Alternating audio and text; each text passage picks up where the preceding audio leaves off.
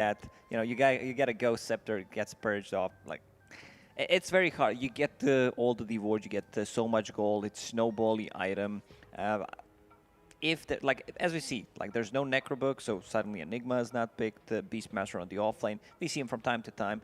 Lycan kind of dead, so it means that item was OP. It was not about the heroes. But it got outright removed, and I think conceptually the idea of having summons on demand is an interesting idea for an item, because no, like really the only summon item is Dominator. Anything else is just like a buff for your hero or a debuff on enemy heroes. Yeah, but all the creeps that you can get with Dominator are not like broken. Even the Ancients, you have to pay like 6k gold to get them. Whereas Necro 3, like one melee warrior. Stronger than Ancient creeps. Yeah, like you want to kill the melee warrior, you just take like 600 damage. Like, why is that happening? Like, I just randomly shot out a spell, I hit the Necro, oh, I'm dead, I guess. Like, happens so many times. Where a guy would just die from one AoE ability. It was tragic. It was very sad. And as you said, any sort of glimmer, whatever, just purge. Has true set anyway. Yeah, it's Why like not? did so many things. Like I still feel like it could have been rebalanced, not outright removed, though. Maybe. Maybe. We had it for such a long time. Oh, yeah. And one of the most obnoxious things that happened in Dota was the like necro buffs and everything. No one liked to play in Lycan patches. Beastmaster, he takes your tower, has vision, takes control of it, just sends the book around it. Like you can't place the wards. It's very cool. Like opens up the Roshan. It's just like one item making a hell of a lot of a difference. So we talked about Lycan for Lilgun, for TNC. Do you think there were any specific heroes that caused their success in this season too, or was it just outright good gameplay? Nothing really that Armel was popping off on? They've been really stable. I like the addition of the 2 new players compared to what they had in the previous season. I think that's exactly what they needed. Full Filipino squad. Talking about the heroes, they also like know how to play the heroes that are top tier, the meta heroes in Southeast Asia League, like Bristleback. They really love Enchantress, ET, all these popular picks. They know how to play it, they know how to play against it. Just overall, big upgrade for TNC and looking like, I don't know, they look like 50% in the first season, second season. They just look like the best team. Yeah, and I wonder if we got a chance to speak to one of their players, and I think most of the teams were saying that we don't really scrim Chinese teams in Season 1. And now in Season 2, they're scrimming Chinese teams way more frequently. And you can see the influence in their drafts. Like all these heroes that you mentioned, favorites in the China region right now. Exactly, and we can see some Nyx Assassin popping here and there, which was not really a popular pick in Southeast Asia, but in China region, it was like all about that Nyx. It's either first phase banned or first phase picked. Yeah, and then for Lilgun, I don't know. I don't know if there's any cheese heroes left. You were campaigning for Huskar at some points in yesterday in China. It was just against a Templar Assassin. That was it. I mean, they also had a very good draft around it. Like they had, I don't remember what heroes they had. It was TA and there was another Wraith King, I think, which Huskar is very good against because you have this inbuilt disarm.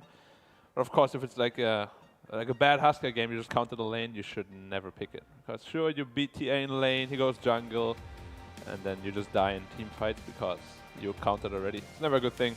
But if it's good, it's good. And in their hands, I think it's always banned actually against them. It is, yeah. Huskar and Brood are always banned.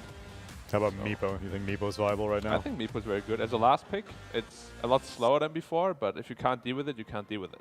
You know, like you get like your clones a level later, but it's still a very strong hero. As last pick. Like 10th pick. Yeah, not 9th pick. No way. Especially when heroes like ET and Pango are so incredibly just popular. Even a Leshrac, he buys one Aghanim Scepter, everything is just Ghost Scepter, ethereal form. You're like, what do I do here? Which we're never seeing. Leshracs are buying plenty of the Shard, but I'm never seeing the Scepter on any of these Leshracs. It's just wait until you see Meepo. It's like the hardest Meepo counter item in the game. Yeah. I don't think there's anything that counters it more. Wyvern. Even that you can kind of micro against. Yeah, I guess you can. Or but you just press Nihilism. Oh, you can't hit anymore for 5 seconds. At least he can deal damage with some poofs. Oh, that's true. That's true. Maybe he can do some dig with the Scepter. Just dig there for a while. Oh, got stunned, boys. I know Lizard is the Meepo authority. He will be on the cast. I'm curious to see what his thoughts would be, but I don't know. Aside from cheesing it out, I think Lilgun are massively outclassed here, but... we'll have to see the draft. You know, I want to see the draft first, of course. No one expect them to just go in and win 2-0 against TNC, considering how good TNC have been playing lately. But maybe they got something, you know. Maybe. Most of the time we got disappointed. So we talked about cheese picks. Are there any picks from other regions that you're surprised are not more popular here? Every single for Warlock. the past 5, yeah, exactly. Warlock for the past 5 weeks I've been talking about. Why is he not present in China and Southeast Asia? I don't know, strong laner, and like Southeast Asia, they love to have strong lanes. One of the reasons why they were not picking Nyx Assassin, because it's really not as strong. Maybe when he's paired up with the Darkseer, other than that, just feels very weak, especially at the early levels. They're more like, we're going to get this Enchantress, just completely dominate the lane. ET as well, strong laner. But yeah, I don't know. Warlock just seems extremely powerful, gives you team fights, secures the lane for you. A hero that scales well, his shard. He can push with the shard, which used to be like one of his biggest issues was lane push. You had to use Fatal Bonds before, stay, and just hit a couple of creeps, which was not good. You're putting yourself in a bad spot. But now with the addition of the shard, with the shard talent, just works well. Like AoE heal. There was one game where like Warlock did 70,000 heal. It's insane. Yeah, it's actually insane how much heal you do with that hero. I think we have been lied to. I remember Fnatic said they hate Nyx because it's weak in lane, and then they first pick it the next series. They're like, it's because we reminded them. Do you think that that's ever the case? You know, teams just getting better at everything, lying in the interviews, where you're like, yeah, this hero is not good. So like we never played that hero before the important series. I think that's the play. No, I think there's a heavy influence on from China on SEA. Yep. So I'm sure they were like, oh wow, look at these analysts. They're like, China plays a lot of Nyx. Let's check out their replays. Oh wow, every Nyx assassin is winning. Maybe we should pick the hero. Because honestly, it's not even super weak on lane. It's still a decent laner. It's not the... Well, there you go. What about Enchantress on top of it? Dispel Grimstroke, Sure, have one extra strong laner, which Nyx Assassin is... like, he provides you with stun and then does nothing. He's better at, you know, they go on you. I've been thinking about some different itemization on Nyx, because I'm a big fan of Ring of Bassi. When you're playing position 4, kind of a must-have item for me. So you get the Nyx, like you get it on Nyx, and then you get a mana burn against certain heroes. Maybe in a lane if it's a good matchup. If it's an int support hero, just burn his mana. All right, I got some updated stats for you guys. All right, we're approaching the end of week 5. All upper divisions, all regions, Nyx Assassin, 61 picks. 68% win rate. Yeah, I've been talking about this hero for quite some time. You know that he is the most broken hero, and I'm that's insane. I'm really not surprised. Dude, Carapace, like you can't pick so many heroes, and this is the pairing because Nyx Assassin counters Medusa. TNC is not fooling around. They first face Dusa here. Yeah, this is a no mercy. I mean, stability is the name of the game, right? Especially if you're favored on paper, you just want to be able to. But you can do some experimentation, though, you know. That's what scrims are there for. I guess. We have seen lots of teams experiment and then suddenly lose, be in a bad position. It's DPC. You gotta... That's fair. Especially TNC. I don't even know how many points they have, like 100 or so. Yeah. Like they need to go to the major, they need to do well there. It's true. All right, fine. No mercy. Honestly, though, if you're first place, I think you're very likely to be going to TI. I would hope so. Yeah, 500 points is a lot of points. Especially since... Southeast Asia's highest point representative right now is Neon. Yeah. And so... They're like 800 or so. Right. And so it's pretty close contention. Yeah. Like next season, we definitely need to have some sort of changes in the point system. Like, winning a major should not be the same amount of points as winning your league. Yeah, definitely agree there. 500 seems... Lilgun pick up the Tiny, which may be even a bit of a denial pick, because for TNC we were seeing the success of 5-position Tiny. Yeah, they're Tinies all over the place. Position 4, position 5, carry, mid. Like, the only role that Tiny doesn't play right now is the offlane role. All other roles are checked. It's terrible against Dusa, though. It's one of the worst heroes against Dusa, in my opinion. You jump him, you drain like 300 mana, 200 health. But it does not affect him at all. Like Medusa ulti, he can't get stoned. He is a stone already. I knew you were going to go for that. Everybody knew, that's why I was setting it up, and Lacoste dunked it down. Of course. It's teamwork, baby. But you would be surprised. He turns into a different shade of stone. That's true. He turns a darker gray. Yeah, it becomes a dark gray stone. 50, shades of tiny. Yeah, it's a great movie. I recommend. Different gray color. I mean, Medusa there's also is his. facing him. Let's not go there. So yeah, Lashrak banned out, hero that you talked about. Just overall feels really good. Like Lashrak right now takes the towers. Okay, they're gonna pair it up with the Darkseer. Can they get a Dispel mechanic? The Oracle is banned, Enchantress Grimstroke, and then your Tiny needs to be a core. And if it's, let's say, a safe lane Tiny, he doesn't like to play into Darkseer Nyx Assassin. The Ion Shell doesn't really deal too well with it. Needs to nuke the wave. Sanctity plays a fair amount of Tiny mid, so they could send it mid. They could.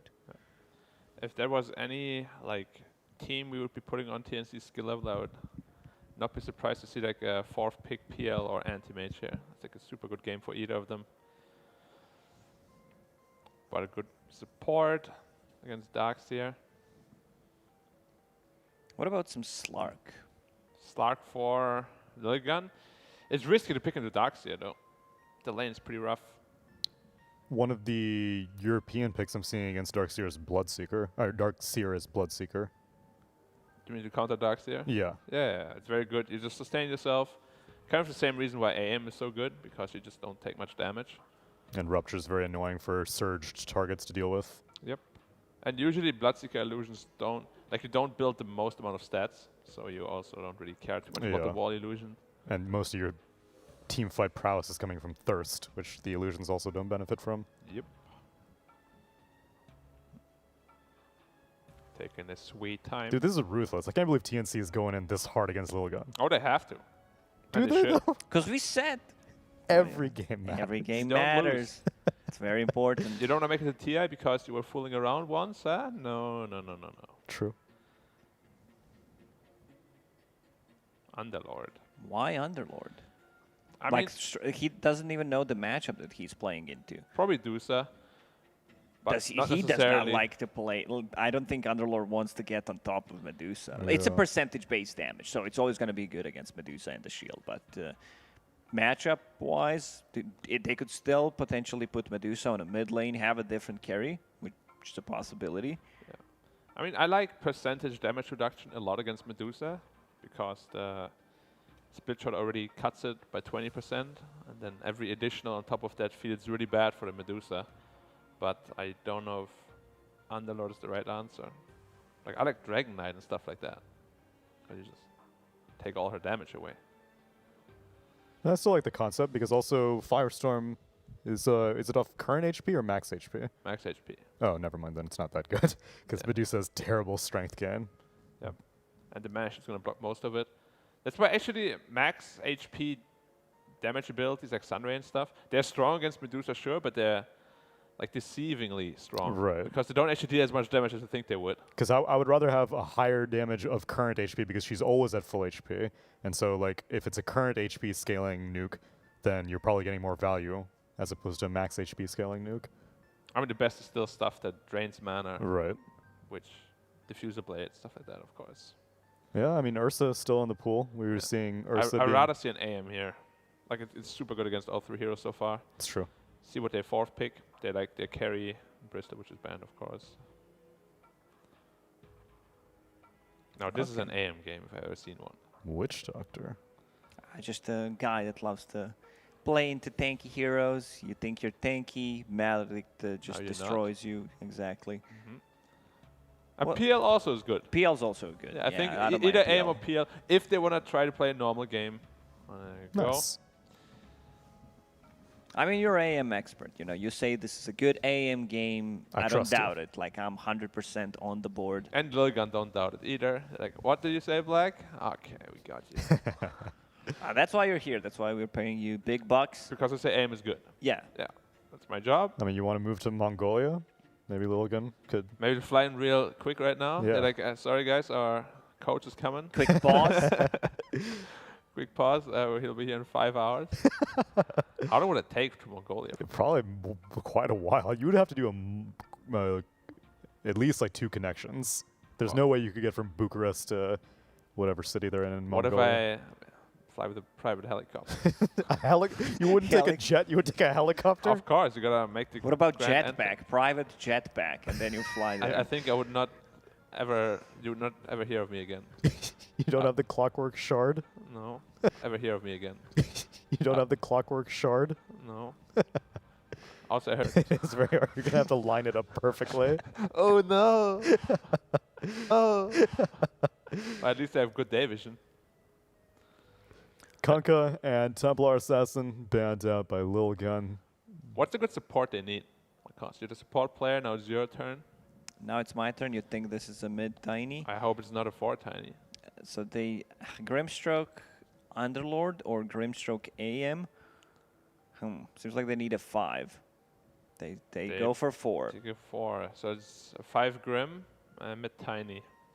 I mean, it's decent. You know me. I hate Mirana support. I don't think it's very good here. Not sure why they decided to go with the Mirana. They also last don't have setup for it at all. Like you have Pet of Malice, which you don't get that early on anyway. Mid lane is stun, toss. You're going DK, right? Ursa. Yeah, that's There's a mid Dusa then. Yeah, that's what I talked about. I think they can get away with that, just to double down. So now AM's going to play into hero that he does not like. And they're going to put Medusa on a mid lane. So better matchup for Underlord. Oh, I still quite like this Lilgun draft. The Mirana is a bit questionable, but I think the other 4 heroes are like super good. And you still like the Underlord? I mean, Underlord against Ursa is not the greatest in the lane, but in mid game it's pretty annoying for the Ursa. Also Medusa to team fight it into the pit. It's not easy for them, I think. I mean, it's probably going to be easy for them because they're much better, but if they were on even footing. All right, that's fair. I can see it. Let's see if Beacop or Lizard have a little bit more encouragement. Damn, Lizard, you are looking swole right now. You're looking like you're ready to do some ski training or something. I'll hide the guns. I'll hide the guns. And show the predictions. What you got so far? Which way you going? Well, last night I saw the series and I went to TNC like 8 hours ago. Oh, it already happened. Yep. Just that easy. Okay, fine. Well, Beacop, are you going to, I mean, we're all going TNC, aren't we? Yeah. I like that idea. I think so. We should do a time prediction. Okay. Because it's first of all, Lizard's casting. No, that's true. And, you know, I think it's another question. And it's top seed versus bottom seed. I think chances for Lilgun to win this game are much higher than I expected. This anti-mage is going to give them that win condition. But Ursa, Medusa, can they close out the game early on? I don't think so with their heroes. They don't have enough tower damage, so... I'll say 28 minutes. Ooh, 28 minutes for TNC? For TNC. 28? Wait, for the series or the game? For the game. For the game. Oh, okay, I see. Oh, I see, Black. Well, you're good for you, Black. Good for you. Supporting the raccoon. What? No. Lizard and Beacop take it away for game number 1. Oh, wow. What a risky prediction there from Black. You know, he gave such great points on why he thought Lilgun was going to win, and he goes to back them up like that. I respect the hustle. I respect the fact that he is willing to go with the underdog. Is it smart? Perhaps. We'll see. Lilgun definitely do have what it takes to win this game. I've seen the Anti-Mage versus Medusa matchup recently. It can work out. You could even put AM on the mid lane, perhaps versus her. Yeah, we don't really see much mid-Medusa recently. Oh, it's been a lot more safe lane Medusa just doing its thing. Is there a different way you want to build this, or is this still the standard? You know, I'm a Medusa, this is what I'm getting. You already know it. I'm a Medusa, I'm broken. I'm going to build the same stuff. Perhaps a little bit more damage, a little bit less stats this time around, because you're playing into an AM. That's usually how you go about it. When you're playing versus him, you don't necessarily have to build into too many items that give you int. But in this game, I think he's fine. Some Aghanim's shard. So I've got another wouldn't it be cool? And this one has to go with Medusa. Wouldn't it be cool if they changed maybe the Axe Shard or something to involve the snakes of her hair that bite people?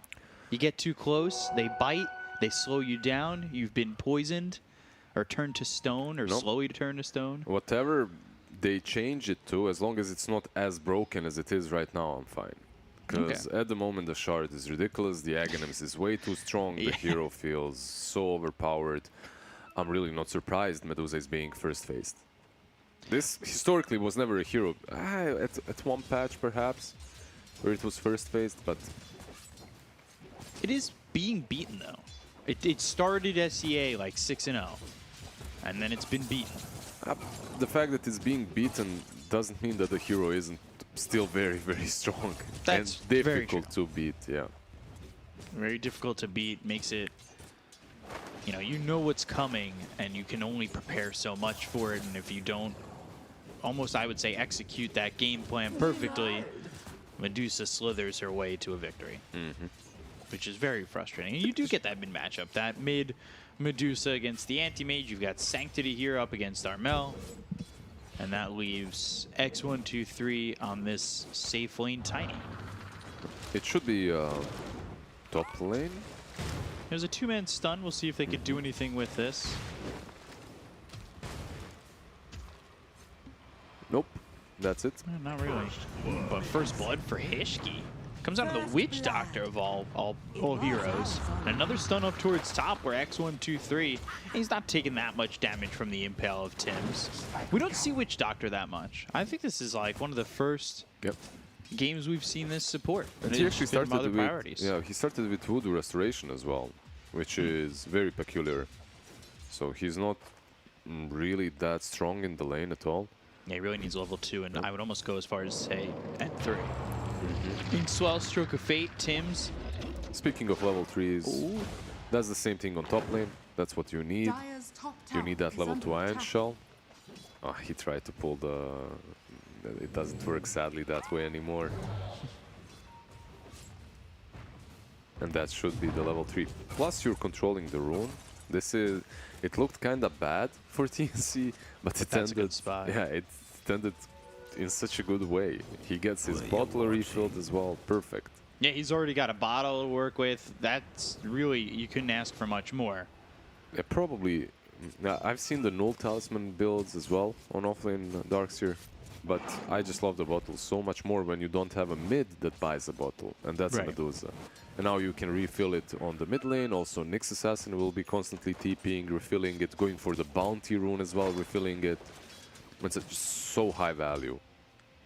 Feels like one of those rare occurrences where both mids don't build a bottle. Yep, don't really see that very often, especially not right now with all the runes and whatnot. You see a lot of Spirits mid, you see Puck mid, TA, or although TA doesn't normally get a bottle. Gabby on the run. Couple right clicks coming through that Firestorm, doing a decent amount of damage. Hishki trying to leap in and get the kill onto the Ursa, but not successful. Yeah, it just doesn't feel like, okay, the Cask. And Ace, he's gonna die here. Then back over bottom, Cask was thrown. Boomy taking a lot of damage again from that Firestorm, and the right clicks coming in from the Underlord. Gabby thinking about chasing this. Pin Malice comes down, and that locks him up for an arrow. He's gotten in too far. Yeah, they're being overly aggressive on this bottom lane where they don't really have tools to kill on anyone. The Cask is nice, but you don't have Maledict. Without Maledict, kinda difficult to take down even the Mirana. The prize is mine. For the stroke. 8 lands. All right, Armel now going to be jumped on. Inkswell is there. Armel trying to survive, but there's no chance for him. Tim's just a little bit too late. He looks to stun Sanctity, but doesn't land. Yeah, Lilgun is definitely starting this game so well. TNC, Black was right so far. Yeah. Even though he didn't do it on purpose and production was trolling him. It's how you win. Yeah. It's looking good. At the same matchup is pretty solid for him mid. I'm not sure, at least before it was. Maybe something has changed. So far Medusa is slightly up ahead. You can right-click him, right? Like you just stand, keep your distance, but you can't use the Serpent.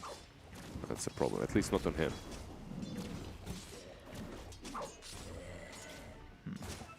it doesn't, like later on when she has the shard and you counterspell, it doesn't freeze her, right? It doesn't stun her. I'm pretty sure it doesn't. I don't think so. Yeah. I want to say it would if he had Ags, but I don't believe it does without him. Inkswell looking for the kill to get the Darkseer. Every single Just on lane, the edge. yeah, every single lane for TNC right now is falling apart, and I'm more and more interested in the game as, you know, when you have the underdogs, you're kind of expecting TNC to just be dominating, but Yeah. they did not start this game well. So far, at least TNC, that is. And they'll actually have to find ways to recover. Already 1k behind, 5 minutes in. A lot of stacks on the top lane as well, but I'm not sure you want to be stacking versus a Darkseer Ace. This can be... Problematic. yeah, it can be an issue. Trying to figure out if this is enough of a lead for Lilgun. They've certainly started quite well, and you know it does come. Maybe the lack of faith in Lilgun comes from the fact that God, they're gonna get boomy here, and now they'll end up losing Marvel. That's at least a trade. Hishki. You should get this kill. He has a nerd. Can he get the damage under the tower? Oh, Gabby! He died second. Yeah, he died second, so Hishki is completely fine with this. Yeah. He's happy. He got the experience, he got the earned charges as well. I feel like maybe if it was a little bit faster, maybe he didn't even have to die, but this is perfect for him too, because he dies afterwards. He's full mana, full HP, gets to TP wherever he wants to. So I was going to say, obviously, you know, a lot of our mindset is this is TNC. They're 4-1. They're top of the table right now against a team that's only won one game, and that was against Smart Omega, who's also towards the bottom. So the expectations of Lilgun, you know, we've kind of seen them throughout the season, but I think like most Dota fans, we're also hoping, as Tim's is going to drop here, that the underdog prevails. Everyone likes to see a good underdog story. Yeah. And so far they're fighting for it. They actually stole a couple of... he should have a lead, right? He has one charge. And now they've got the cask. That'll bounce over to some creeps, only bouncing twice and, well, only hitting Marvel once. Yeah, they might dive this. Arrow is up in 1 second. All you need is a pit. Oh, gosh. Sadly misses. First shot just gets him out of the way, and now they're under the tower. The Maledict, is it going to be enough damage? Gabby, he's in a lot of trouble as the focus comes out on him, but the Maledict starting to bring Marvel down, and it will be what helps Gabby get that kill. And now Hishki's under the tower. He's trying to leap away. Ooh, one shot. Arrow? Arrow doesn't connect. He had the right idea, but now he just ends up dead. Yeah, if he didn't fire that arrow, if he just TP'd out, he'd be fine. But he greeded out a little bit, tried to get the Ursa. He tried to get that snipe. I can't. That's a highlight clip moment, man. You 100%, hit that. 100%, yeah. And actually that arrow is level 3, by the way, which isn't something that you see. Well, Vacuum, and then the TP it goes and gets immediately stopped. That's actually pretty bad for Ace. I'm used to seeing level 2 arrow, but level 3 as well. Okay, sure, it's fine. There was a patch in which you would actually max it out every single time. But I thought that everyone kind of moved away from that into level 2 arrow. Like you just leave it there, but okay. So far he's been doing all right with it, dealing a lot of damage. It scales nicely. He just really wanted to hit that blind arrow. That's the kind of arrow snipe where, you know, you kill Gabby. It goes in a bunch of those YouTube videos, highlights. Maledict, Pit of Malice, cast bounces back, arrow comes in, that lands under the Witch Doctor. Not sure that's going to help Marvel, though. Tim's is here. Tim's is coming over. He's actually level 6. He's Vendetta. Marvel into the trees, and yeah, there's the Maledict that gets the kill. It's just boomy, you know. Thank you. I guess I'll take that kill. Ooh, and now they spot that Ace is here. They land it. So look at the damage. Yeah, that's the Nyx Assassin plus Darkseer. That right there is the reason why Nyx Darkseer is such a strong combination. Because it scales in every part of the game. Like early on in the laning stage, you're strong together because Nyx can tank up a lot, plus he gets that Iron Shell. that mitigates his problems of not having damage. Later on, you can use this Vendetta to scout out and kill off people with Iron Shell damage. And later on, you have Vacuum to impale into the wall. So these two heroes are like... did you see the clip of a wolf and a badger working together to hunt? This is who they are. I'm not sure which one of them is the badger, but top lane. I would say the Nyx is the badger. Uh-huh. Because Darkseer kind of leads the way. helping you with the movement. Uh-huh, okay. Yeah.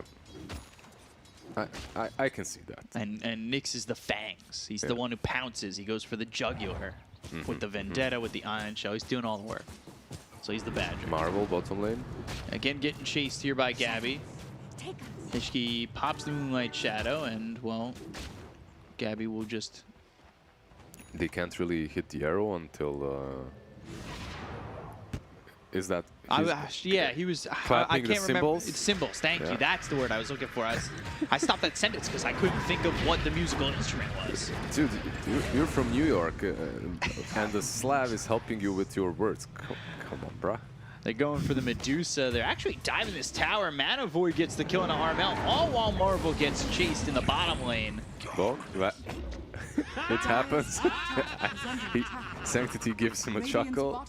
It happens, it happens. Vacuum wall not really very efficient if you don't connect on anyone. Usually you need to hit a couple of heroes. Yeah, otherwise it's just a wall that you can walk through. And Gabby dying at X123. He's starting to move around the map, and he's got this Blink Dagger very early on. That's what is allowing him to really snowball out of control. He's not fully out of control just yet, but he is equal with Gabby, which is a bit of a problem if you're TNC. No, for sure, because he's with the amount of gold that he has, he does way more than an Ursa. That's the thing, right? Like with this 5k net worth and the Blink Dagger, he can invade the jungle, he can contest the stacks, and he's been doing that so far. Now, one of the reasons why they're doing so well is the triangle contest. They would constantly go there and mess with Medusa stacks. Arrow flies in. By the way, I knew the symbols only because I was in a band. That's all. I was in band in high school, but I completely blanked. Box surging himself away. And you see Armel just trying to take advantage of these stacks. He's gone first item into the Yasha, going Sanjin Yasha to start. Radiant's middle tower is under attack. We'll see if it's like Sanjin Yasha straight Ags. Blinking Sanctity. He is going to be cast up. Ulti comes out for the Witch Doctor, but they get silence on a 2 and the Mana Void on a 2. Toss him up into the air. Right clicks in. Tim's boomy bot. You're all dead. Dead. Dead?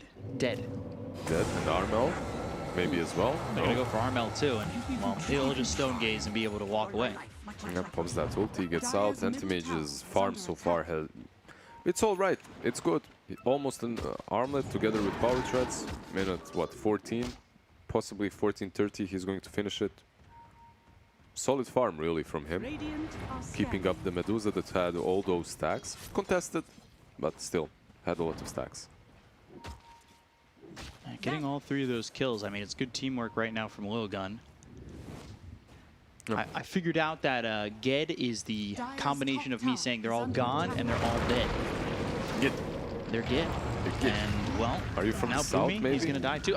You know, I get told by my family a lot that I was adopted from Texas. Usually when my parents are upset at me, they'll just say, you're adopted. So, Darkseer probably is a little bit upset with his laning stage so far, but he almost has that Aghanim completed anyway. And once that Aghs is completed, the whole TNC lineup comes online. You will have the Nyx Assassin, the Darkseer, the Ursa. What's up? What's with the look? I know, it's just the wall down. We'll see if this works. I'm wondering, all right, Sanctity, just still trying to fight this illusion. Avalanche comes in, Spike Carapace, toss into the air, and that's why I was making a look. Yeah. Tim's is dead, and they just casually dropped the wall right on the anti-mage. Yeah, he was making the wood face look, guys, in the chat, if you don't know what it is. Like. So Gabby going back in, look for X123, tossing him back to the neutral camp. You've got Bach moving in, cast Maledict, and Avalanche on the 3. But So with the Maledict, he's not making it if, happen anymore. AM didn't have Blink there and you just wall him, it actually hurts him because you take a lot of his mana. Right. And that's why Darkseer is considered to be countered by AM in the lane. But later on in the game, he's actually pretty strong versus him. They want to go for Sanctity, and Cask. Gabby, he's got a Diffusal. Cask actually goes back towards the side of TNC. A quick counterspell from Sanctity, but that uses the rest of his mana. So they get the kill out of this Anti-Mage, which, you know, happens as he finishes the Battle Fury. So it's kind of good for him. He at least finished it. This has been a really back and forth game. Like, there's 26 kills in 15 minutes. Like, both teams playing aggressive. And mostly because Lilgun really played well in the laning stage, and TNC kind of, you know, didn't maybe have a good breakfast, didn't show up in the lanes very well at least. But right now they're ready to fight. Even with without the Aghanims on Darkseer, Gabby itemized into this Diffusal, and it's very important that he did that, because you needed the playmaker Gabby. However, he's gonna get jumped on, almost. Speaking of breakfast, Radiant's middle is there like tower is under attack. a breakfast that gets you in the zone? Radiant's middle tower has fallen. I actually like having none, perhaps. Marvel. Oh, put the Pit Malice down. Arrow comes out. Tims is dead again with the Avalanche toss. Soulbind, Phantom's Embrace. That silences up both the Medusa as well as this Ursa. Just no breakfast, some protein shake, Ready coffee, to go. ready to go, yeah. X123's only been stopped once. He's going Echo Saber, Radiant's Shadow bottom Blade. tower is under attack. And they're in the Roche. This isn't the biggest split in differences They're in not. terms of net worth. We'll see if it doesn't look like Lilgun are actually even reacting to this. They can't, right? Like you actually cannot fight them at the moment. They're not trying to even. Unless you take a massive gamble, and that would be Tiny jumping in Avalanche. It's so difficult. The Aghanim's completed on Darkseer. Your position 1 Ursa is super ready to fight. Right.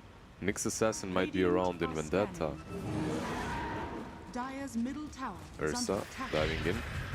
Radiant's bottom tower is under attack. They'll look over, trying to get the kill on the Tiny. Wall down, that'll slow him up. They've also got Marvel hit by that wall. Inkswell, X123 trying to run. Gabby moving over, focusing his attention onto Dire's Marvel. middle tower is under attack.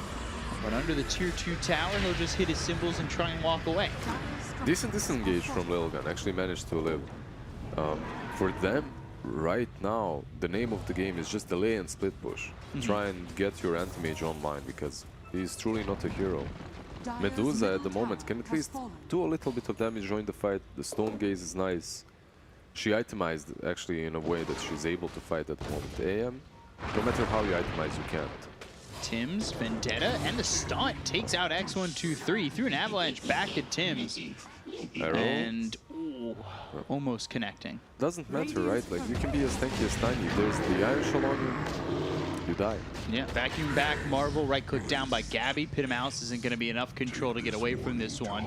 It's hard to run when you're getting hit by the Diffusal and you're vacuum Arrow. back. Ooh, Earthshock into the arrow.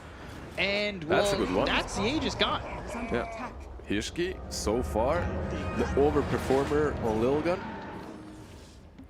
He's been up and down this game. Yeah. Leaping around. Up in the air, down, back to the ground. Potentially 3 times. Another shelf for both teams. See who carries that for either side. And now you've got the very balanced plus 35% Mystic Snake mana gain on this Medusa. So balanced. Nothing wrong with that. With how close these heroes fight to each other on Lilgun, Dire's top tower I is almost under want attack. to put chat, you can be involved in this question. Over, under 3.5 heroes getting hit by 1 Mystic Snake on a vacuum. Dire's top Vacuum tower is back, under attack. and the kill on Another X123. arrow. Arrow lands onto Gabby once Dire's more. structures Yeah, he just Firestorm looking for the Inkswell. They're going to try and control him up and maybe get this kill. A Gabby Maledict, turning. Diffusal, ults coming in from Boomy, Marvel. that Bit off was more than you can chew. Yeah, that Dark Rift was very optimistic right there. They need to find a way to start things off first. This Tiny has been the one jumped on and eliminated for a couple of times in a row now, and he's your playmaker, really. He did play in the safe lane, but he's the playmaker, and you can't allow him to die first. Is under attack. Swell again does land on a Tim's, but now they go the other way. Ooh, arrow again. Okay. Holding Soulbind? Gabby still. Soulbind, anti-mage, double mana void actually kills Boomy, who wasn't even soulbound. Collateral damage. Yeah, this wasn't even meant for me. That's, you know, 5 position. How did I die? That right there is why always me. Like, what did Yeah. I do in this world to deserve this kind of suffering? Like, what happened? Who did I hurt? That was a lot of damage. Obviously, if Dark's here, he is always gonna have so much mana to work with. So if you get that down, use that mana void on him, it will hurt. They devoured this very pesky observer that was planted in the dire jungle. And after that, perhaps a smoke is... yeah, they smoke up. You need to make a play. So far, they've been just receiving the pain. With Mana Void up in 17, maybe they have an opportunity to do enough. They go after the Medusa, who's already out of mana, and, well, Armel by himself can't really do anything. They've got the wall down. That's onto the anti-mage, the stun, so they're trying to drain all his mana. Sanctity able to blink away. They throw out that dust, but I'm not certain it landed on more than a hero or two. Marvel on the run.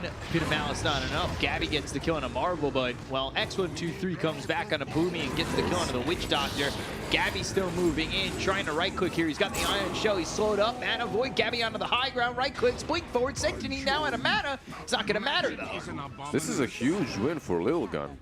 Not They want more. Yeah. Avalanche toss into the arrow. Oh, yeah, you're dead, too. And Bok? Okay, he should be the one that gets away. But he's able to get away like this only because Mirana still doesn't have Yules. Once the Yules is there, you'll have a way of dispelling the Surge. You'll be able to catch him as well. But really well played by Lilgun. They smoke up after destroying the ward. They catch off Medusa completely off guard. The Phantom's Embrace obviously preventing her from using Stone Gaze. Anti-Mage burns her mana. Everything that they did was very solid in this fight. Gabby also feeling himself a little bit too much, you know, goes a little bit deeper for that Grimstroke kill. You Right. get the kill, but you die. Is it worth it? Probably not. Had he gotten one more, maybe, but Spirit Vessel, Mana Void, trying to run, and eventually the ticks are too much. Let's see a little reaction here. Let's go. Yeah, they're definitely doing more than we expected from Lilgun versus TNC. Yeah. And I just love underdogs, man. I've been that in Dota my whole competitive career, so love to see them doing well. Grimstroke actually has a 4-staff now, so the game becomes a little bit easier versus this Ursa. Gabby. Swell. And they've got the Pit of Malice down. They've rooted up Gabby, who goes into the rage. They'll hit the Soulbind on a Gabby, but coming forward is Tim's Vendetta, as well as the stun. Cast bouncing around. Stroke of Fate slows up Bach as well as Tim, but they'll get the kill on a Marvel. They'll look for more. Gabby thinking about going in, and now the Avalanche plus the ink swell. Gabby low, the stun lands. Sanctity's here, and the Mana Void blowing up Bach. But you've turned to stone. Sanctity, you will not survive. That looked so good again for Lilgun. But Aghanim's coming in clutch for Armel. It was pretty much just that. Yeah. Damage on a Tim's. They'll get another kill. Cast bouncing around multiple times on these heroes. X123. He TP's out. Venom's Embrace goes back to the Grimstroke, so they got an idea of where Ace is. They'll spot him. He has a force. Oh, doesn't get across the river. Yeah, he needed to go to the left perhaps and he'd get out. They're not really the fastest, Witch Doctor and Medusa. I think he could have escaped just by running, not trying to transverse the cliff with the force. But still, that's a solid fight for Lilgun. Once again, they kill off the Ursa. Sadly, the Anti-Mage dies, the Medusa gets the kill. But they're keeping it very, very competitive. The only problem that I see for Lilgun is this Underlord is suffering quite a bit. He's not able to contribute a lot to team fights. Halberd Hood, not really Halberd much. Hood, it's good versus Medusa and Ursa. Halberd is amazing here, but as an Underlord, usually what you want to be is that power creep that's sitting up front, cannot die, protecting the teammates, but... Steady is dying. Tim's comes over every time. Vendetta stun, locking him down and getting the kill. Just a very difficult game for him. Another smoke coming up probably from Lilgun. Yep, they do it again. 6 sentries on Ace. This guy is having none of this Nyx Assassin's shenanigans. The underdogs are coming across. Now they'll deward the Observer. Just showing the Groomstroke. I don't think they're going to be able to do anything with this smoke though, unfortunately. And they also showed themselves, right, with spell usage on the mid lane, so... I think coming through the jungle, they just realized we're not finding anybody. Yeah, but these two teams should probably mirror each other. TNC pushing out top, meanwhile the same on the bottom lane for Lilgun. The only problem is TNC right now is in a better position because Rosh might respawn and you don't know when if you're Lilgun, and because of that you might have to be forced to move over, smoke again perhaps, but they have no smokes on them. So this is actually a very dangerous thing that they're doing, and it's probably not right. It's not a right thing because they don't know if Rosh is up or not. Doing something like this can cost you Aegis and Cheese. And Shard. And Shard. Which is big for the Medusa. They're just very lucky that Rosh has a spawn. It's on a little bit of a longer respawn timer. Yeah. You ever, so that, you know, you are a fan of the underdog. Mm-hmm. Lilgun are the underdog. Did you ever watch the cartoon dogs, really, Underdog? Maybe. Maybe I just don't know it by that name. Yeah, it was an old cartoon in the 60s. If it was dubbed, translated to my own language. What's it about? About a dog? Superhero dog. He was always, okay, you know, nobody ever thought he was a good enough superhero, so he was the underdog and he would always win. The only show I remember about the dog is What a Mess. What a mess. Yeah. That's some boomer stuff right there. So Lilgun come around, they toot their underdog horn, and the underdogs are here. They're gonna go. Boomy gets killed off first, and Roche is up, so we'll see how Lilgun want to play this, now knowing that there's no cast, there's no ult from the Witch Doctor. Yeah, the problem for them is they have no Solar, and they don't take Roche nearly as fast as TNC, so I think TNC can definitely defend this. Oh, Marvel. He's spotted, and again by Tims, who misses the stun. Pinamalus comes through, toss, and, well, that's tossing Ace to his death. Not really fair to Ace, because he doesn't get an opportunity to maneuver and try to survive. That Dark Rift's ambitious. Okay, this should be Gabby just moving into the pit. Has to be a bit careful, because he does not have a BKB, so, yeah, he moves away instead. Haste. They just want to deward. Yeah. Some of these clips right now are really weird when it comes to dewarding as a melee hero. Not sure what's up with that. Sometimes you can hit, sometimes you can't. So Lilgun splits off Roche, and they're just going to concede it, which I think is devastating. You can't contest it anymore, right? No. You just lost this fight. But again, it comes down to, do you risk giving up one life for potentially jumping in, avalanche toss, steal something? It's if you have a toss, you steal something, it's kind of good for you. If you don't steal anything, game is over pretty much. You just lost your playmaker, not mid laner. But is the game more over in that scenario, or here now that they've got Shard, Aegis, Cheese? I think you can still defend the high ground with Underlord. The hero definitely died too many times. Marvel is not having a good game, but that's when he's not on his high ground. When you're on your high ground, Pit of Malice, Firestorm, it's harder to deal with.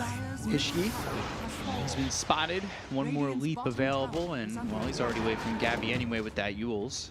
Gabby has a gem, so you actually have to be... Oh, Soulbound? Ace? They don't have anti-mage, though. I'm not sure why he did this. Force that on the high ground. Decent move there. Yeah, he gets out. AM is splitting bottom. That's what's up. They're preventing them from defending. The tower actually fell. Wow. So that's actually a pretty good play. unless they fight now. They're going to try and fight, or, well, I think TNC's taking the fight to them. Yule's Dark Rift once again from Marvel. And this is with Sanctity just jumping in onto the Witch Doctor bottom. He's the only one here to defend while he's trying to get these racks. And Witch Doctor can't do anything about it by himself. So, well, melee racks are gone. Lilgun, they're playing Distraction. But I have not seen this in actually such a long time that I got caught off by it, like caught off guard, because usually you see teams actually defending versus any sort of split pushes. Since TI3, I don't even know, people have learned how to deal with AM split pushing, and just when you have Aegis and Cheese, you send one hero that can outpush the wave, you then connect around the triangle, you go on the high ground, but yeah, AM just got a free side. The only hero they lost was, wait, the Mirana, right? Yeah. Perfect for Lilgun. Just perfect. They're And doing something. They're not, you know, lying over and letting themselves get walked on. The craziest thing is you have Nyx Assassin. He's one of the best heroes to prevent this from happening. Because he stays back, there's a Battle Fury on AM, you Carapace catch him, and then another hero TPs and you kill him off. Like, an Antimate should not be allowed to do this in game versus Nyx. Yeah, somehow getting a melee racks, and now Witch Doctor's dead. Dead for a while. Moonlight Shadow. Bach putting that iron shell on. They've got the dust. Forced to have to. Man, Ace, come on. Yeah, Ace just playing with that force.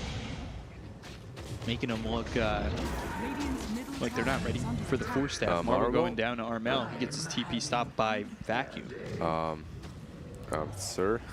Not sure if you realize that TP. That's the wrong neighborhood. TP there was never going to happen. Blink Dagger for Mirana, okay. Yeah, it's the Blink Yules. That's usually what you want.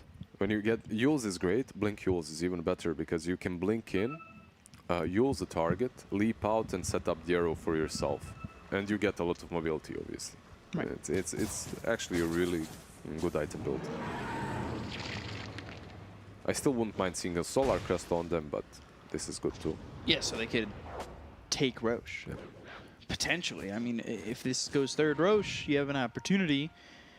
You know, you don't have to dance around the pit, and, you know, you're not forced to fight and get 3-4 kills to give you the time to go for Roche. You can get one pick off and then snap I still Roche. don't blame him. I think Yules is the perfect item this game. That's exactly what you need. Versus Ursa, it's amazing. Versus Darkseer, it's amazing. So.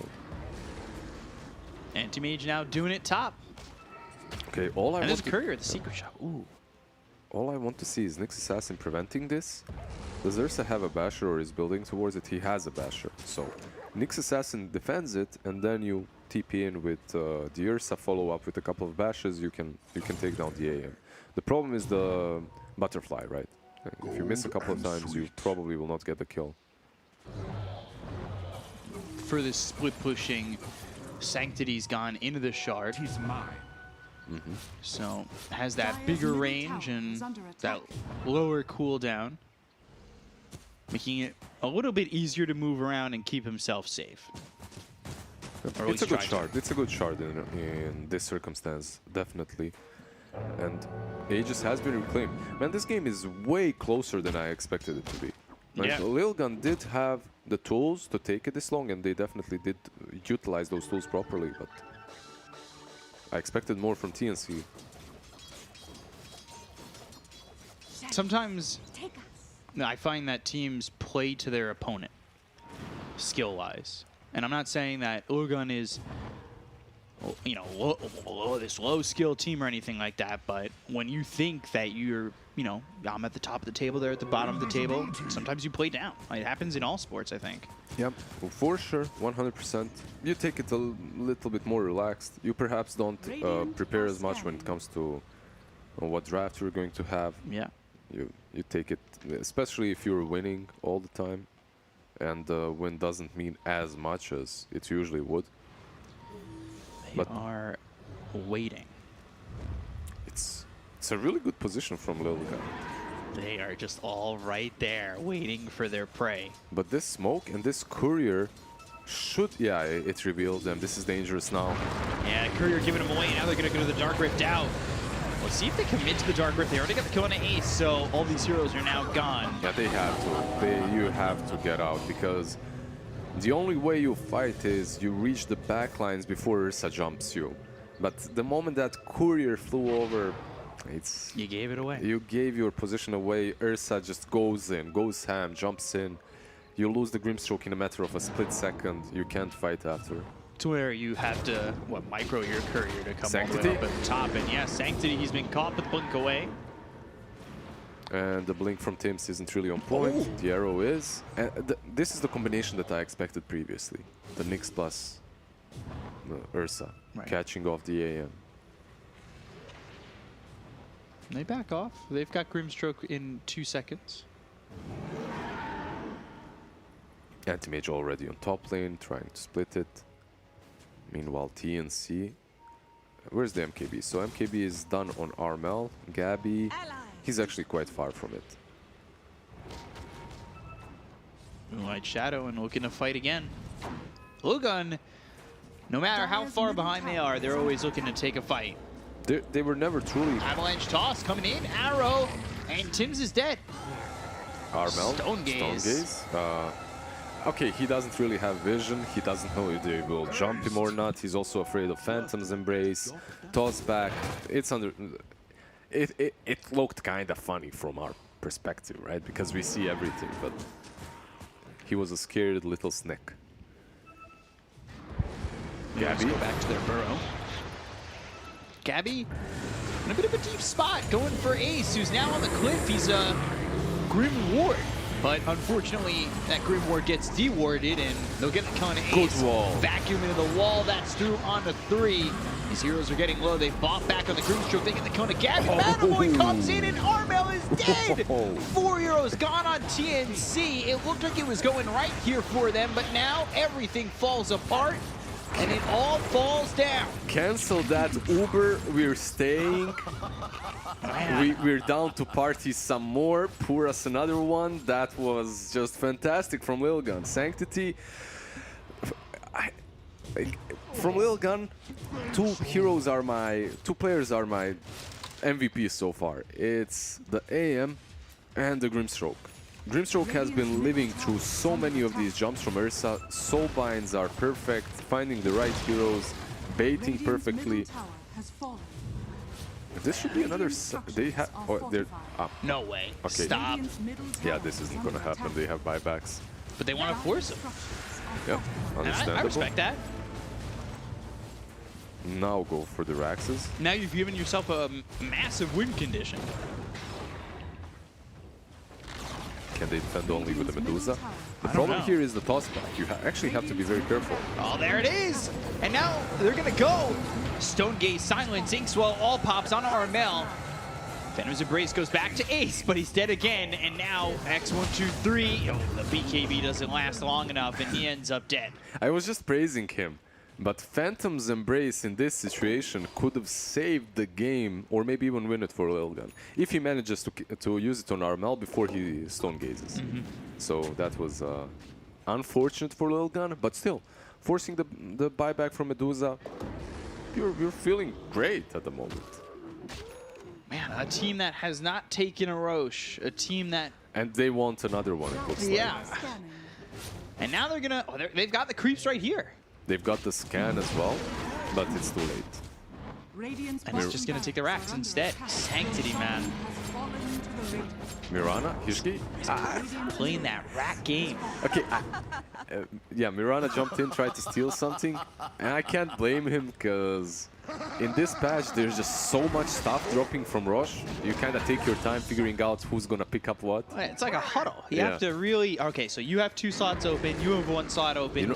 You don't need to keep a slot open. I'm going to pick this up. Like Roshan feels like when you're playing hack and slash games, you know, the only thing the team needs to drop now is bag of golds everywhere, and you have to run around, click on them to pick everything up. I think if you slay Roche, you should just play and then like the game stops and you have to figure out who gets what. Sanctity's actually out of mana. He's fine. For now. They just need the MKB on Ursa as well. They're pressuring the high ground. They have Aegis, but I feel like this is some desperate move. They need to find a pick-off properly first. I'm really hoping for a base race. So one big thing that TNC actually have in favor for them is this tier 2 on the top lane. This tier 2 on the top lane is keeping their hopes alive. If they didn't have the tier 2, the AM would just be creep skipping and destroying the base, right? Oh, he's got creeps coming in a second. Yes, and he'll take the ranged ones, but you're fine. You understand that he's gonna take the ranged anyway. If he goes for the throne, however, that might be a problem. There's a courier flying back. Right now, he's just like, all right, you guys created some really bad statues. I'll take care of those. Soulbind comes out. Now they've got 1 tier 4. Sanctity, he's here unchecked at the moment. Tim's, he TP's back. So this is going to be a fight that's 4v4. They've got the avalanche of the toss coming through. The wall is down. That is not going to do that much with the BKBs being popped. The vacuum, X1, 2, 3. He's on the cliff. Dark Grim. Oh, it's an Uber not in time to keep alive Sanctity. the Tiny, but they've got themselves the Abyssal. That's through onto this Darkseer. Will get saved for the moment. Armel on Hishki. And Mirana is out. They got 1 tier 4. I mean, Look, why did this happen the way it did? They TP'd Ursa and Nyx Assassin back, like we talked about earlier, to try and catch AM. But they didn't. They actually messed it up. AM has a gem, and because of this gem, it's very difficult for Nyx Assassin to use the Impale properly. Teams, you see this? Ninja gear? Yeah, Yeah, he sees him. He sees him. This gem is so valuable for him, it's insane. Top lane. But with all these heroes back, it's making this push so much harder for TNC. Exactly. That's why they couldn't push before, because 2 heroes went down to defend. I think they've done this right by keeping Gabby and Armel here instead of putting Gabby back down. Look, it's right, but it's also extremely dangerous. Oh, yeah. Maybe we'll get the racks. With Soulbind now, let's say, and Anti-Mage rotating in, and they will not defend because they don't have Tiny. They don't want to risk it. Understandable. Because realistically, with him posturing forward, he knows there's nothing to toss me into the base. Exactly. And I'm going to take maybe a 500 IQ attempt or a 2 IQ attempt at saying, yeah, I'm going to say something potentially stupid.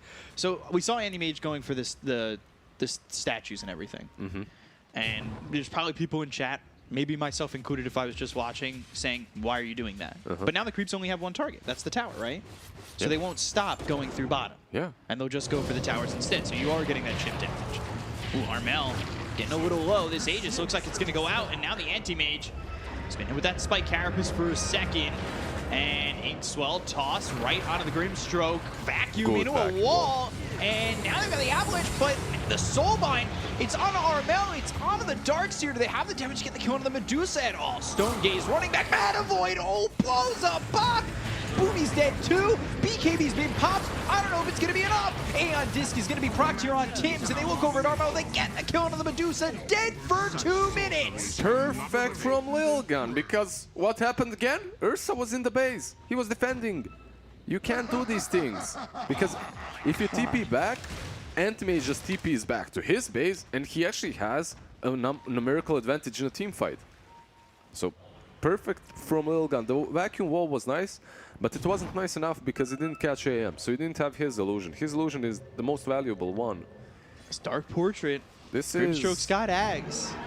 It's dangerous. This defense now, I don't know how they do it. They have cheese, but no buyback on Ursa. I think this is game. It might be. They're going to go for the tier 4. Gabby going to jump. Avalanche toss coming through out of mana. Gabby trying to do all he can to save this game. They've got the vacuum onto 3 as Sanctity was able to blink away, but Gabby, he's forced back. Soulbind was leashing him for just a moment. They're going to go and glyph. Do Lilgun go back? Do they try to get a tier 2 up top and go for mega creeps? No, the answer, and they're going to go for the tier 4s. They're going to go for the throne. They're going to try and win this game. They will win this game. They will upset TNC in game number 1. Lilgun, you know, when you get to play the role of just Dream Killer, it's always a fun role to play. And I know they haven't won the series yet, but if they do, they're one game away. That puts TNC now maybe in a tiebreaker somewhere, and things get a little bit more difficult potentially for a first place, or even I would say things are so close, a first, second, or third place spot. But they played that perfectly. I love when people play Dream Killer. Yeah, that was amazing from them. The execution was nice. The split push was there. TNC maybe underperformed a little bit when it comes to defending and finding a way to shut that anti-mage down. But hey, Lilgun, good job. Yeah, Lilgun take game 1 to really figure out what we've all just seen here. We've got the panel, so back over to you guys. Take it away.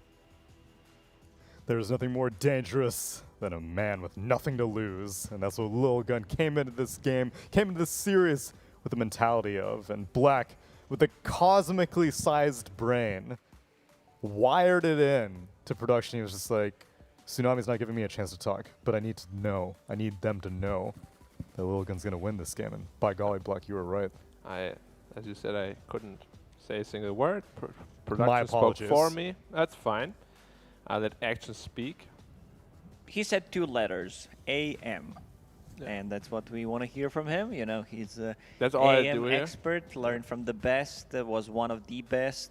And yeah, good. Still is one of the best. Still one of the on best, AM. just doesn't have, right tools to show it. Exactly, yeah. He's the best Dota player in his apartment right now. Yeah. When he's alone, if there's like no one else around. But yeah, good read on how good of an anti-mage game this was.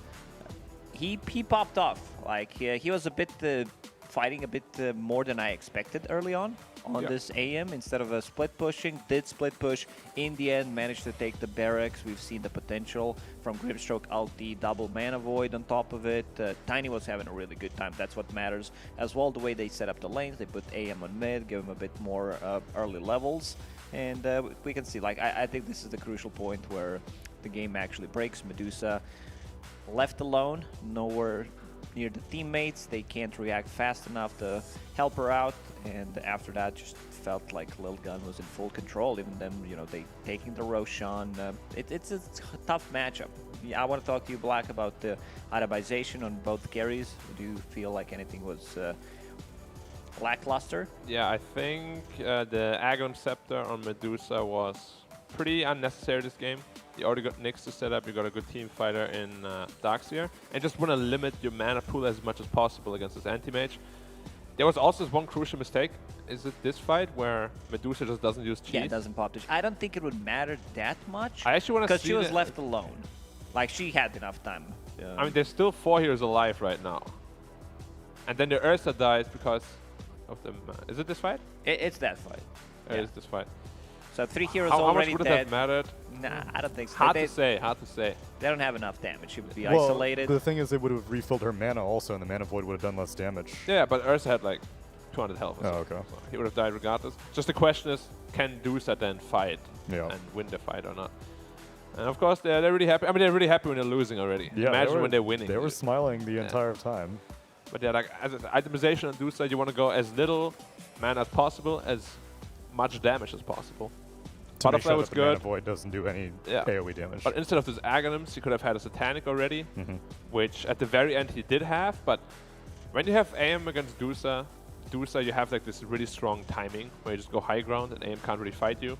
Second Roche is Kind the of missed timing that here. pretty much with Medusa to go and try to siege the high ground. Look at them happy. I'm just so happy for them as well. You know, even though they're already relegated to the lower division after their 0-5 performance so far, they're showing up. We're gonna have a series here. Maybe they cannot win, they cannot stay in the upper division, but they can mess up some of the plans. I gotta say though, like the TNC draft was, they kind of handed it to them a little bit.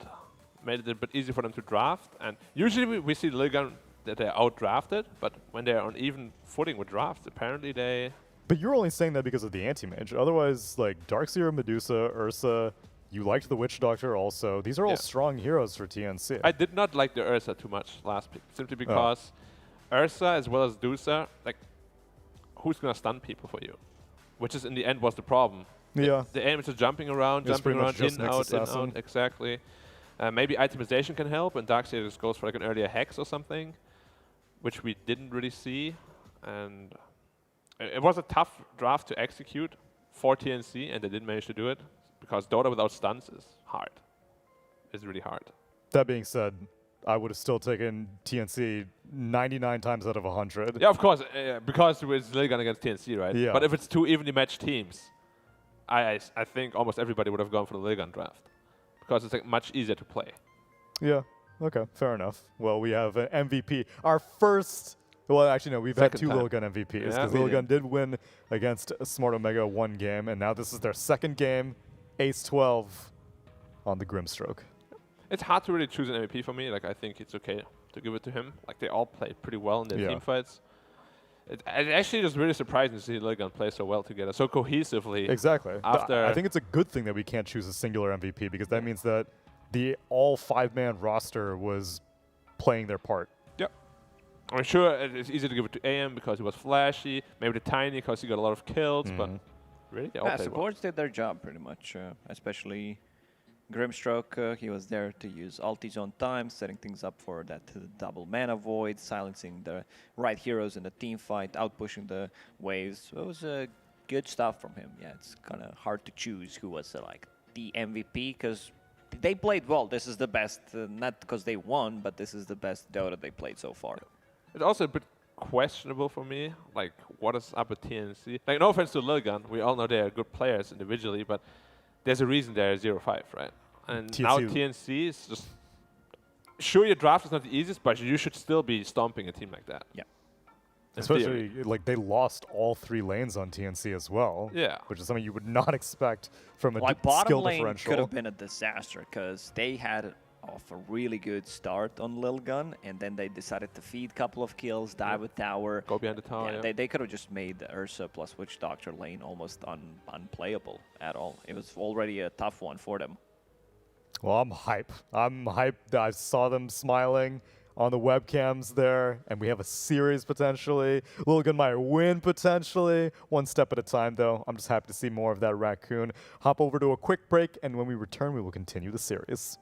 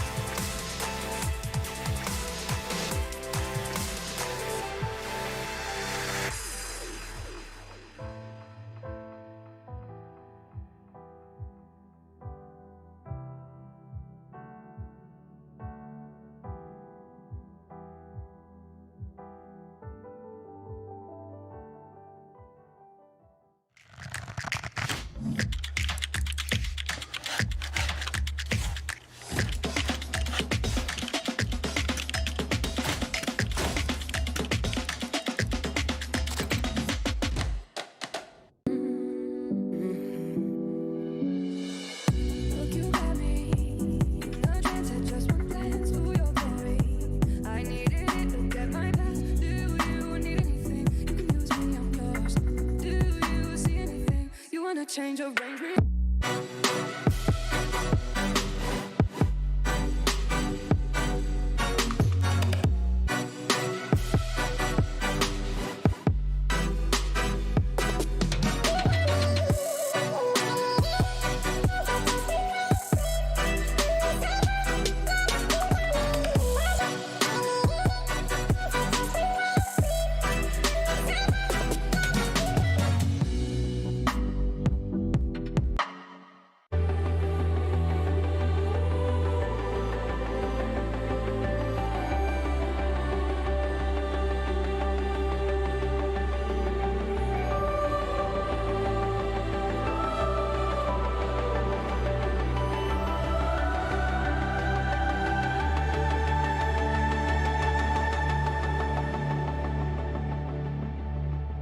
Such a heavenly chorus.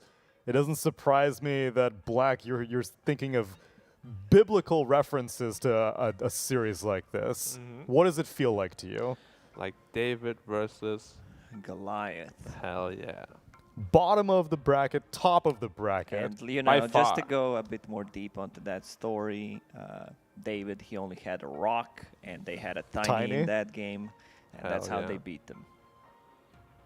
Medusa turned them into rocks also. Even worse. Gave them more weapons. Shouldn't have gone Scepter. Would have had fewer stones to Gave throw. them more Don't ammunition. go Scepter, yep.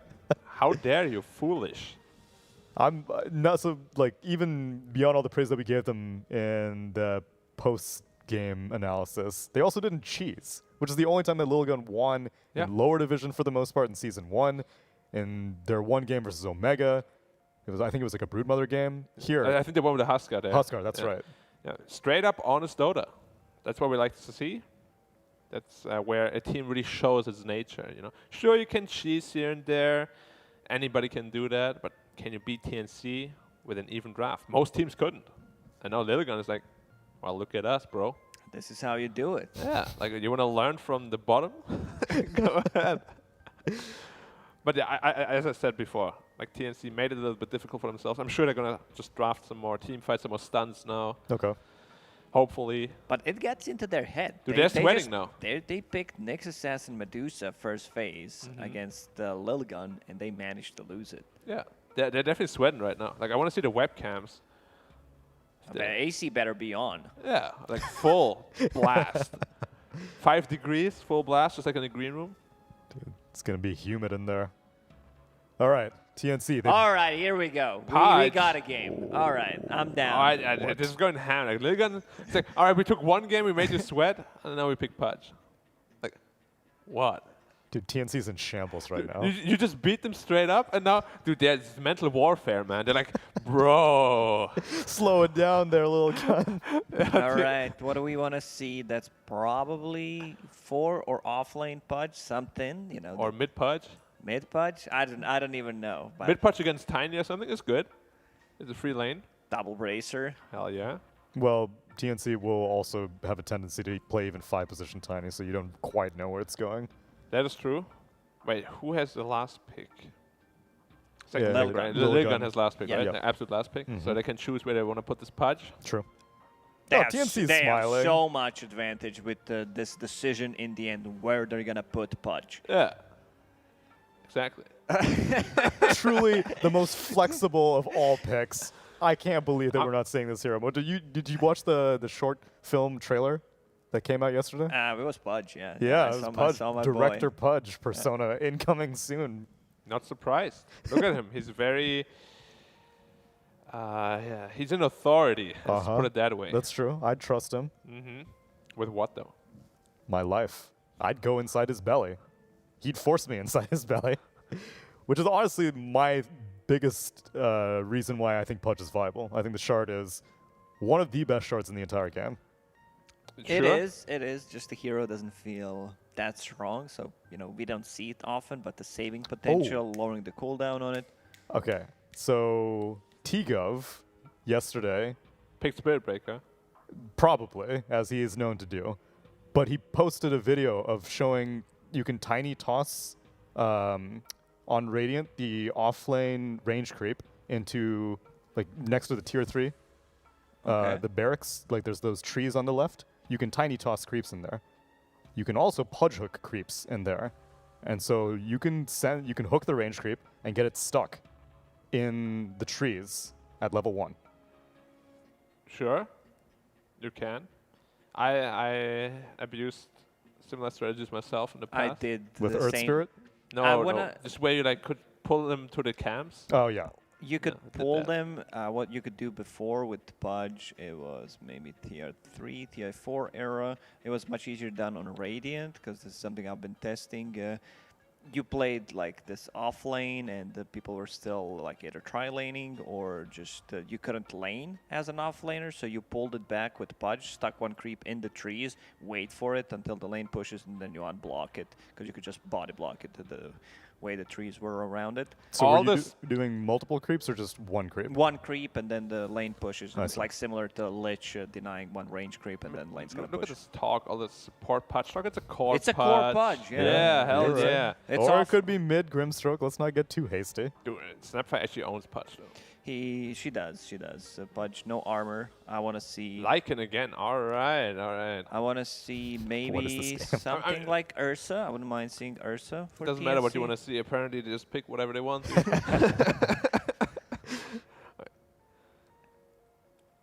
The core Pudge, if you manage to snowball, get a fast Aghanim Scepter, I think it can be really strong. Like this Aghanim is actually good. It's very strong. It's good, but the thing is, like when you say core Pudge, you mean like mid Like Pudge? mid or carry A Pudge. carry Pudge is it's not a thing because you want to kill creeps and you don't move.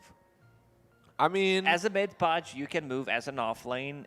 You move around the map, but when you're playing it safe lane, you're all about, I need to get that farm, I need to get Hood into Ags. sure. You can do a carry Pudge with like a carry mid if you want to do that, and you just kind of switch roles in the mid game just to get levels and farm up early. But why not just put him mid? Because most matchups are unfortunately terrible. Like I don't even know many good Pudge matchups at all. All right, hear me out. All right, hearing you. Offlane Lycan, Wolf Bite, the carry Pudge. That sounds terrible. Sounds amazing. And then he goes in with Ags. Or, Exactly. bro. Lion, Axe, double finger. Mid line, let's go. I like it. I'm on board. Any one of these heroes I'd be cool with. Or mid. listen to this. Okay, listening. 5 people bottom, get a first blood, go back to lanes, play normal Dota. Wow. And you start with 1 flash strength. Yeah. Yeah. You get it level 1 just to have it because Exactly. you see that you're gonna get Plus a 1 kill. You damage, get, yeah. You're like, why? And Armello's like, dude, I can't lane middle. He has 1 damage. He's so tanky. Right, he's not receiving any damage. He 20 has more magic HP. resist. How much? 6%?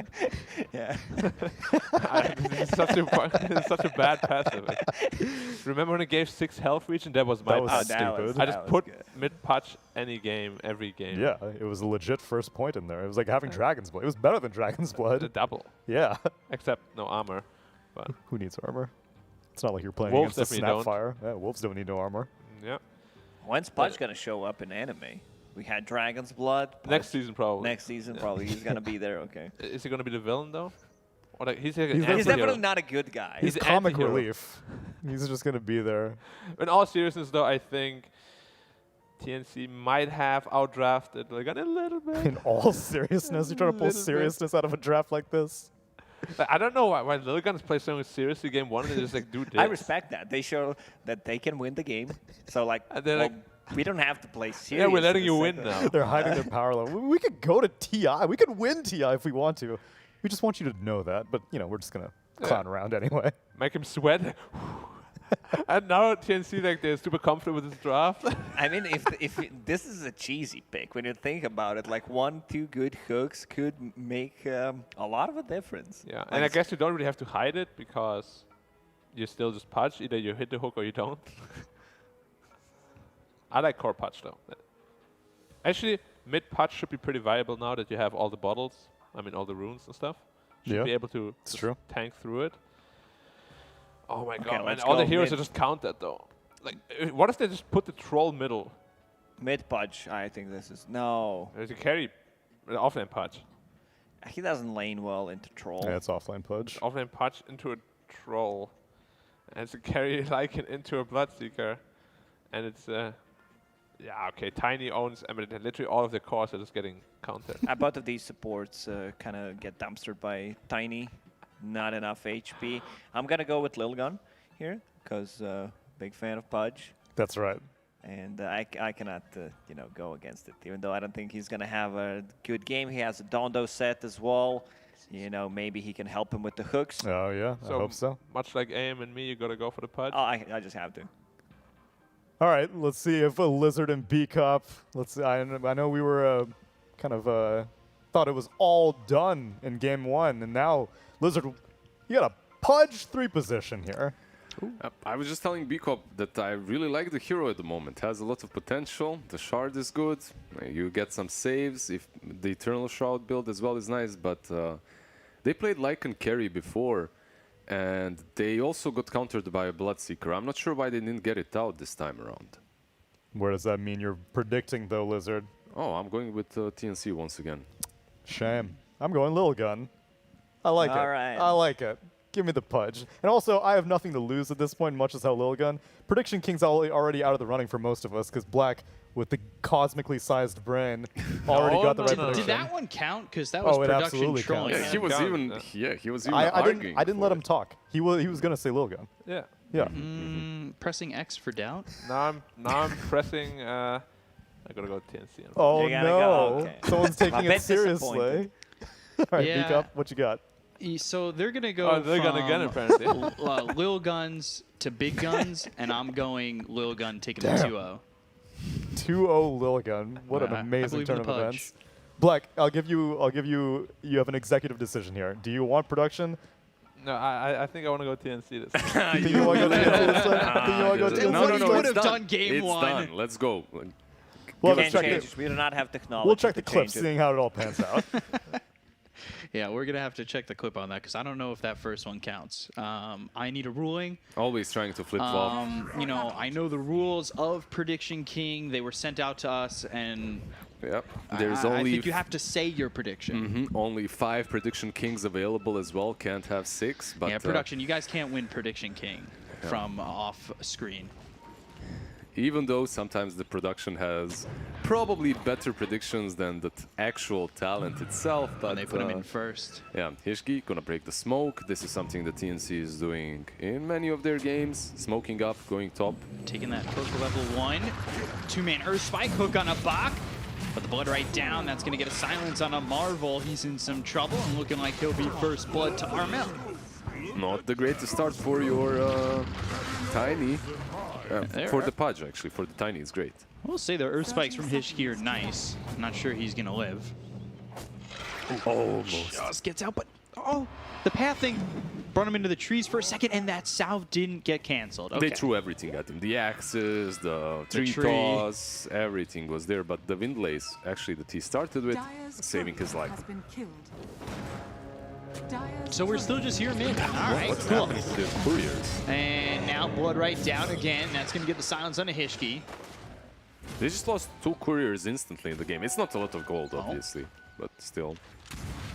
200, actually 200 gold Hishki? worth to Lilgun. I want to say he needs to be careful, but Boomy now getting run down. Hook onto the Wolf. What? Oh. And now the salve of Boomies is going to get off and get him back. Yeah, Marvel Up to wasn't full. really looking what's in front of him. Usually you have to do that when you're trying to hook. Yeah, he got focused on just, Yeah. you know, getting this kill onto Exactly. the Enchantress, and that Wolf was chasing Hishki for a lot of that fight, just putting some more Trouble. damage on, but Gabby getting caught, and now they'll get the kill on a Gabby. This is the actual strength of Pudge, level 1. Don't be fooled and go for the Orb of Venom Rod build or whatever. Skill hook. It deals so much. You still have to hook it, obviously. You still have to use it properly. But it's not that hard, really. Just practice a bit.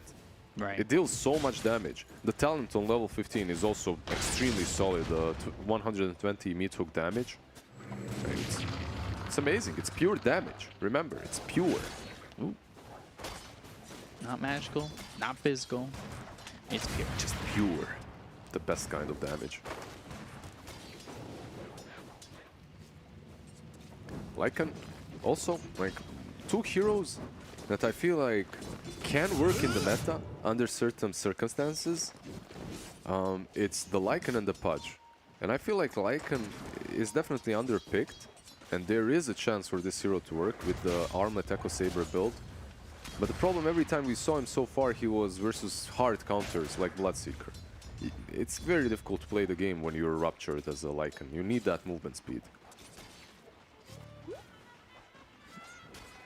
And got to be careful with, as Pudge is making sure the X123's Wolves don't get in front of his hooks. But now they've got the Scatter Blast, the Fire Snap Cookie, the damage coming in from the Blood Right. All not enough, but it does bring X123 low. He'll salve up. Yeah, even the lane isn't that easy. Oh, they Top get the lane. kill on a Gabby Another one. again. Dire's Yeah, top the tower hooks is are under there, attack. the rot is there, the impale from Lion, and they get another kill on Gabby. So that's 2 stacks already on the Flesh Heap once he gets it. They just need to continue blocking these camps, preventing Boomy from actually getting any creeps. You can even kill the Enchantress, really. She's very squishy. The problem is he has no mana for the hook. Swell lands on 2, but again, the Blood Right Fire Snap Cookie almost sidesteps it. Looks like Ace might die here. Yep. And he is gone. Thanks, guys. Thanks a lot. Yeah, Sanctity's just mid and kind of worrying about the amount of blood that's being drawn. Yeah, he's just griefing his own team, Yeah. tilting them with voice chat. Could have won, but my mid tilted me with a voice line. Top lane. Enchantress finally finds a creep. That's not the greatest one, Hellbear, but something. Mid lane so far, Ember on par with the Tiny. Not really pulling ahead at all. Oh, Boomy!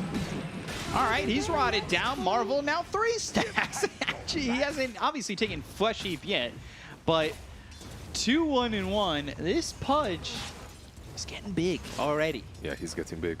This level 2 rot is also extremely valuable. You get... Oh, another no one! Way. They're like magnets! He's on fire! Is this TNC or are these fish in the water? Because these hooks are hitting and, well, the fishing has been Fish in successful. the barrel, you mean? Yeah, I'm not checking... I don't understand how you get hooked like that. Like, that's... Gabby has died 3 times already. Try not to feed. Try not to feed Gabby. And so Pudge backs it's a off, great game so far. takes his tranquils, and this is leaving Hishki to get solo experience right now, Okay, which will give burst damage earlier. Interesting once that he he gets went that for. 6. Interesting that he went for tranquils, considering he's a core. It's still good. It's very good on Pudge. Allows you to farm with Rot, then heal up with the tranquils. Oh, he's looking. Another hook. Marvel. Okay, this one. I would argue this hook was 10 times easier. Like from someone that plays a ton of Pudge. Oh, Sanctity. Mid lane. Ooh, Yeah, water rune. that hook, by the way, was extremely easy because you know he's going in for the deny. That's when you time it. The hooks before were just some random hooks that landed. Oh. And yeah. Okay, don't look at him. Don't look at him. He's priming it. You can't hit every hook. It's what happens. I'm not looking at my screen. You look. This is the strat. Hear me out now. You miss and you make all those hooks look so bad that they stop worrying, and then you ban. Then you hook them. Or you just go for Boomy. Or you just fail Spike. first. And now the Rot. Is it enough damage? The right clicks, and there it is. Marvel now dominating, going after Gabby, who's been hexed. Yeah, you can't. You don't have hook. You do have stick charges, but And now the Earth Spike. Do they have the damage? Oh, I thought they might, but Gabby still Maybe. might die. One more One shot. more? I got him. Hishki. I can't believe this. this Lion is level 5.25, Yeah. minute 5. This Lion, He's going to throw finger after a hook, and they're just going to get instant kills. they're about to be done on this top lane on the side of TNC. That's it. Like, even right now, it's hard.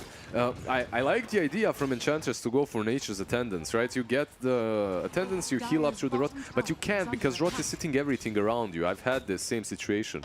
It hits everything around you. Because of that, you heal everything a little bit, and you don't really get the burst heal that you need. So, What Hishki a little low. What a fun game on top. I don't even care about bottom. The mid lane, kinda. The top's all that matters right now. It's all about the hooks. Got a Lion that's a higher level than the Pudge, but Pudge is he's gonna get so many stacks just right up on Flesh Heap, and I'm so worried about how tanky this Pudge is gonna become. How strong he'll be. Yeah, and he's going for that hood, right, that you mentioned. And because of that hood, the Snapfire Mortimer skills won't be as strong. Swell pops, gets out of it. Stroke of Fate needs one more right click, the kill but he first. gets the kill first anyway. And it's a solo kill, right? So he gets more X. It's great for him. Yeah. I mean, it's a Ace solo kill for is looking Bloodseeker, too. so good on this Grimstroke. So now they have level 6 on Gabby. He's taken the Boomy? Battle Trance, but now, yeah, Centaur needed a sidestep there was there. an angle. There was an angle. I saw it. Where are you going? Yeah, but Hook has It like was that hard. really big hitbox, and Now Marvel's getting chased. Gabby has on the the high ult. ground, Centaur. That'll stun up Marvel. They're trying to run. They bring Tim's top even, and they're really trying to get Armel. 4 heroes. So Pudge, dead or not, and he is dead, draws the attention of 4 heroes. Like an ult. And that is going to allow X123, who was walking into Ace, to go after Bach. Yeah, they've got the Rupture, but do they have the damage to get this kill? Ooh, Fairy Fire, how long are you willing to chase on this? Oh, by the way, they had the same exact combination of heroes in one of their games, the Lycan plus Grimstroke. They would pop the Wolves, Inkswell the Wolf, and send them on supports. And it's pretty damn strong. I mean, the lineup here to give Pudge an opportunity to hook is certainly available. Inkswell pops, that's a free hook most likely, unless there's a Wolf in front of you or a Centaur apparently. This Pudge is almost 6. Hishki as well, both of them on top lane. Troll does have ulti available, so he probably doesn't feel too threatened, but if he gets stun locked, hook, Earth Spike, Finger, I mean, on any of these supports, they're gonna die. Yeah, that was one of those. We didn't look. We were. My eyes were closed. Just don't watch. I don't know what you're talking about. I want to have hook accuracy back in the game, like in Dota 1. You had like, you would write in HA, and then it would count your hooks. Same went with Mirana, I believe it was AA for Mirana, arrow accuracy. They have brought Tiny up here. Like, this lane is just garnering so much attention. Hook hits, there's the dismember. They got the finger, and they'll get the kill just like that. Armel's too late. He may have a haste. He goes for the avalanche. He's got the toss with the little shredder. Okay, you traded Gabby for Hishki. You want to know who's happy about that Lilgun? This Pudge is happy. The Lion is also happy because he got his stacks. Yeah, he got stacks. He's fine. And now they're going to go Inkswell, Bach in trouble, Rupture again. This time they've got the Wolves blocking Bach, and they'll get the kill. X123 is a micro player, I see it. Tim's Scatter Blast, Boomy coming over, Fire Snap lands. They're also going to bring Gabby down bottom. They want this kill, and well, Gabby won't get it. He was actually able to TP there. Obviously, he didn't know, he didn't believe in it himself as well, as he was so low. But if he just started TPing instantly after Fire Snap Cookie, I think he has enough time. Oh, he's searching. But he's being seen. They're pinging him out. But Hood is already completed on this Pudge. Minute He's got 9:40. 5 stacks of flesh. 5 stacks, Hood, Bracer. He's a chonky boy. Hard to take down. Yep. Getting that magic resistance, getting that strength bonus on it. And Marvel, he's going to be a problem. Who can... He's going to be a problem rip if through him? he hits the hooks. If he doesn't, then yeah. But couldn't he also just... wait for impales and whatnot? Well, yeah, that too. But I'm also saying, like, couldn't he just be the sponge? Yeah, you can. But being a sponge usually can be ignored. Do we see... I mean, this is going to be slight Searing Chains. They're going to have the Dismember. They got the hook, Bach low. He's dead. They'll get the kill. They look over. Inkswell pops. They've got the stun onto the Tiny, and he is being the sponge. Tossed up into the air. The sponge is sponge, and it's still sponging up all this damage. They've got the Soulbind onto both Armel as well as Gabby. They hit the stun with the Earth Spike, and now Searing Chains, Avalanche toss, but Sanctity doesn't care. They finally get the kill on a Marvel. They look over at Hishki. They've slowed up both supports. Gabby trying to get the kill here with the help of Boomy, but the Earth Spike Side of Fist coming through on a 2. Now Gabby on the run, looking for something. Searing Chains comes in, and maybe they have some help here from the Snapfire. Hishki somehow gets into the trees, and there's a Rupture on a Sanctity. So that looks like it'll be 2 kills, but the TP not in time. Very good fight from TNC. 3. Yeah. Very good fight from TNC. It started off well for Lilgun, but they overextended. The Earth Spike was really nice from the Lion. It doesn't matter. TNC, they bring in the numbers. They actually respawn. Bok was dead at the beginning of that fight. So a little bit overextending there from Lilgun. They should also understand when it's time to, count your blessings, move back. They get this tower, yes. That fight's okay for Lilgun. And Lycan, he has Echo, right? He's taking stacks. He finished Echo Saber. This is the build. This is literally the build that I've seen. There's more stacks to take. Yep. But now you have Finger off cooldown. Tips. Fire Snap Cookie, Scatter Blasting, Swell. Now Marvel trying to be in the vicinity, and he'll be there. +1 Flesh Sheep. Now it's 7. Feels good, man. Yeah. For this Pudge. 7. flash heaps. He actually went all the way in rot. Yeah, with the hood, all the way in rot. I feel this is the build. One other thing about Pudge and why this hero, I believe, is in a good spot right now is you can build so many different builds and they're all valuable. Like Aetherland's Shard is good, Blink Shard is good, Aetherland's Ghost in some games is great, the Hood, Eternal Shroud is great, Blade Mill, Vessel. There's just so many little items that you can buy that actually work on him. It all comes down if you're a good Pudge player and you can hook or not, obviously. But yeah, a lot of these hooks, I will say, they're kind of set for him. But he still started hitting well. the hooks, and he did start well. Yeah. He's going Blade now. That's really the most important part. Do you start well in the lane? Later on, you can save targets. Get that little jump off point. Yeah, with the shard, getting that save, right? Yeah, just or hook even save, just hooks in general. shard save. But if you have a good laning stage, later on, like mid-game, you're no longer just the ambulance, just the one that brings you back home. Right. You can actually be the sponge that you talked about. You can go in and just be a menace. Sponge be sponging. Sponging, yep. Sponging, Arcane boots on the Grimstroke. Tranquil's here for the Lion, and he's not massively close. But he's working towards a Blink Dagger, and he's got 900 gold towards it. There's a good smoke, though, coming. They also have Invis Rune on Tiny. They kill X1, 2, 3. They've got the Blink, Avalanche Toss, Rupture use. Yeah, you just accept it. Mortimer's Kisses, so they will throw everything in the kitchen sink. But Sanctity's here, Blood right down, throws a Remnant back. Stroke of Fate comes in from Ace. Now they've got the Ink Swell on the Wolf once again. This is probably going to cause Ace to die. I say that, but he's always able to find a way out of this. They've got the finger, they'll get themselves one. Now a second, Bach ends up dead. They'll go after Boomy. They've got Marvel moving forward, who has Hook in just a second. Another Looking, whining, and he doesn't hit it because the creep's in front of him. But Sanctity, he's been spotted by Gabby. He'll get the Remnant the other way and try to find an escape. Boomy can't put the damage out with the Impetus. The Avalanche comes in. The damage on a Marvel might be too much. He looks over at the Invis Rune and won't be able to pick it up as Boomy does find that one. Yeah.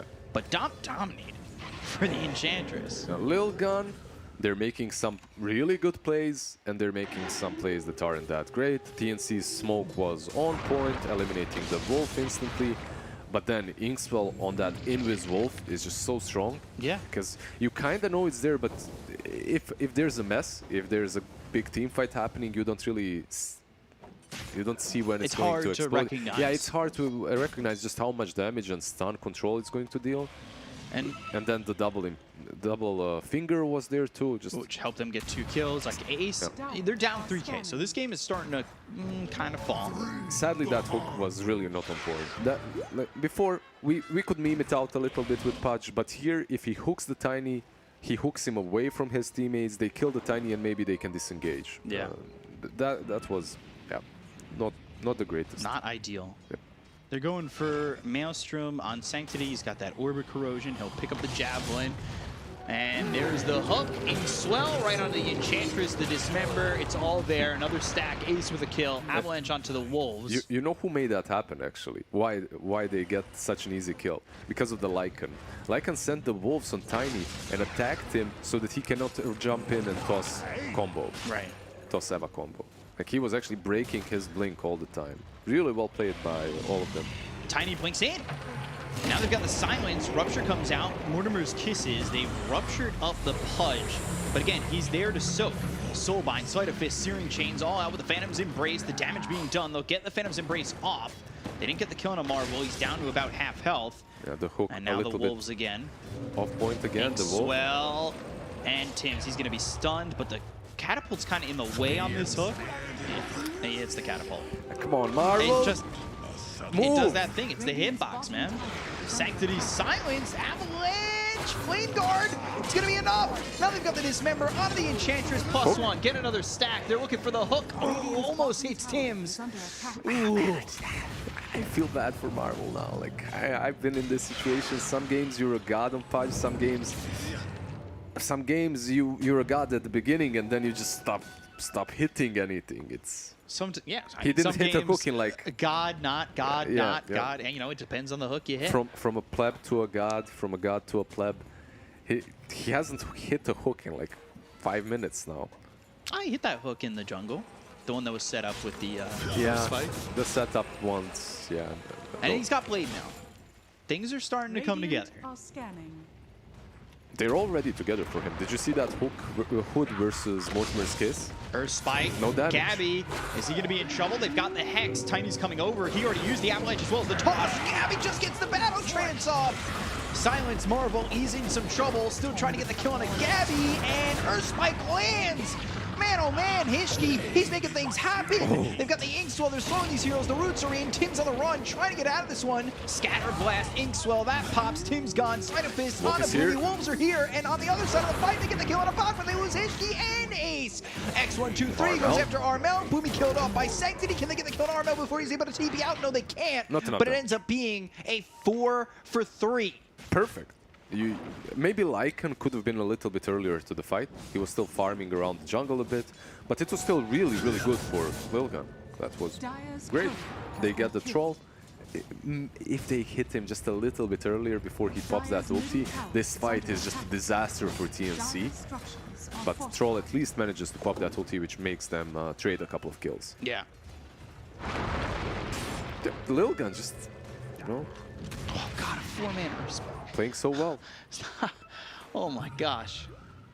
And then the Inkswell with the Flame Guard was so good as well. Enchantress. Oh, there's the Atos. Atos comes in, but another hook that's going to catch the Enchantress. They'll get the kill there. They'll end up trading Hishki, Sleight of Fist, Searing Chain, Soulbind coming out. Now they've got themselves the finger as well as the Dismember. And they'll get the kill on a bot. Armel, they're clearing up these heroes, and they'll take out Gabby. 4 heroes gone. They'll end up losing Ace. It was the Dismember and the Searing Chains with the Phantom's Embrace, not the finger. And it's just, all of a sudden, that 3K net worth lead that I was worried about that was getting out of control, it's gone. Yeah, you were making this joke earlier, but man, they're bringing some big guns to this game. Like they were, I don't know what was happening. They were hiding them under some boomer long sleeve business t-shirt before, like business shirt. I mean, it's looking much better in this game, and yeah, I think also mentally maybe they're a little bit relaxed, right? And it's easier for them to play. Yeah, you're playing Dreambreaker. That's a fun role to play. Whether or not you win or lose, it's always fun to play. I know there's going to be a lot of angry TNC fans out there flaming people, but right now I think we should just be praising Lilgun as they're playing really well. They almost have AC. They're going Ags on the Ember, who needs 3,000. Ooh, he remnants back into the side of TNC, but the Sleight of Fist, Searing Chains, the hook, the Earth Spike, it's all there. They're going to try to get the kill with the Dismember. They've got themselves the finger, and now the kill on Armel. Blade Mail, it's Pop. Gabby thinking about, maybe I made a mistake, because they've got the Hex, they have the silence to get the kill on a Boomy as well. 3 heroes dead, Lilgun. And another turning into a machine gun of kills. Hooks don't hit, but they've got the Inkswell. And they have just taken out TNC. Who needs hooks? Oh my god! You just run in with Blade Mail. That troll is like, yeah, I'm about to own this Pudge. He goes in, hits him 3 times, and he's like, yeah, maybe not. Blade Mail is a mistake to hit into. He lost like 50% He's going HP. BKB. He has 16 stacks of Flesh Heap. 2.5k HP. At only level 2 of Flesh Heap. 2.5k. Like, you're not killing him, you're killing yourself. You need some Vlads or just Morbid Mask or something like that on TNC perhaps. Maybe a Snapfire or Enchantress can buy it. I know it's a very expensive item and you don't like it as much as before, but you need to be able to deal with this. Stone. Just give it a Pudge so he can get as many items as you want. Yeah, he's not really right-clicking anyway. He hits hard. 187. True. But he's mostly dismembering, cooking. Sleight of Fist, Searing Chains. They're coming in with the Earth Spikes, Stroke, and, well, all right, Marvel. Marvel, the hits, when the hooks don't hit, they get the kills. Yeah, he just wants he just wants the last hit on the Centaur, really. That's what it was, you know. He was aiming at that ship, and Gabby, man, this is too early to be hiding in the trees. Oh, the hook! Oh, Marvel. Yeah, he didn't have a TP there. It was on 30 seconds cooldown, so maybe if they approached him a little bit more carefully, they could have secured themselves a kill, but Gabby also fast enough, nimble enough to get out. Marvel, after the BKB, maybe Rod of Atos, even more control. No. Rod of Atos on Pudge, that's an insult. It's cheating. It's not cheating, it's like no Pudge player wants to buy a Rod of Atos. Right. If you're buying Rod of Atos, you're like, bro, come on, you know, just hit the hook. It literally takes the fun out of the hero. So I don't think the way they're playing, the way they're enjoying themselves, Atos is not the build. I need more player reactions if we've got some good ones. Give us some. Because they're probably having such a good time right now. Every hook connects. Yeah. The crowd goes wild. They're smoked, Boomy. You know, you may think you're just an inconsequential kill, but when the hooks hit, and you become a +1 on the Flesh Heap stack. So that'll happen. Nature's Attendants or not, you'll end up dead to Ace. And they also catch themselves Tims. Fire Snap Cookie, you still got. Yeah, Sanctity, he had the presence of mind to just ignore the Enchantress. Also feels a bit sad for the Enchantress. She gets hooked, Sanctity doesn't even look at her. He just goes straight forward, searching for a different kill, and gets rewarded by that kill on the Snapfire. Tims. This is bad for TNC at the moment. Look at Gabby. He's forced to be farming behind the enemy lines. You literally can't show your face on the map at the moment. No, you can't.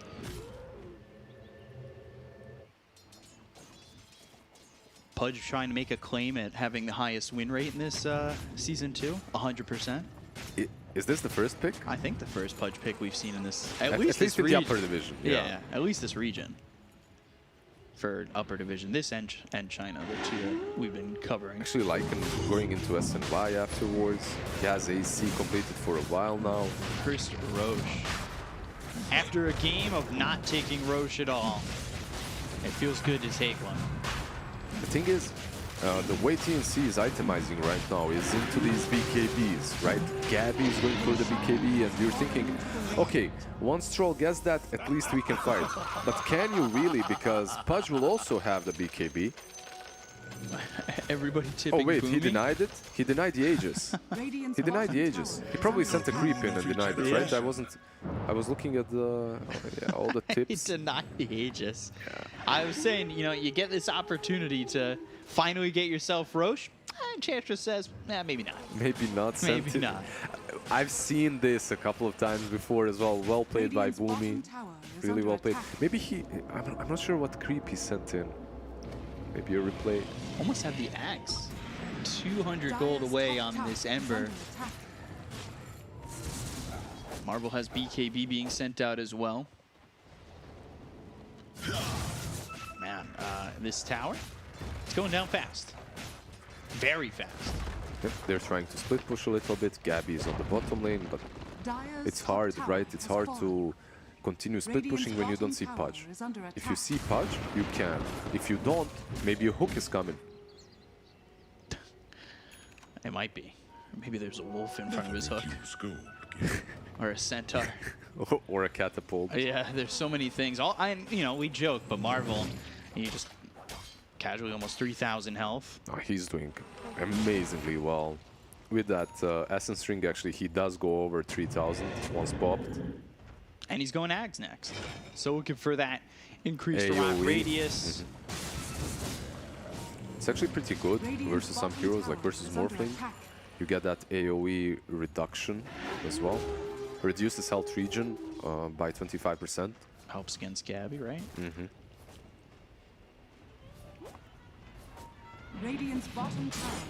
Okay, so the BKB is completed on Troll as well. But Lilgun, they can pressure them right now. They can even force a high ground because Pudge allows you to. You don't have to run in with the Lycan and hit the towers. You just kind of poke it, and if anyone shows you, hook him out. Right. That's how you play with Pudge when it comes to pushes. The same way you defend. You just hide behind the tier 4s and try to hook. Do you think maybe Marvel should be going for an Eternal Shroud? You said that item's real good on Pudge. Is it worth it Maybe at this not point? this game. Maybe it's unnecessary this game. There's not a lot to worry off. A hood is fine enough, and I think this Blade Mill was a perfect option. The BKB afterwards was really good too. And the shard really is the most valuable item you can get. Radiant's top tower is under attack. Dire's bottom tower has fallen. SNY for the Troll next, but I don't know if that's going to be enough. Ags Shard being picked up by Pudge. So it goes from the Ags. And they're doing it. They're doing exactly that. You see Pudge waiting next to the cliff. trying to Might find need a an better angle. angle, although you've got Armel TPing in over to the side. Marvel standing his ground. Avalanche as well as the toss. That's going to put him into the base, but he's got a BKB. So now Inkswell, thinking about it, Hook, that's going to hit something in front of him once again. The finger onto two of these heroes. They'll go after this snap part. They get the kill on a Tim. They look over at Armel, who's still in the trees. Boomy ends up dead. The two heroes gone. They're trying to chase. They've got the rupture. It's on to X123, who will stop moving now. Battle trans, but the dismember! You've been kited, my friend! Tossed up into the air. Marvel, he'll end up dead, but that's only just the Pudge. Just the Pudge. He's a big part Side of of this team. this, Searing Chains again. Now looking for the two-man arrow spike. Stroke of Fate, Glimmer Cape isn't going to be enough. Fire Snap to get Gabby away. They've got the silence onto the Ember, but they need to be careful. They're out of mana on this troll. They've got the Hex. These heroes are losing all their mana to Hishki. They get the kill on Armel. They'll take out Tails again. Godlike for Sanctity, a 7k lead. I just can't believe how strong they are without the Pudge and without Wolf form. They still continue fighting because why? Troll doesn't have ulti, none of them have any mana to work with. Dire's structures are fortified. Just a really good performance by Hishki. In the last game it was Ace with some sick Grimstroke plays. He's playing really well this time around too, but Lion is on point. Yeah, they're both. The support duo is so strong right now. His Earth Spikes. 3, 4, and 25 here for Hishki. He has more assists than TNC has kills. By 5. Oh, God. Ember going BKB Gluttnir. Okay, if Pudge doesn't want to build that Atos, I will. I'll do it for Gabby him. getting chased, Remnant forward, Sanctity, Sleight of Fist, Searing Chains, Hishki, and they've got the Hex, the Blood right down, but now they've got the Soulbind on the two of these heroes. Gabby, he's gone. He's got buyback, and well, you're going to lose Boomy too. Ace is dominating. He's 10, 6, and 19. He's been involved in just 29 kills. He's got more than TNC as well. This is a side. You need to force the buyback here, and even if you buy back, I don't think you want to buy back the troll. Mortimer's kisses. You have to, though. Avalanche. There's the toss. Again, it's sending Marvel. He's got the BKB. Doesn't matter. And now Marvel he's eats got the him. shard. Yeah. All right.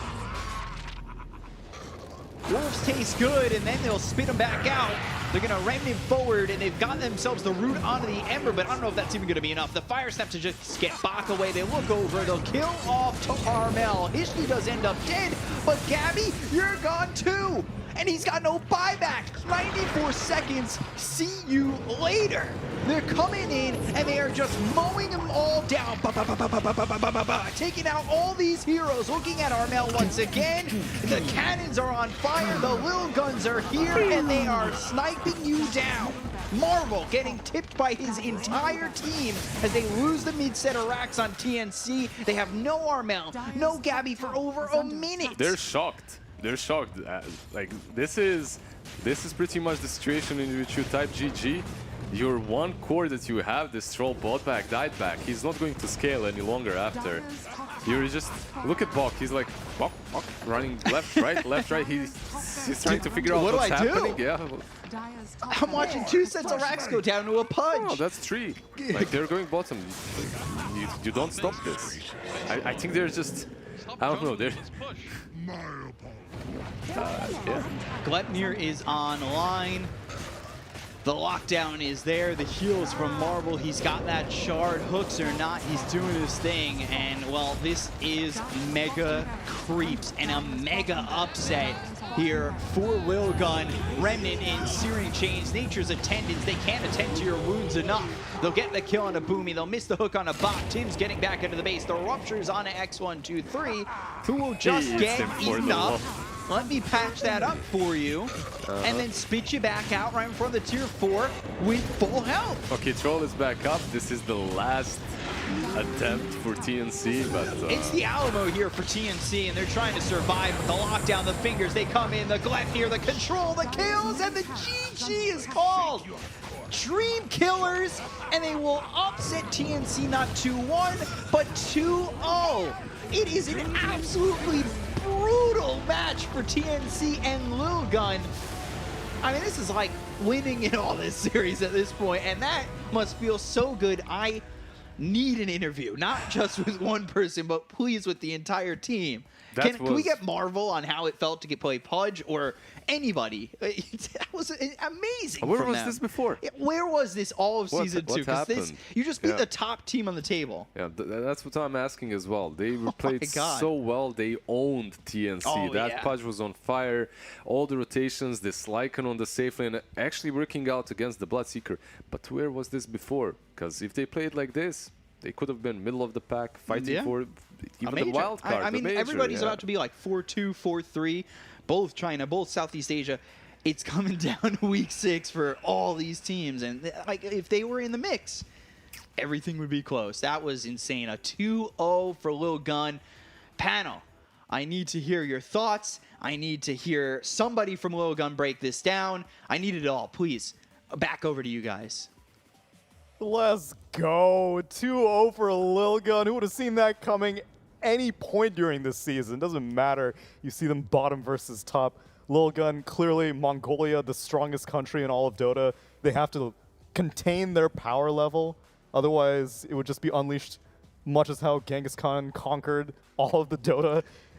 They have to make sure that the world can at least recognize their strength, but they still need to make sure that, you know. Dude, what a performance. This is actually 2-0. We were having so much fun in our green room, you know. Every single, I think, you know, they know how to win hearts. They're going to get relegated, but they show what they're made of. They pick Pudge, and everyone wants to see Pudge doing well, you know. Whenever there's a pro game, because it appears very rarely, and then you like, well, I'm rooting for this guy. No matter who's playing, suddenly you become a fan.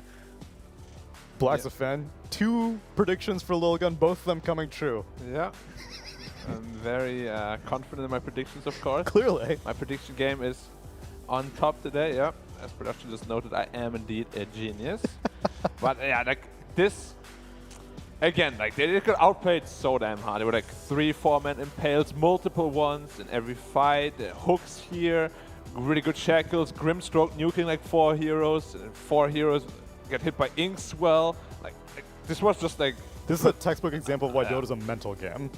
TNC's just done after this, I'm sure. Like, all these team fights were not supposed to look like this. I think this was the one where he hits the 4-man impale, right? Or there were a couple. There were a couple of really good ones, but yeah, Keshki, he played. That guy is a god. He like I don't think I've seen such a good line performance in a very long time. Dude, even FY when he played line, he didn't look that good. Go learn from him, bro. Yeah. Because he doesn't use impale straight away. Look at this one. Like he finds him mid-air, so Tiny's stunned. Bonk. Stunned, can't react, gives enough time for Pudge to actually just eat him and not get Ava or tossed to interrupt it. Just some good stuff, and he's finding the right angles, waiting to use that stun. Like, just some great execution. Like, why is this team not playing at the start of the season like this? Yeah, because yet again, it's another situation where all 5 players look amazing. Grimstroke was landing perfect soulbinds into Phantom's Embraces. They get their Aegis denied, and I'm sure this just even puts TNC in a weirder mindset because they're like, okay, we denied the Aegis. You know, surely we can get this game back now. We've been joking about it in the green room, but their apartment is now an aquarium. There were a lot of stress, sweat, for sure, and now there's a lot of tears because that was not supposed to happen. What is it? They're now 4-2, right? They're now 4-2. And they're going to play T1 last. Yup. And if they lose that, they're suddenly 4-3, and they might not even go to the major. Almost a locked-in pick, and you don't make it. Much like in Season 1, really, where we thought they would be making it no matter what. Yup. They had nothing against the BKB on Pudge. They did not have a single ability that can interrupt it, so he just goes in. I wanted to see a Blink Dagger pick up in the end, got the shard, saved his heroes a couple of times, but the combination with the Grimstroke, like, it's very hard because you cannot interrupt it. None of these heroes had a basher or anything. Just some good stuff. Like, I've really had fun watching this game. But shouldn't really get there realistically. He went like Blade Mail, what, another item? He had a Blade Mail Hood and BKB. It's like almost 10k net worth on a Pudge. Are you really supposed to be that far behind that it can happen? TNC definitely in their own heads here. I mean, when you get hooked as many times as Troll did in that laning phase. Gabby was, he was taking them, yeah. Left and right. He's trying to block them. What is this spell? Do I need to collect it to get more gold? These are bounty runes, right? Oh, guys, it hurt me. I'm in the tower. Amazing performance from Lilgun, the entire series. The Yep. whole, all 5 players, both games. And while TNC were like definitely shaken, these are players who have played on LANs, many LANs. These are players that have played at TI. And yet, also oftentimes I'll talk to players and they'll say some of the most stressful games will be like in their house, like during qualifiers and stuff like that. It's not even the LAN games. And I'm sure this is one of those examples. Oh yeah, TNC is they're shaking right now for sure. And Lilgun, they were already happy when they lose. Yeah. Now they're super happy after they win, I'm sure. Or maybe not. Maybe they're just always happy. Yeah, maybe now they're like, oh, you know, why weren't we doing this all in season They're 1? like, well, why did we hold back? Production has chosen MVP for us. I think it's for the audience. Oh yeah, it has to be Pudge. It has right? to be It Pudge. has It's to be. Marvel Pudge. Sure. But if we're looking at stand-up performances, I think Hishki played the lion game of his life. Yeah. This is some top-tier stuff coming out from him. Like, it does not get better. Getting multiple fingers with the Grimstroke ulti. Just I feel like we're missing a bar here. Like Hooks. fan bias bar. minus HA. You know, the good Minus old dash hook HA, hook accuracy. Yeah. Which is funny because he was landing all the hard hooks and missing most of the easy hooks. Yeah, the easy one. Like, of course, the cost in me were a couple of Pudge spammers. You're like, ooh. not And this then Demo one. was like, oh, ooh. Yeah, you guys at home may know Black as a carry player, but Black, what's your competitive win rate on Pudge? What do you say, 66.6? 66.6%, 666? 27 games played. That Hell means yeah. you won 18 out of your 27 Pudge games. That's me. Put some respect on that boy. Yep. He is an authority, and Lilgun, they did you proud. They did me proud. Picked AM, picked Pudge. What else can a senior ask for? I can't believe I was this close to saying goodbye to that little raccoon. I thought that it was going to be curtains. We're Still working is, on an though. interview right now. I will be very disappointed if we can't get it. But at the same time, maybe Lilgun, like I said, they're the best just, players in yeah, Dota. they just don't left need to the talk. room. I think they went to eat dinner, to be honest. Yeah, like that's they're it. out of here. We're like, oh, TNC. Done. We're done. We just had the dessert called TNC. Let's get some real food after this, you know, Yeah. and get our bellies. I mean, Pudge had his belly full It's of true. people eating, so maybe he can be the one, give us the interview. Rest of the team can go and eat. He had Wolf for dinner, and I think, man, so now Lilgun have to play Omega, right?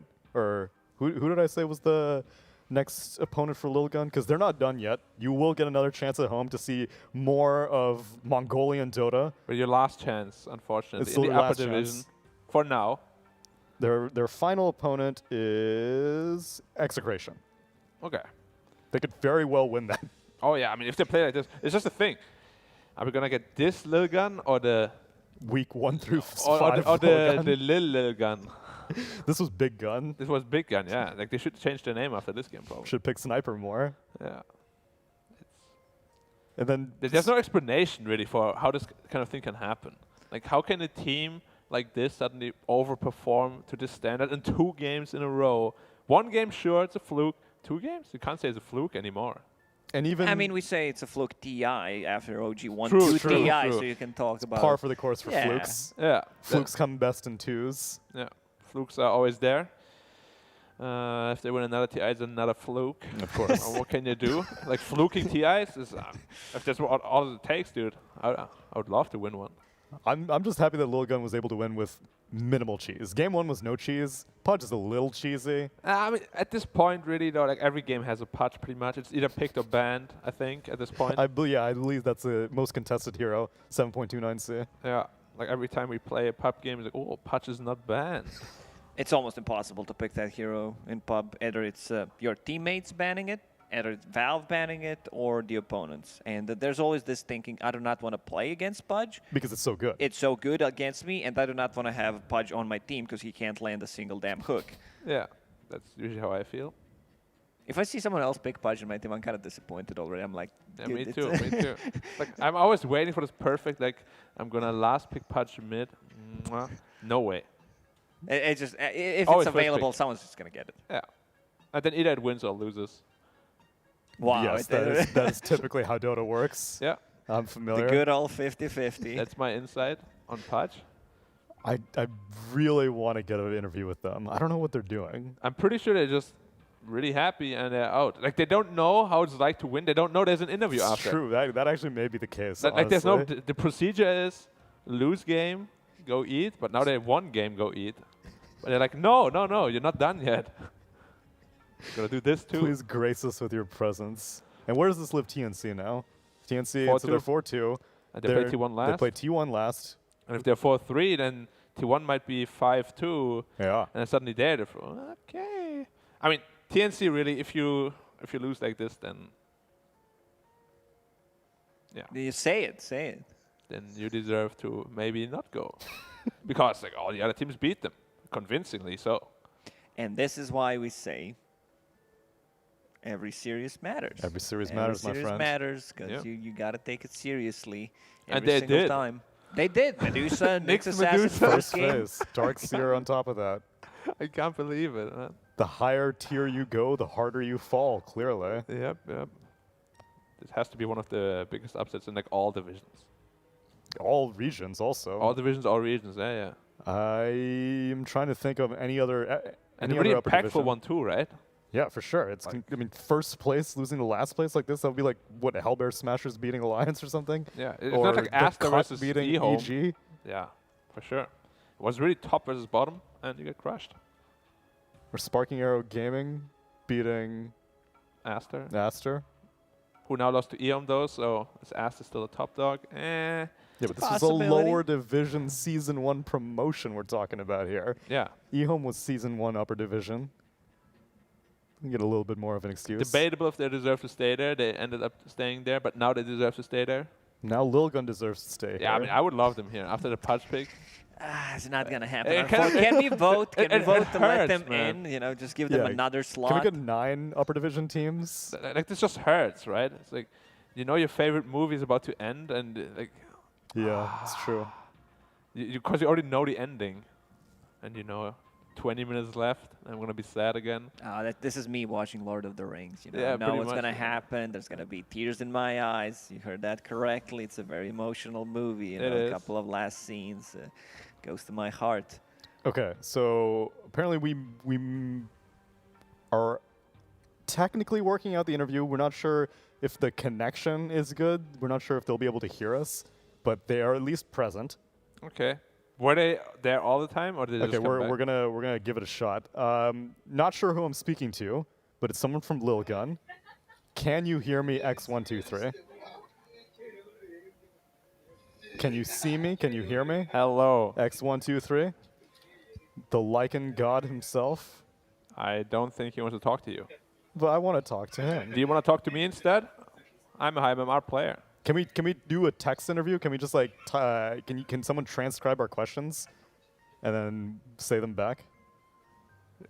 Dude, he suddenly looks like a boss. He was so Unfortunately not. happy in that game, and now he looks like a. That's because he's like nothing, I've talked to nothing these to prove. plebs. Like he doesn't have nothing to prove. He's like done. Yeah, he's like I did it. We guys did it, and nothing.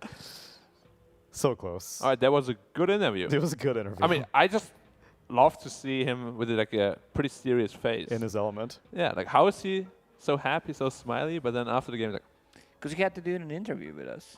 Oh, yeah, He's I mean- only happy when he's playing Lycan. I think he heard you. That's why he didn't answer. This dude wants to talk to me? All right, well, unfortunately, I guess we will not get a proper interview with Lilgun, but if they're watching the VOD, try to do some written interviews, because we want to hear more about your team. It's a rare opportunity. You're able to get a win, but it's okay. We understand. You're too good for us. You're amazing players, amazing Pudge players, and, well, I guess we have to move on now. So that's it for our first series. We're going to go to a quick break, and when we return, it's going to be Boom versus Omega.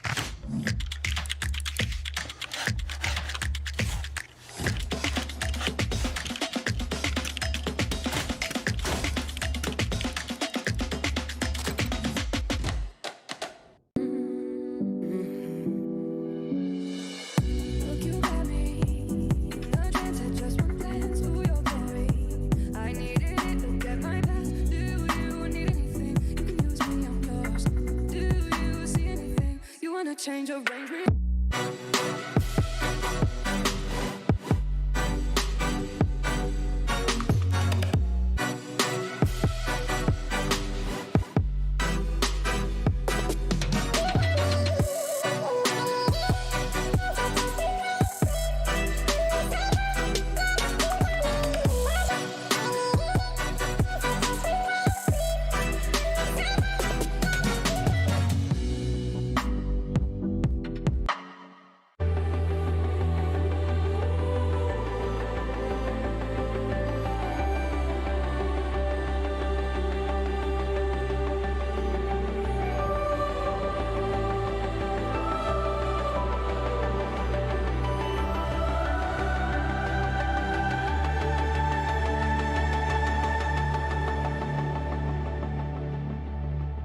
Welcome back, everybody, to the DPC Upper Division Season 2, where we are about to end week number 5. And every single matchup that you're going to see from here on is going to be the last game that any of these teams will play. In this case, it's going to end up being Omega versus Boom. And this is, as we say, Lacoste, what is the term that we say for every single one of these games? Every series matters. Every and series I think matters. the last series showed why this is true, because TNC, they probably thought it's going to be a walk in the park for us, but unfortunately, Lilgun managed to beat them 2-0, and now they're in a spot where they're relying on other teams as well. They are also deciding their own fate when they're going to be playing against T1, I believe, but they also need other teams to lose. So that's not a good feeling. Nope. You want your destiny in your own hands, which is why I'm glad Lizard is here, because my destiny is in your hands generally. Those really? strong hands. I hold your destiny in my hands? Yes. Since when? What happened? Why? Well, I was thinking that this whole Prediction King situation, I see that production clearly and Black, they're very intertwined. Five-headed, yeah. Yeah, and I need that duo partner to go with me. Lizard, please. I'm not the best one, though. I'm 0 so far. Like, went TNC twice. We're weak when separated, but we are strong when together. So we need to go together for this Exactly. one. Sure, yeah. Apes together Apes strong. together strong. strong, that's right. Back to Monkey. Back to Monkey. Return me to Monkey. And help me hold which one of these teams, Omega versus Boom, which one would you like to talk about, Lizard? Which one do you want me to talk about? Oh, that's the right answer, Lizard. We're a team here. Let's talk about Boom. I want to talk about how I guess the favorites, Omega are currently 2 and 4, Boom are 3 and 3. Boom, we've been looking at them. So you're looking at Boom as favorites in this matchup? I think so. I think because of the score only, or because for me, Boom hasn't really been inspiring. Their playstyle hasn't really changed a lot from the season 1. They didn't find a way to adapt to the new season, to the new drafting style, to the new hero pools. Not in a good way, at least. Not in a good way. And the hero, and the guy, the player, the shining star of the team from season. Mikoto, Mike, for us Koto good is friends my of his. pastor idol.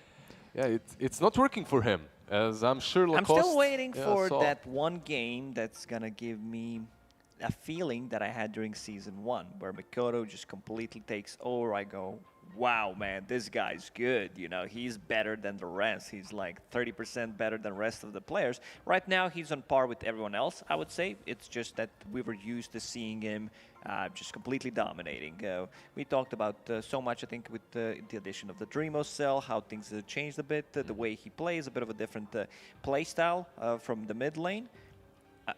Maybe they're putting more trust in Dreamo so that he's going to have to carry games, so Mikoto, you know, can play a bit more helping relaxed. him out a little bit. Dreamo Yeah. Cell gets all that assistance. If there's a gank happening mid and a gank happening safely, and you TP to help Dreamo Cell, you don't TP to save Mikoto, you know. So there's maybe a situation such as that one, but he's definitely not been impressing us as in the season 1 with all his 6 Storm plays. He was literally carrying Boom on his own. And maybe it's not even so much about enabling Dreamcell, but FBZ, to me, has also been the rock for Boom in this season, too. I know yesterday we got to watch China and how Chalice from the offlane was normally known to be these utility offlaners like Mars and Timbers and stuff like that, and then he started playing carry yesterday and it looked great. I would love to see something similar from FBZ if that is the type of dynamic that they need to shake things up. But I don't know. We'll have to see. Today is a day of unpredictability, which means that the team that I may be considering to be not the favorites, Smart Omega, even though they're just one game apart, I would not be surprised if they 2-0 Boom. Anything can happen. This is a team that I expected coming from Division 2 to do much better than be in the relegation slot, at least at the moment. I expected greater things because they have greater names than some of these things. Like Lilgun, you see them coming in, you're like, I don't know any of these guys. yeah, I don't know anyone. They're kind of new. The first series doesn't look great. Okay, we see where this is going. However, Omega Esports, they have some pretty seasoned veterans in their lineup and expected a little bit more. At times, they did show a little bit more than your average middle-of-the-pack team. Sadly, they also need more time to really fix everything up. Yeah, I mean, two of their players got stolen, right, after season 1, so maybe things changed a bit. Two of their good players. I've been, impressed the way SamH plays, getting the old SamH vibes when he was playing back in TNC. CML, I would say that he is stable on his position 5 performance as well, but overall team maybe just needs a bit more time. These are not a lot of the games that you play in the upper divisions. It's 7 games in total, which is really not enough. Also, a lot of Southeast Asian teams, they talked how they don't scream against Southeast Asian teams unless they play them already. So most of the time, they're just screaming Chinese teams. And we can see the improvement in the region as well. So it also doesn't give you that much information what you're playing against. But this team definitely has potential. And this is the most crucial game for them, the most important one. If they do manage to win, they keep themselves out of the relegation zone. If they lose, they're out. It's, I think, as simple as that, right?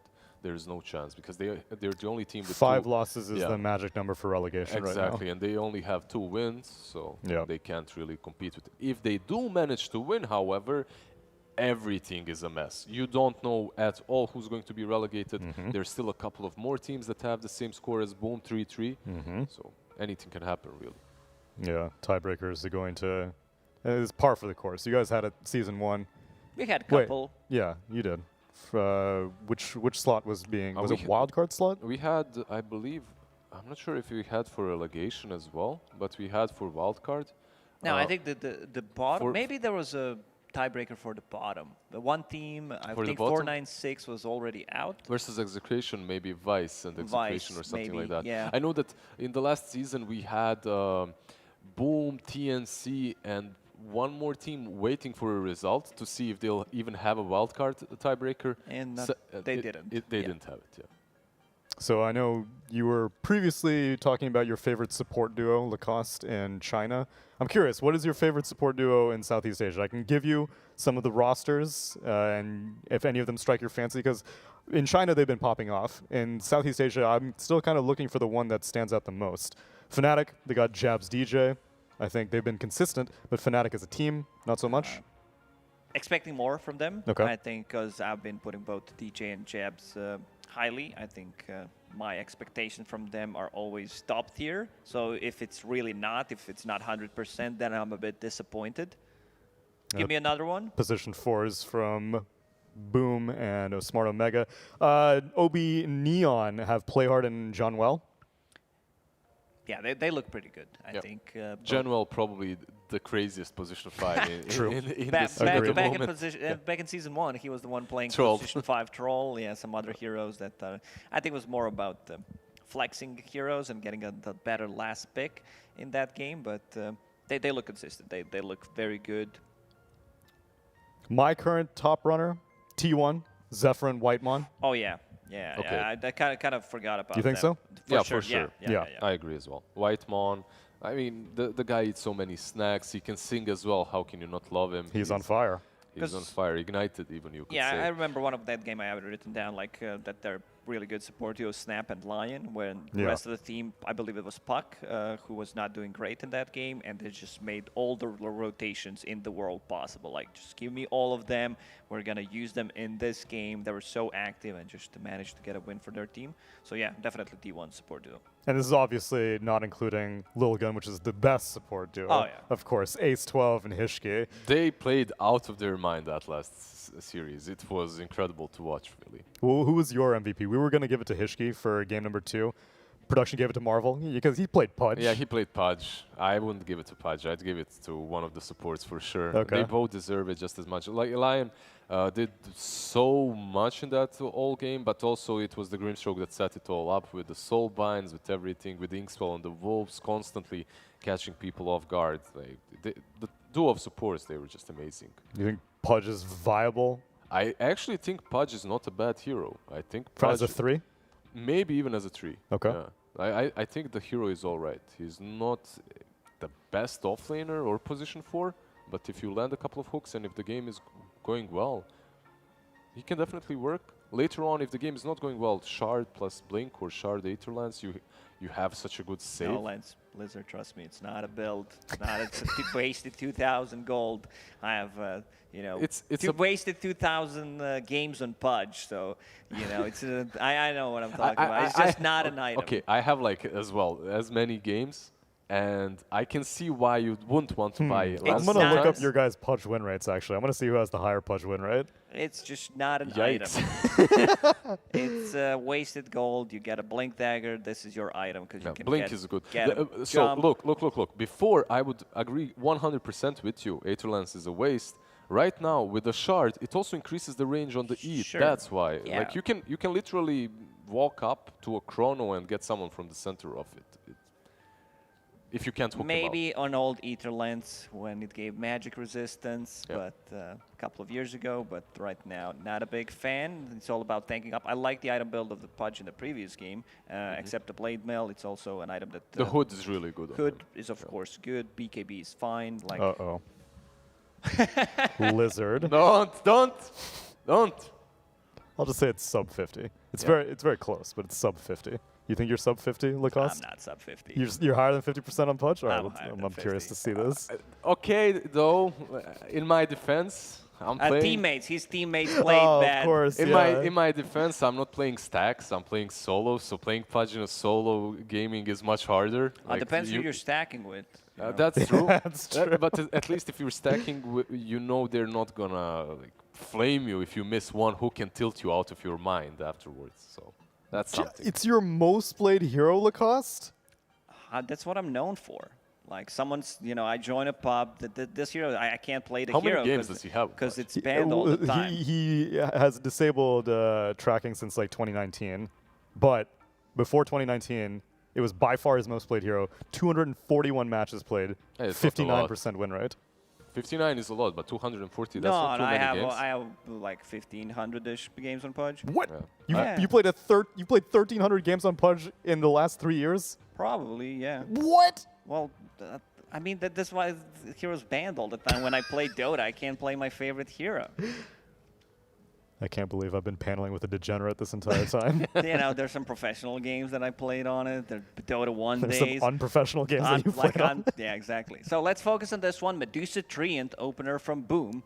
Treant Protector, a lot of picks in the Chinese region. I really love the hero, strong laner, and that Holy Locket build-up looks very nice on him. It's paired up with Medusa. I want to see something... I want to see Nyx. What? Nyx? How do you Nyx? not ban Nyx? Nyx Centaur sounds good. I mean, it's not like the strongest lane, but It's good versus Medusa later great. on, right? One of the best ones. Carapace. Maybe some anti-mage as well versus the Medusa. They go with the Lion for the suck. It's decent, good combo with the Centaur in the lane as well.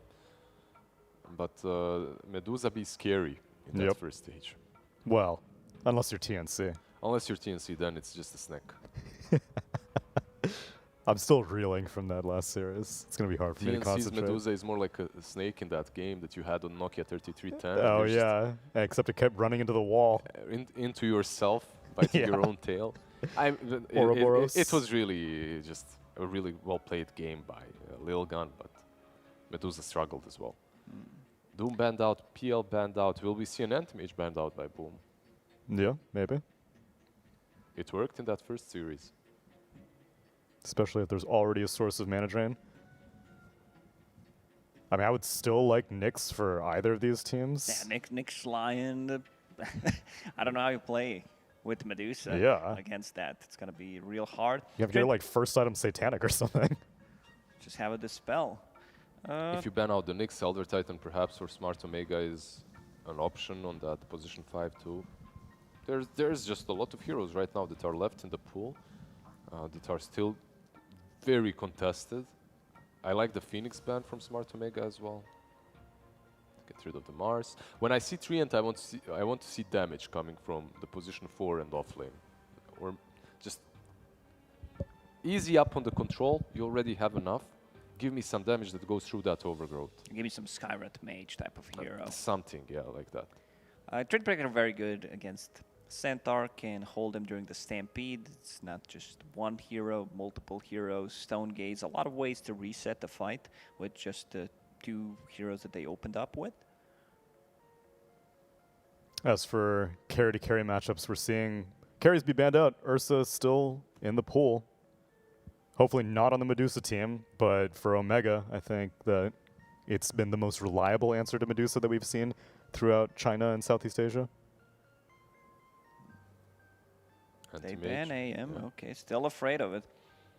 I've heard a lot of panelists, a lot of players talking how AM is not a viable hero anymore. He's super squishy, needs a lot of time to come online. But AM can still win games. Like, if it's a good AM game... Yeah, I agree completely. We've seen it right in that first series. If it's a good AM game, if you play the right way of split pushing, not joining the fights, making a numerical advantage, and then returning into that team fight. The problem is I also feel like TNC threw quite hard that first game versus AM. They didn't defend properly against him until he got that gem. I don't think they were respecting. Yeah, they weren't respecting the anti-mage for sure. Pango ban. Interesting. We don't see too much of the hero anymore. Right. It's been the most reliable answer to Medusa that we've seen throughout China and Southeast Asia.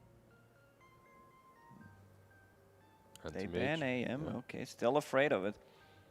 I've heard a lot of panelists, a lot of players talking how AM is not a viable hero anymore. He's super squishy, needs a lot of time to come online. But AM can still win games. Like, if it's a good AM game... Yeah, I agree completely. We've seen it right in that first series. If it's a good AM game, if you play the right way of split pushing, not joining the fights, making a numerical advantage, and then returning into that team fight. The problem is I also feel like TNC threw quite hard that first game versus AM. They didn't defend properly against him until he got that gem. I don't think they were respecting. Yeah, they weren't respecting the anti-mage for sure. Pango ban. Interesting. We don't see too much of the hero anymore. Boom does play it though, right? They Like, do. It's their style. FBZ special. One hero that also works versus the Medusa that we've seen recently, Arc Warden, banned out. All right then. Took the hero out of my mouth and into the ban. Yeah. All right, so if Boom... I like Slark. I still like Slark against Medusa. If it's a good Slark game, there's no AoE damage. Leshrac still available. Big fan of Leshrac Medusa pairing as well. But Nyx is still available as well, right? Not banned Yeah, out. true. Maybe a problem. They go with the Grimstroke. Ursa is also in the pool that we've seen versus Medusa. And your favorite offlaner, LC Medusa, Hell LC yeah. Grimstroke. Maybe So they're good. setting it up for Boom. Also, just the dispel mechanic against Lion. I think if they miss on this opportunity, I'm gonna go with Omega's draft. If they do get LC though, just give me all the damage possible from the mid lane. Just some burst damage. That's all I want. Quap, maybe not Talina. Puck. Wow. It- Dude, that's the hero I didn't see. She's Quap's dead. been invisible. She's quite dead. But I just want... you get my point though. I want to see Burst. this burst damage, yeah. What Yeah, I'd about, like, if they do go for LC, what about OD for Smart Omega as well? Like versus the Medusa versus the LC, the imprisonment. They go with some good old Class Vaccine Walker. Dispel Living Armor, Dispel Grimstroke, Inkswell, Mana Burn against Medusa. Yeah. Give me that LC. LC still looks really strong. Yeah, why not? Other FBZ contenders. He played Night Stalker. Also good, can jump the backlines, but I still fear for that team fight. Crippling damage. fear? Yeah, the crippling fear is too much. They have Doom. Oh, no, never mind. Doom's banned out, JK. Beastmaster. Please no. I'm done with Beast. I don't know where to The one play that him, we how saw to play him. yesterday built Scepter Yeah, on- he was from the an offlane. That one doesn't That really was count. horrible. That was was terrible. like 1 out of 10 Beastmaster item build from the offlane.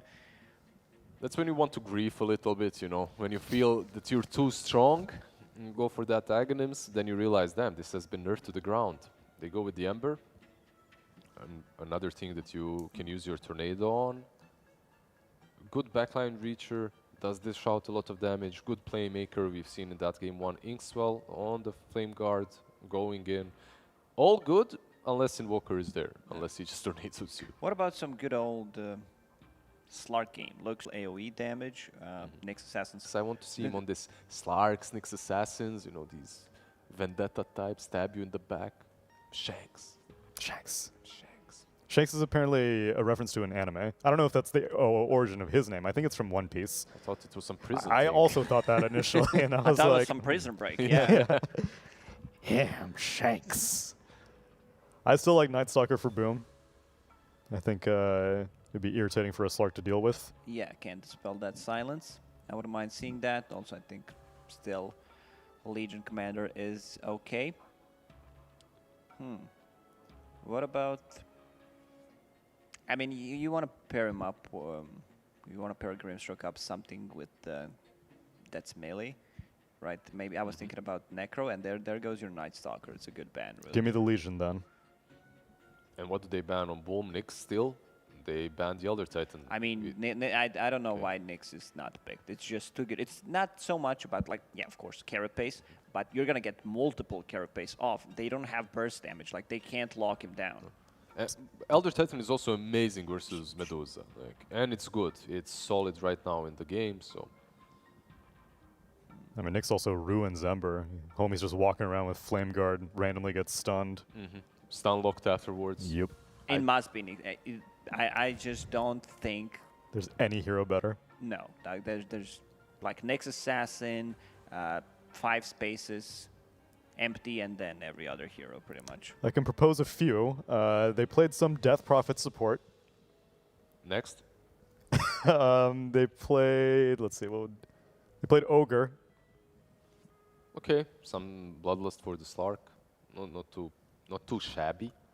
Enchantress is still in the pool. Oh, You got it from the 3rd attempt. all right. 3rd time's a Pretty charm. You Not a get- stun, Lacoste. You get the Lane Dominator and you get some Dispels, right? Versus the Inkswell versus the Flame Guard. Not too bad. Lacoste isn't happy. Not happy at all. Like they He missed wanted a the big Nyx. opportunity. No, it's not me wanting the Nyx. It's about giving yourself bigger chances of higher chances of I winning agree. this one. I agree completely. I think Nyx was And they're superior flexible. Lion plus Nyx, you can decide where you want to pair them up. Maybe just weaker lanes. That's not maybe 100% True. weaker Enchantress lanes, is a much stronger laner. For sure. but still. And another way of dispelling things against the Grimstroke, so they're going to have something in the lane. It'll dispel the Living Armor, dispel Ember's Shield on top of Invoker, so 2 ways of dispelling things, which is okay. Legion still looks fantastic to me. Legion looks great. But that means I probably won't pick it. I don't see it. I'm trying to think about something else.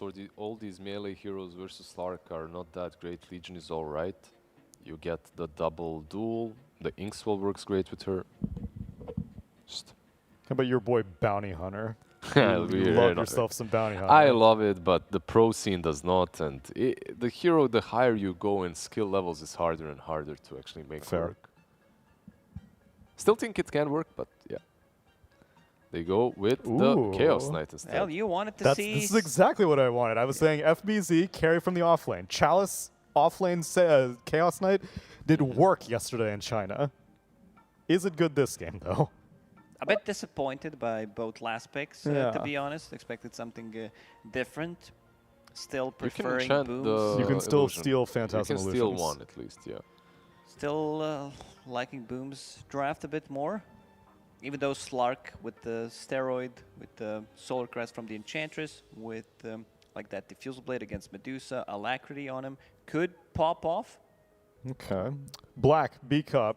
Were we missing something with these last picks? Were you like frothing at the mouth like, dude, why are of course Enchantress is going to be the last pick. Of course Chaos Knight's going to be the last pick. I mean, to me, it was obvious. I don't know about you. Classic. Okay. Black, you're I mean, Sure. you're Did he operating men- on another did, wavelength Did he today. mention it, B-Cop? Pressing X for doubt Yeah. again. Stop pressing that button.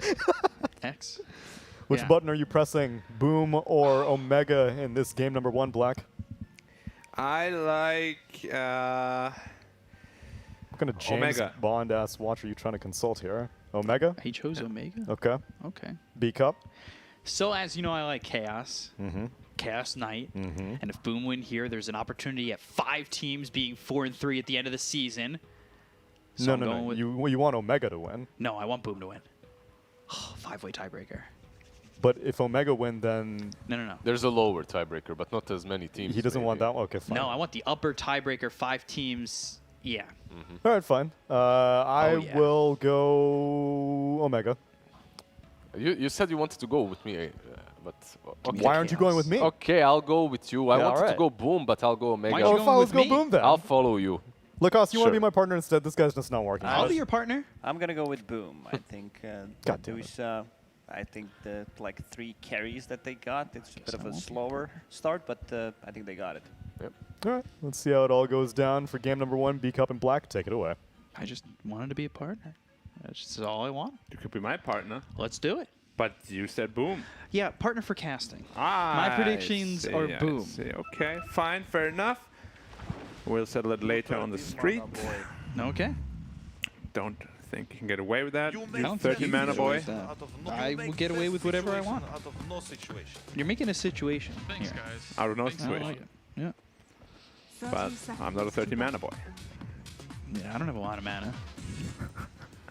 But as I was alluding to, Yep.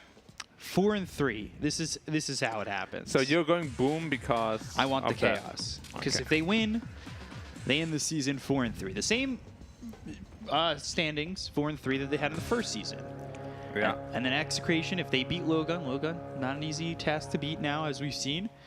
They would be The 4-3. battle begins. This One- game is really important, right? Yeah. For one, it's the major. For one, it's the upper division. Well, it could potentially be the major for Boom, and for Omega, it's staying in the upper division. Yeah. So it's super important for both.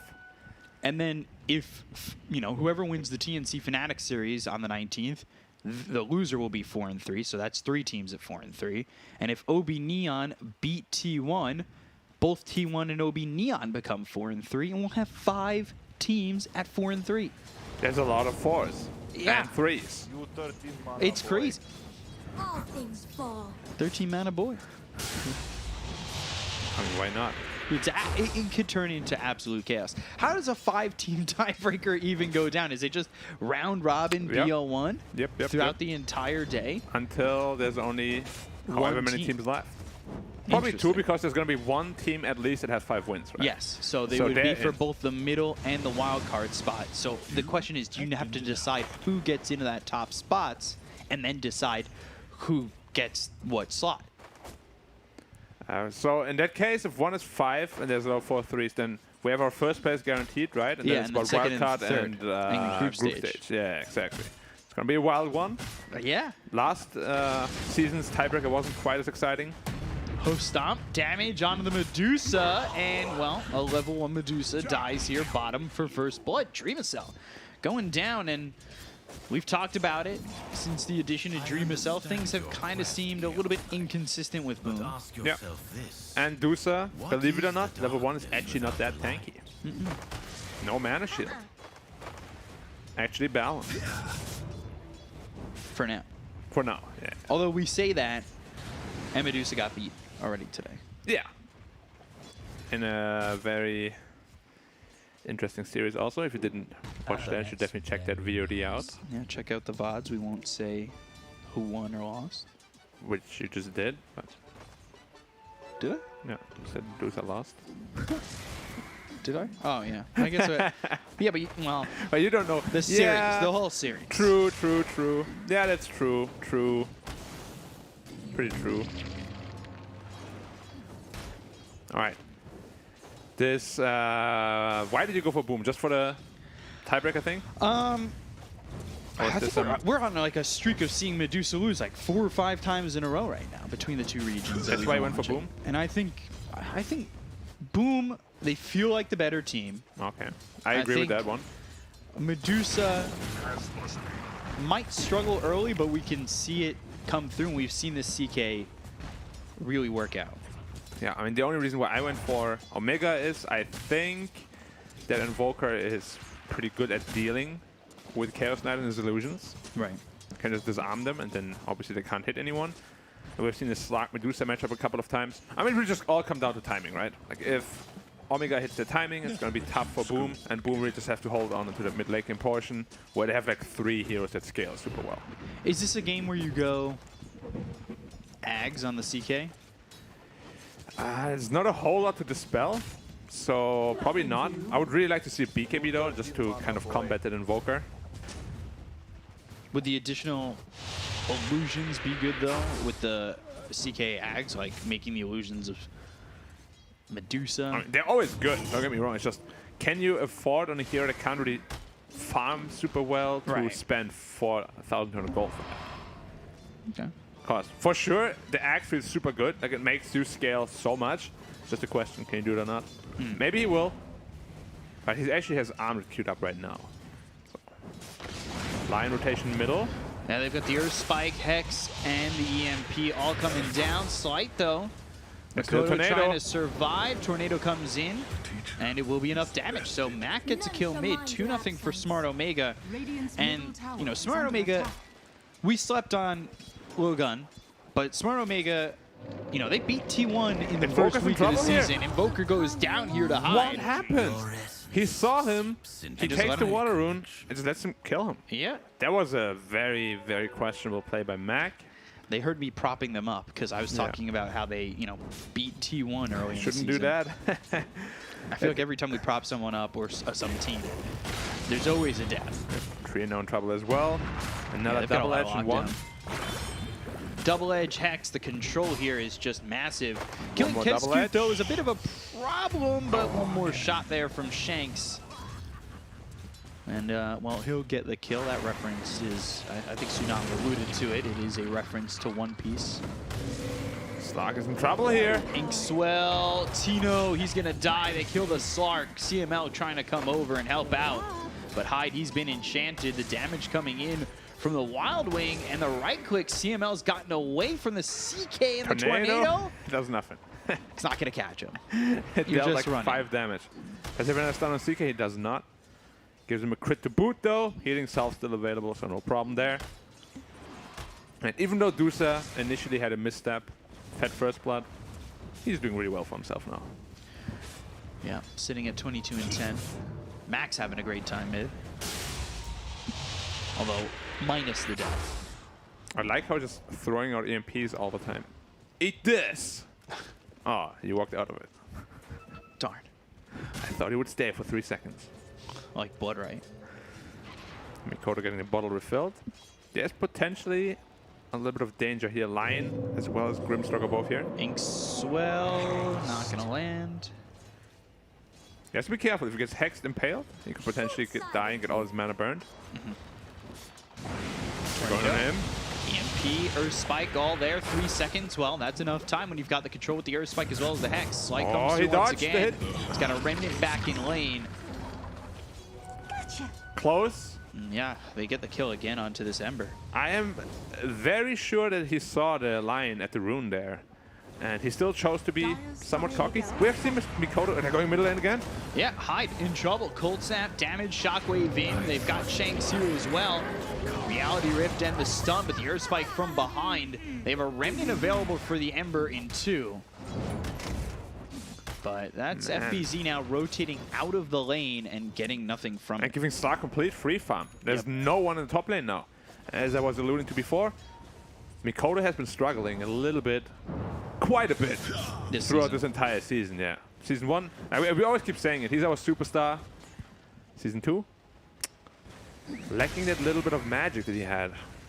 I mean, we watched him right the ship of Boom, and, you know, in that Season 1, he was the guy who kept them afloat. Yeah, maybe he ran out of mana, out of magic points. Has to recharge them for 1 season. Yeah, because now we're seeing him not really accomplish as much. Yeah, he's definitely not popping off. He's losing a lot of matchups where before he would win like pretty much every lane. Right. And Enchantress is just parking himself there, purging off the Flame Guard. Do you have enough damage?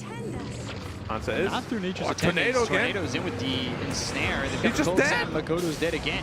They're going to get hot. I don't know if he gets out of this one. There's a lot of damage EMP in the impetus shots. The reason he's saved is because of the Nature's Grass slow. But that's, again, forcing rotations and making these heroes come over. And you're not really... You don't feel safe in this lane. It's already a 3K lead for Smart Omega. Yeah, I don't know how he died there again, to be honest. He didn't have a defensive remnant out, so he couldn't remnant away in time. It's looking very rough for Mikoto here. 3 deaths already. You know, Boom fell short in the previous season at 4-3, but they have a chance at 4-3 being enough to at least put them in a tiebreaker, as that uphill did not miss and Hyde ends up dead. Makoto going back in for a second, slight through on a CML. This is not where you want to be for Boom, down this much, and you really need to make that space for Medusa, because we're seeing more and more that Medusa does need more than just that Ags to really get going in the Sanjanyasha. At least the upside is that CK is free farming pretty much completely, as well as Medusa now. And those are the heroes that will be in winning conditions. Right. So Ember is not as important, but it's still not nice seeing him struggle like this, of course. 2-second stun, looking for the Earth Spike. He is leashed. Yes, be After careful. the leash expires, they'll get the stun. FBZ, there was no way for him to run, and well, Tino now gets the kill. They are getting completely outmaneuvered right now by Omega. This line is all over the place. Flame got purged off once more. Yeah, Cold Snap, Remnant on the other side, but that impetus is going to do a lot of damage. Yeah. There was a fourth of his health gone right there. Now the question is, do they need to address the Medusa super fast? Probably not, because they have 3 heroes that are quote-unquote countering it. Right. We have Slark, Invoker, and of course the mana drain as well. So Medusa will become a problem, sure, but not for a while. Yeah, you're going to need a lot of time. So they are in no like super rush now, as some other teams were against the Medusa. Medusa's now at the pink top. Mid lane again, nice impact. Oh my god. They just blow up Makoto. They timed it very well. These supports are moving so fluidly around the map. Top into mid, back top, back bottom. You just see this line pop off every time. Yeah. In the last series he owned, this game he's owning super hard. Is this Lion turning into something that just deserves a first phase ban? It's hard to justify because it's still like hard here to execute, right? Oh, good dispel the Inkswell as well, the Tornado. Reality Rift in the stun just is not fast enough. They've got the Soulbind, Remnant forward, Searing Chains coming through with the Stampede, but they've hexed up this Ember. Holding and he can't hands. catch him. Another Snake coming through, careful. Woo! Okay, that was close. Yeah. Almost killed both of them. You 13 mana boy. You 13 mana boy. You can spam it, but you guys are 4K behind. Yeah. Now, a lot of that obviously resides in the support difference, It does. but you've also got a Centaur who's 5K up at the top, and it's not going too well. Yeah. for Biggest the difference side is probably of, middle. Boom. 3K compared to 5K of the Invoker. Yeah. Is 5K lead in 11 minutes is usually not a good sign. Moving fast and loose. And they're now setting up on the top lane. There's only 3 heroes here. Medusa, no Stone Gaze yet. Even Enches is bullying Medusa. Tornado comes in, that lands onto the Grimstroke. They've got Hero Spike to follow it up, and the damage to get the kill. Just so easy for them right now. Oh yeah. They need Stone Gaze to really team fight. And that's the problem with this CK hero, right? Like, it doesn't offer any utility. You don't have the Centaur Stampede. You don't have the Centaur who can stand in front of you. He's trying to carry from the offlane. Yeah, which we have seen some teams start to experiment with, but it's not easy to pull off. Mikoto's now getting pressured a lot by the Centaur as well. He's just not having a game. What item is he going for? He just finished his face boots, minute 12. Not much. Are they going to come over? They want Dream of Cell. Mac right on top. Tornado, EMP. Shanks has the stun. The mana's been drained, but they're not going to follow this up as the rotations come in. Reality Rift. And he just goes Invis. They might be able to catch the Ench here. Sight, Searing Chains. KSQ dead to Tino. 4-second stun onto the Invoker. Stampede again. But they've got the Stampede, and they're gone. There was already a 4-second stun. You can't ask for more than that. Yeah. And during that time, Treant dies. And now they're re-invading again. Why not? Dusa's out of mana, pretty much. Be careful. Oh. Tornado lands, and that's on the 2. EMP coming through once more. Finger. Her Spike with it, and you've got nothing left to give. Dreamacell, he's dead. CK's too far in, and FBZ is going to be drained of all his mana, and eventually Finger. drained of all his life. High's gone. I don't... it's a Medusa game, so, you know, anything is possible, but 7K down this fast, your recovery seems brutal, if at all possible. Yeah, it's very tough to come back with a draft like this. When you're playing carry offlane, you basically need to stomp the lanes in order to not get overrun, which is happening right now. You lost the lanes, you get overrun, your Space Maker Ember is struggling super much. There's just not a whole lot of plays you can make. Where's the damage going to come from? Treant doesn't offer much. Offlane CK will at some point do it, but not right now. If he finishes Armlet at least. It's a tough game. Oh, yeah. Very tough game. Centaur is nigh unkillable at this point. I think a lot of them feel nigh unkillable. The Sark, like, I don't know if they have the control to kill him. Yeah, it's gonna be tough. And I was wondering if they could, you know, hold off the onslaught long enough. But doesn't look like it at all. They just get overrun everywhere right now. They've been unslaughtered. Yep. I don't know if that's a word, but here in Bucharest we make up our own words. Very true. Centaur already picked up his Blink Dagger. He's massive. They're all massive. The supports are massive. The same network as the Ember. That's crazy. Yeah, line 400 away from his Blink, minute 15. When do you ever see that? When you're stomping a game, I guess. Dire's top tower is under Use your attack. shovel. Nice. Gets the bounty. Whew. Doesn't feel better than that. And now it's a 10K lead. Just like that. 15 minutes into the game, and it's getting brutal. Dire's top tower is under attack. Well, at least they somewhat stopped the bleeding. Like, it's not getting Dire's worse. structures are fortified. But they gotta take a big team fight soon. And I just don't know where the damage is gonna come from. They're TPing bottom on the Treant just to kind of try to protect the tower. But Invoker is actually TPing out to the mid lane. They wanna go on the Ember again. Avoids the stun, avoids the tornado. Well done to avoid all that was getting hammered in on him. Yeah, if he gets stunned, he's dead. But they're not done yet. They're not done yet. Centaur wants to reveal his Blink Dagger. Hyde getting chased. Sunstrike. Hits, but no damage. They've got the Soul Bind, thinking about the finger from Shanks. Overgrowth on a 3. Maybe they can make something happen. They need to kill the support. Embrace. Where's the damage? And Chaos Bolt's just not doing anything. The Diffusal comes down on FPZ. He's going to be run down here, and again, Shanks is holding the finger. Slide comes in. Nice impale. It's going to be a 2-man Earth Spike. They might get both these kills. Almost anticipating go game 2. It's looking like that, yeah. We saw a really good 3-man overgrowth, but where's the damage coming from? CK ultied, stunned the Lion, and Lion was full health. Yeah. They just have no follow-up damage whatsoever. This is the sort of draft that if you're behind, you just fall flat on your face completely. And you can see it right here. It's just no damage. He has max level Ink Swell pretty much, but it just gets dispelled. So that doesn't offer damage or stun. Medusa doesn't want to fight just yet. Regeneration. Now going into the Sanjin Yasha and wanting to go and get an axe. But He's actually holding off a lot of gold. He has 3k gold on the Medusa, and he's not purchasing his Sage. Maybe he wants to rush going man. straight Axe. Yeah, he's rushing Axe. But now he's getting caught out again. Stone Gaze. Stone Gaze might help.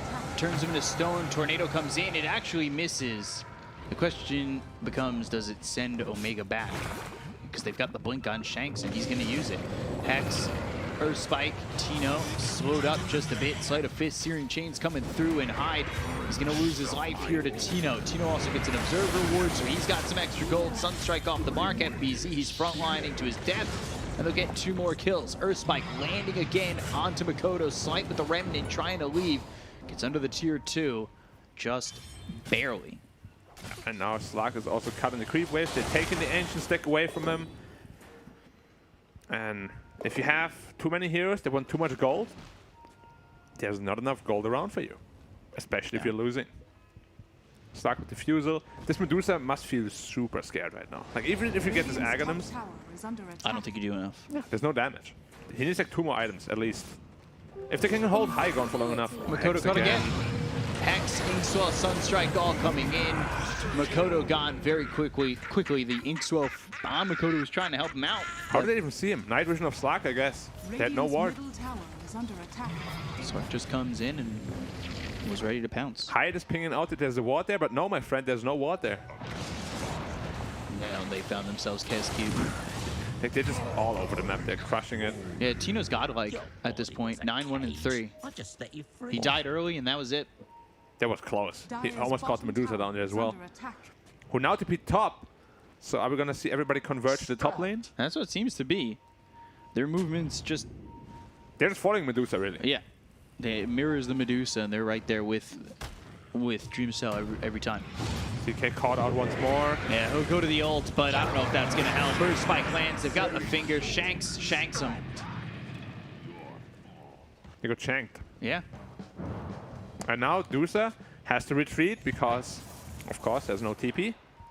I will say we've gotten the score, and it's not going to last long. And it's gone. It's gone. We had the score. We had it. It disappeared. It's a 13k lead right now. It just feels really bad. Like, I've been in the spot of Boom so many times where your draft just doesn't allow for mistakes. You make too many mistakes early. And there's just, you just can't play Dota. Like, this is not an accurate representation of their skill. Dusa caught out. Dusa buys out on the axe, which means no buyback.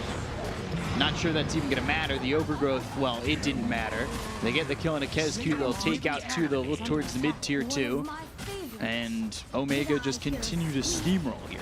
Yep, now up 14k, closer to 15. This is a rough one. Hope they can recover. This could take the wind out of their sails for game 2. Yeah, I hope they can recover mentally for this.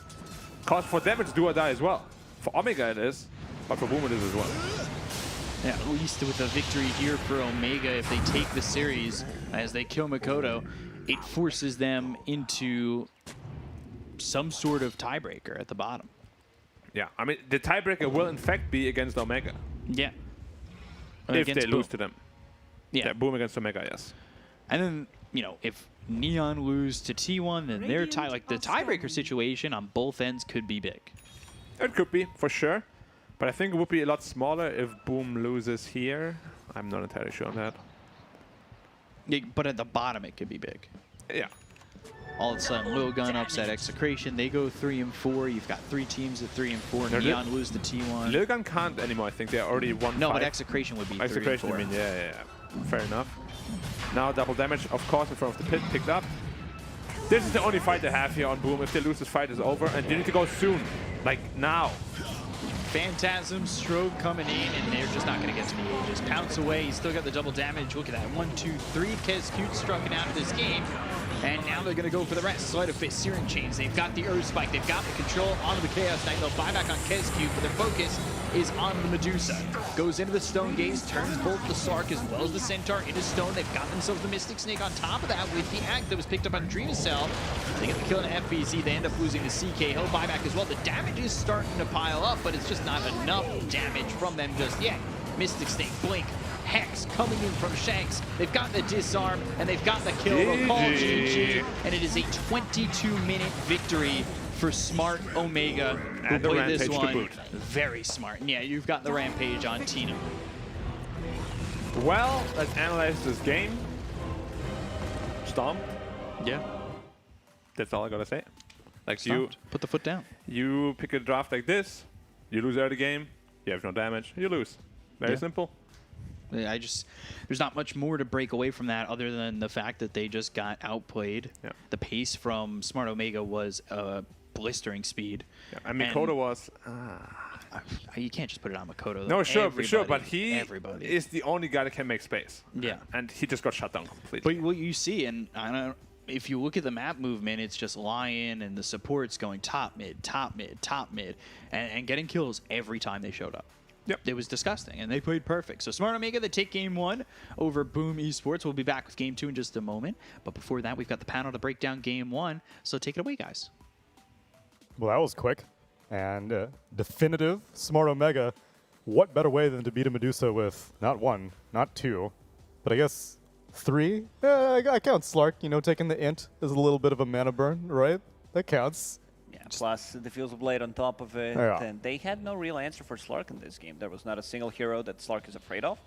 Like, no Lashrak, no real AoE damage. All these heroes deal chip damage. He can get out of everything with his Q. So looked pretty good. The only reason why I decided to go with Boom is because they didn't pick Nyx Assassin. I took that personally. And I took that personally. We went Omega though, right, Tsunami? We together because we decided that we wanted. Talking about mana, yeah, a lot of things that take mana away from Medusa, but also 2 cores that take space away from her, sadly. Chaos Knight on the offlane. Ember on mid usually shouldn't be that one, but when you have bad laning stage, when you can't really recover... He got dumpstered. He got dumpstered, and then you have a Medusa plus a dumpstered mid laner. No one can fight. And You you're also just have being a ran CK over. who's not like Mars Exactly, type of a hero yeah. that wants to fight. He like difference between CK level 5 and CK level 10 is just his spells are maxed out. What he brings is pretty much the same thing. So not too much he can do. I think this was also a bit of a debate pick, a very greedy lineup. Now Very, very greedy. Yeah, Yeah. when they picked that CK, that was one of the issues that we spotted instantly. Yeah, it looks good with the Grimstroke plus CK. There's a lot of potential there, but it's also very, very greedy. And he also did not bring the damage that we needed in that Treant overgrowth that we talked about too. He's more of a, okay, if I have a good game and a lot of farm, I will be strong. But if I don't, I fall off super hard. Slark just two-shotting people with that GG double rune. damage pretty much. Yeah. Also, Centaur becomes way too tanky, way too early. If he's having a good time in the lane, Hood, Vanguard, like, again, they don't have any kind of burst damage. They don't have a hero that Centaur goes and says, man, I do not like to play into this. There's no Ursa, there's no like Slark, nothing that, no Necro, literally nothing that he's afraid of. So you pretty much had the 2 cores, also Ember Spirit getting shut down. Like, he was supposed to be the playmaker for Boom. Didn't happen. Slark in the end gets the Rampage, and they pack their bags, start thinking about how to approach game number 2. perhaps answer the Slark if it comes out, because last pick CK, I thought it was cute, but it did not solve the issues that they had that game. I think the Legion Commander... It made it even worse. They made more for sure issues for themselves. They only managed to get 3 kills on the board. You know something's something's wrong when stuff like this happened. You know, 3 kills. It's just laning stage kills. Means you did not get to play Dota after the laning stage. I have not seen such a lopsided hero gold distribution at all. 939 gold. They couldn't even break 1K. Yeah, that's an order of magnitude more gold. 10 times more. Jesus.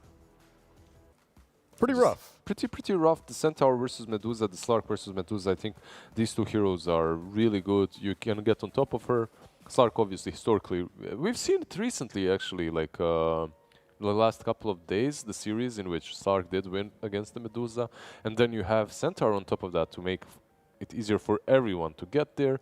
The EMP, they found 3 mana burners against Medusa. They found the right way of dealing with her, as she was first faced, right? Yeah. So I guess the lesson for today is don't first phase Medusa. Or cover her with some bans. They didn't even ban out the Nyx Assassin, who was another option. It reminds me of a game from Chinese region where they had Invoker mid, Medusa safe lane, and Rubik 4. So they didn't get to play Dota. Oh, yeah. And that's the kind of a similar thing that happened here. Way too greedy draft. You need, like, Medusa is your win condition. You don't necessarily need to be greedy with your mid, especially the off lane. Like, just get some more team fight, get something that enables Medusa, buys time, so she can farm the triangle and get the items up. Like that crucial timing moment is getting the Aghanim Scepter on Medusa. This is where you're supposed to take fights, secure the Roshan. Didn't happen because CK doesn't provide you with pretty much anything other than the good laning stage. Well, MVP is going to be Slark, Tino, but apparently I don't have the bars, so let's just like try to simulate some bars. This is probably like the hero damage. It's like 8.9k. Kill participation. Kill participation was like 99% or something like that, probably. And then wards placed 0. Worst. Although Slarks should really place some wards. Some sentries at least. Place wards if you're a Slark player. You'll get more gold out of the sentries than you spent buying them. And then was it block down? Probably had like Kill participation, you did that already. Yeah, the lockdowns at the bottom, something like that. So lockdown was nice. Well done from Tino. Great stuff, Tino. Yeah, that'll be it for game number 1. Hopefully we have a slightly more competitive game number 2. Otherwise today's just going to be nothing but 2-0s. Gonna have to go to a quick break. Enjoy the sponsor shoutouts from HyperX and the pro level support of Secret Lab chairs. We'll be right back.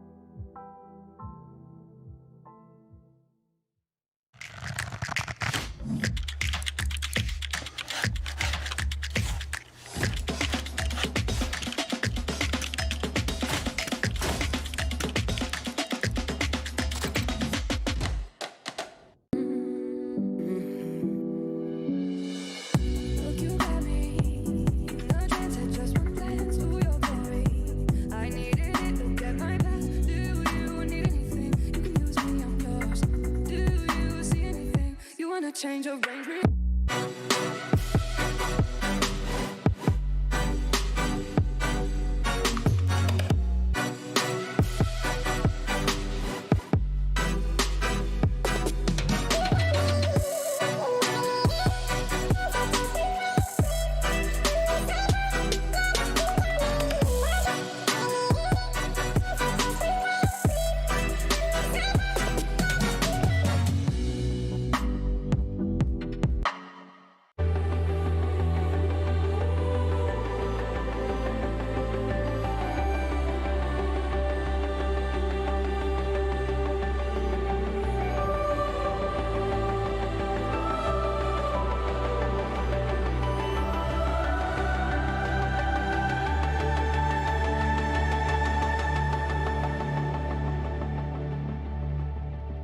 You see how you got me in a trance with just one glance?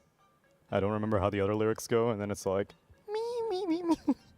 That's my impression of the Secret Lab commercial, because it's so cozy, so comfortable, with 4D armrests, cold cure foam, resistance, I believe. When I sit in other chairs, I think about that chair.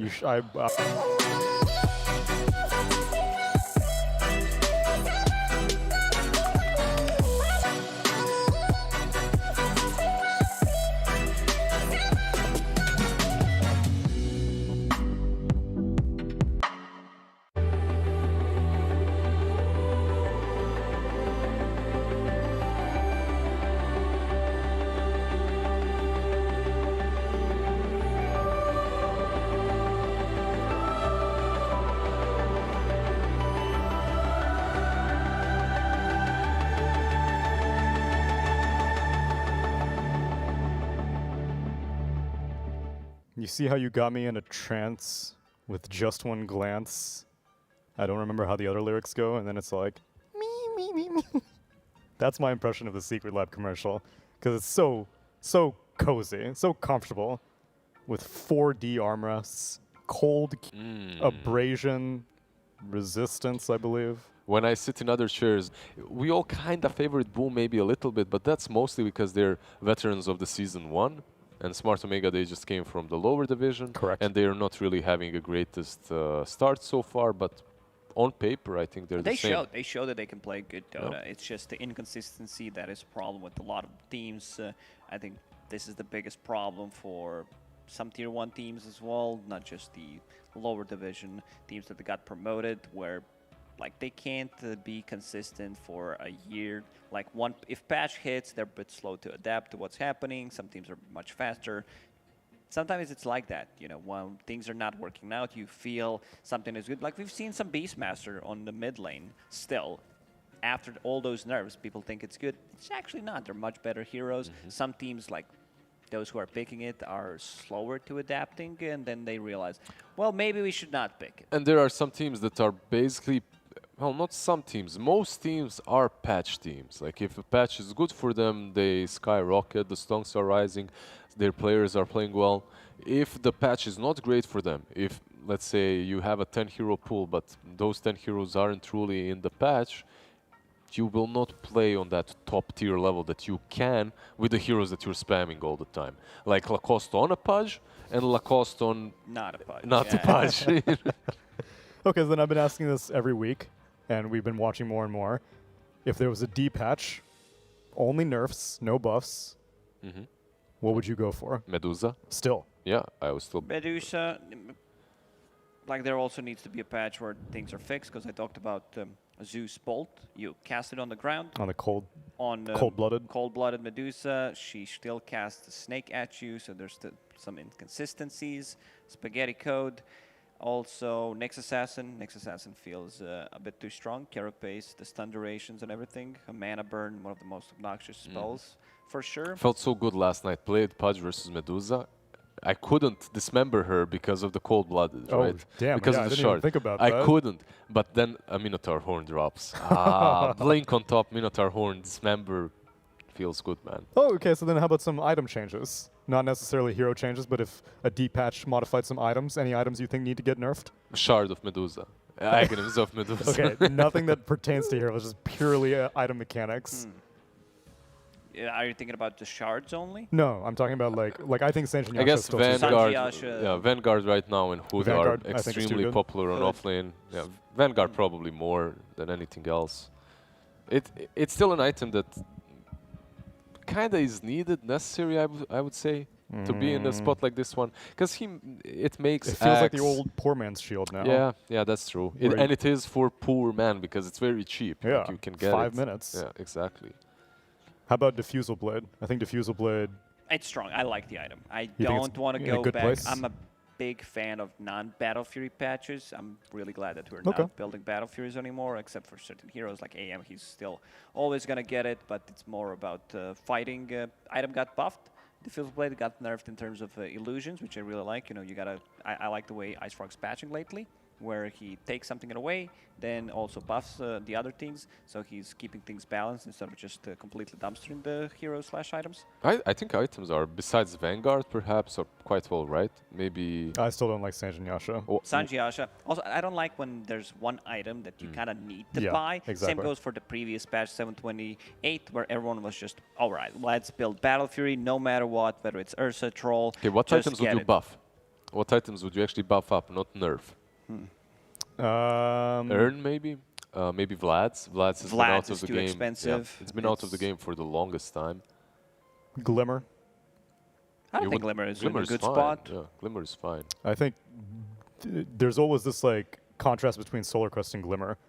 One of your supports always needs to build one of them, and right now, for a while, it's been Solar Crest. For Or Solar both. Crest Like if you needs a see nerf. Enchantress, Solar you- Crest is just yeah. a bit too strong of an It's item. too easy to build it. Like Solar Crest, all these small items, like eliminating the Ultimate Orb and putting a Crown, Windlace, it's just perfect.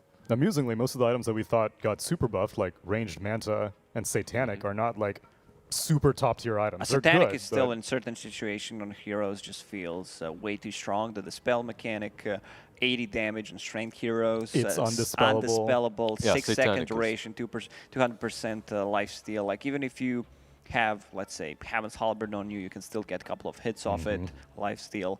So Okay, so Boom Esports, they snatched that lion away from for themselves in the first stage. Medusa in, okay, Bristleback, Treant in as well. Nyx Assassin still Nyx in. Assassin still in. Leshrac still in. Lash still in. Nyx Assassin is pretty much D1 because he makes. If you pick the Lash and don't ban the Nyx, you're putting yourself in a really bad spot. Agreed. they need to address this Bristleback. I think you need to address him as early as possible. I wouldn't mind seeing just straight up Viper pick for Boom Esports. There are no break mechanics in Dota. But yeah, they'll go with Medusa, Lion Medusa. So I believe Boom will ban Nyx Assassin. It's just too good of a counter against Dusa, and they'll probably ban like Slark, some mana burners. Yeah, but wasn't banned in the last game, the Nyx Assassin, right? They left it in. And they still won, even without the Nyx Assassin. Yeah. So they took away one of the mana burners. Lion is now on the side of the Medusa. Invoker still available. Slark still available. Ursa still available. When you look at protecting the Bristleback, we've seen not Viper obviously instantly going out, but we've seen some turners, right? The heroes that can turn you. All the taunts. Void Spirit, the Mars, LC. the Axe, LC as Wyvern. well. Yeah. A lot of options.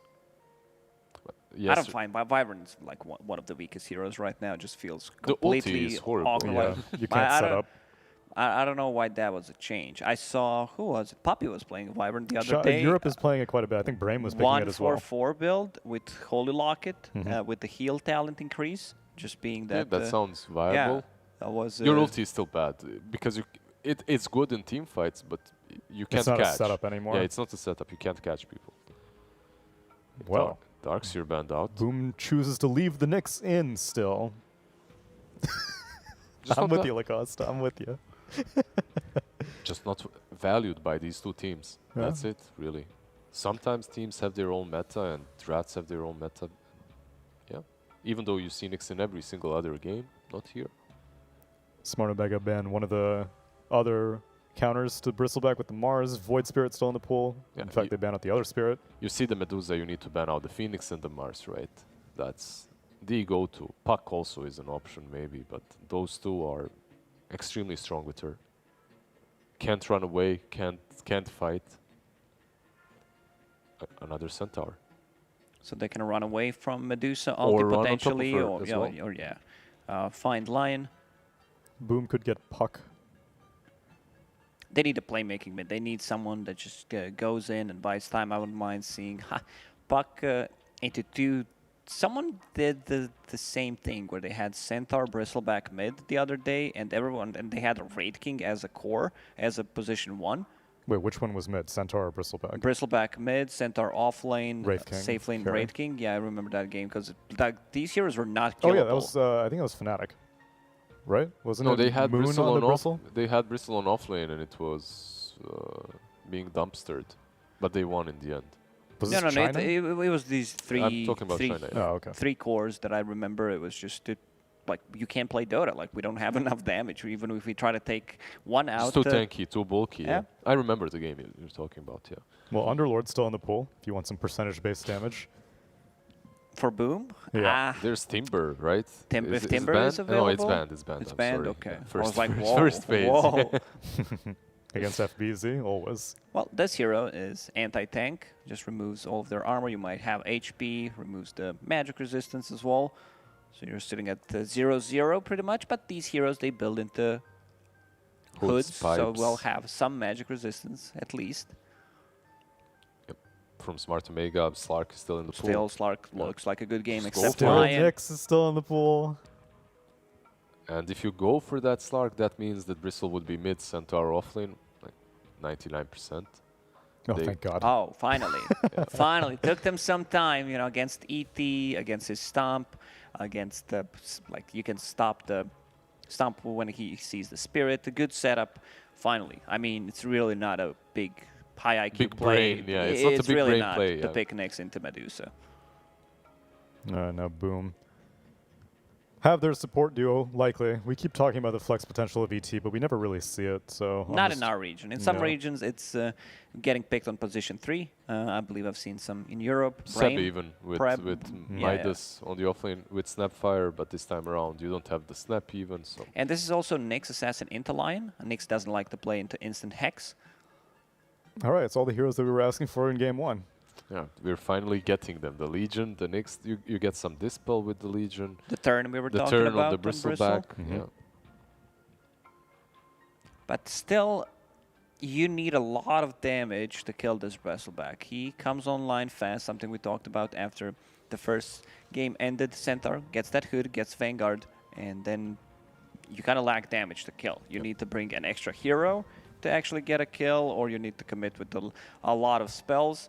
What do they ban? You have Slark option, you have Drow option for Smart Omega. I wouldn't mind seeing Ursa, even though we've seen Ursa Okay, just Ursa, losing the lane to Legion Commander quite a lot. You What guys about- seem pretty confident this is a mid Medusa? No, I'm talking about Smart Omega. Oh, Smart what they Omega. need to ban now. Medusa. Medusa. Yeah. For Mikoto. No, for Boom Esports, you need some damage. They need a now, yeah. playmaker. They need Playmaker the from the mid spell lane. damage coming out from the mid lane. Storm banned out for Mikoto. Void Spirit is in the pool. Ember Spirit is in the pool. It's a good Puck game. Puck Puck is as still well. available just to keep them in place. I like Puck Medusa pairing where he keeps them in place, and then it's a good setup for ET. Good Just- versus Centaur. Exactly. I love Puck too. Let's see what they ban out though. They ban out the Void. Okay, they ban out the Snapfire plus Void combination, which is also pretty strong. But yeah, I'm not sure. It's not the greatest counter to the Medusa as a carry-to-carry matchup. If she tanks up enough to survive through that Chronosphere, you're in problems. Yeah, I'm surprised they're still more afraid of other things that are not the Slark. That's true. After seeing that game Yeah. 1, They have Legion Commander this time around. Can't dispel that. And they have burst damage with Lion, with ET to bring him down. So much weaker game in terms of like Slark class pick compared to the previous one. a lot of colors on tower damage, teamfight damage, lockdown. A lot of heroes contributing a little bit here. That's a what you little like to bit see. Nice there, and yeah. well-rounded. Except Medusa's carrying tower damage hard for Dire. You guys wanted a playmaker for Mikoto. Do you think Doom is a little bit too slow, mid-Doom? Yeah, maybe not a fan of it. Also versus the Centaur, they go with an Ursa instead. So they snatch that Ursa away from. Possibly. It's Smart. going to be mid Ursa because they know it's a mid Bristleback. Did Maybe. TNC did exactly this They in game did, 1? but they yeah. can swap things around. Like this could be But TNC did it and they lost. Yeah, they lost with it. this could be safe lane Bristle and just pick a different mid laner if you feel like it. But then you're gonna have Medusa on the mid, Ursa safe lane. It's a good Ursa pick, right? Versus Centaur versus Bristle, you're going to have a decent lane there. I still think if you're Smart Omega, you need a true win condition. I don't believe in Bristleback 1. No, That's the like he problem. does not match up well against Ursa and Medusa. Medusa. Med Ursa? Yeah, good combination of two heroes. I don't think this combo is going to be good enough that we need to come up with a name for them. Oh, we've seen it before. Like, I think this could be the future of Southeast Asia. Just go Slark again and play your game. It worked in the first one. Can work again. What about Leshrac? Why not Lesh? Yeah, so I was thinking if they want to do a mid laner and make Bristle safe lane. Let's just play the tempo. Yeah. It's doable. Just or your late carry game. Snapfire. Your late game afterwards. If you don't end the game fast enough, I think you fall apart. Sniper with a grenade. Let's go. Let's go. I wouldn't mind it. They have some literally gap no closers, reach. Yeah, but no gap Legion closer. Commander, but it's hard with all the front line. You have Centaur to protect you, Bristleback also in front, Nyx Assassin. I'm down for some sniper. I'm really down to see a sniper. Hell yeah. It's not gonna happen though. Oh, what did you say, Tsunami? God. Say what? again? Say it again. I said it's definitely gonna happen. They picked it before. I can't hear you. It's gonna happen. It's gonna happen. They played Sniper before. They won with it before. Well, I'll be gosh darn. No, it's something that I've been thinking. I think I mentioned it once before on the panel. We see a lot of Medusa picks. Why not just go with Sniper? Because this hero matches up nicely. Yeah. Yeah, he's a pretty good counter, and they have no reach. It's on this Ursa, on this Legion to somehow find their way to the Sniper, but I really think it's a good pickup for them. I'm gonna go with my boy Sniper. Okay. I think it's a good Sniper game with everything we've said in the front line. It also gives them win condition. It's very annoying to play into Shrapnel. Like I don't think, like with the grenade as well, you have another, you build into Pike, you build the grenade, the shard, and then you can just jump around in the team fights. You're really not that afraid of Ursa, to be honest. See if B-Cup and Black are as hot on this Sniper pick. You think that this is the 10th pick that we've all been waiting for, Black? Yeah, why not? I like Sniper against Ursa, against Medusa. You have the, well, now nerfed the Abyssal Blade, so Ursa has a pretty hard time getting on top of you. It's a good pick. And also this time I'll let you choose who to go for, since we are the ones that went for... Yeah, we're going with Omega. Oh, you're I going went with for Omega apparently, so you got to go Omega as well. I'm going Omega as well. B-Cup, I know you want the Chaos, but it seems like the cards are stacked against you. I know it, but Chaos at the bottom works too. Okay. But Chaos not locking in the like if I lock in the Caster's Curse, then we get a game 3. Which is what we want. It's a tough call, man. Lock it in. I'm gonna go Smart Omega. Yeah. I can't doubt anymore. Let's go into game number 2. You know, you get a little sniper in you.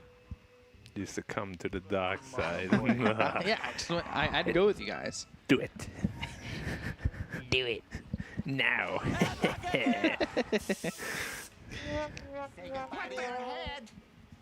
So we'll see how this goes.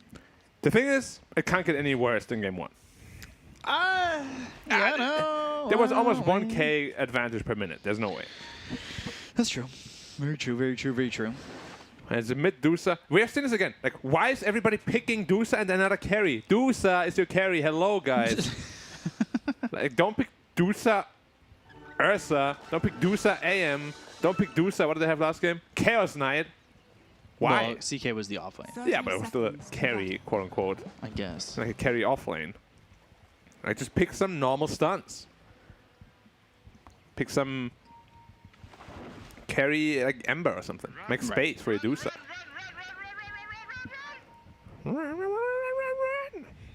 This time, though, they have the Lion, Elder Titan. The draft overall looks a lot better.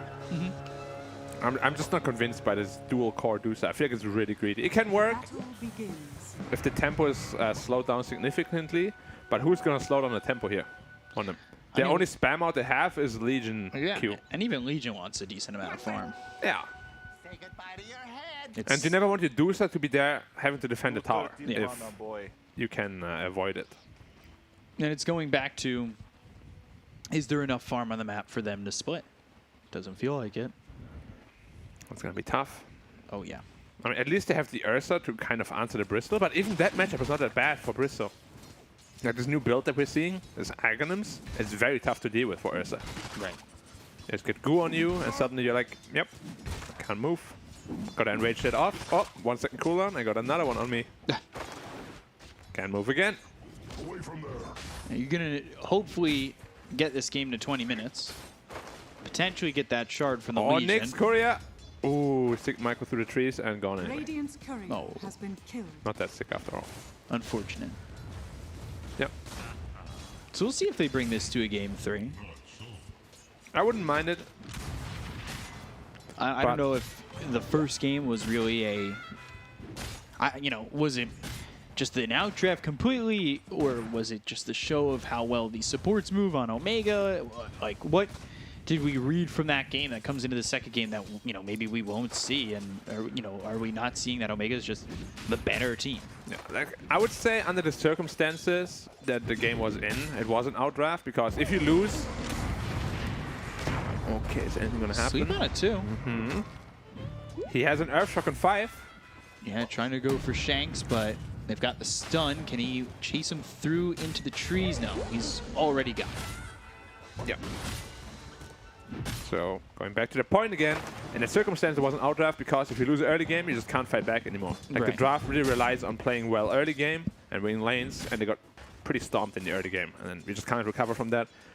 I'm sure if the game looked different, they won like 1 or 2 lanes, would have been way better for them. But the way it went, they couldn't really play Dota. So it's hard to say, boom, just really played poorly. It's just the nature of the draft.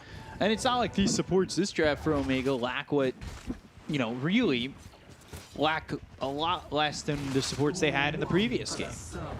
Yeah. You still have Impale into the Fire Snap Cookie, the Scatter Blast Slow, Spike Carapace. Like, your lockdown's there, your pick-off potential, your movement is there for you. For sure. I just want to see how comfortable Mikoto is on his Dusa. It definitely feels right up his alley in terms of having to be the playmaker. Dire are scanning. But, it's not the show-stoppy puck. It's not the show-stoppy OD that he's played in the past. This is more later in the game. I need to be the playmaker, and I have to help put that damage. Like a playmaker in a different sense, Yeah, no, I know what you mean. Like, Dusa can be played in a less greedy fashion, for sure, where you just try to defend towers and just make sure the enemy doesn't have free reign over the map while you carry farms. Right. It's just, do you really want to do that? Because you're kind of sacrificing the strength of Dusa, which is flash farm. Do you really want another farmer when you already have that? It's like picking AM and TA in one team. Do you really want that? Probably not. Do you want to be splitting all that farm? Because you just take away from each other's timings. Can work, but Sniper is a pretty good answer to it. Yeah, we don't see this Sniper often, and now this carry Sniper comes out. I guess the Legion and potentially Asleep, Blink on the Lion are ways to maybe get on the Sniper. Mm-hmm.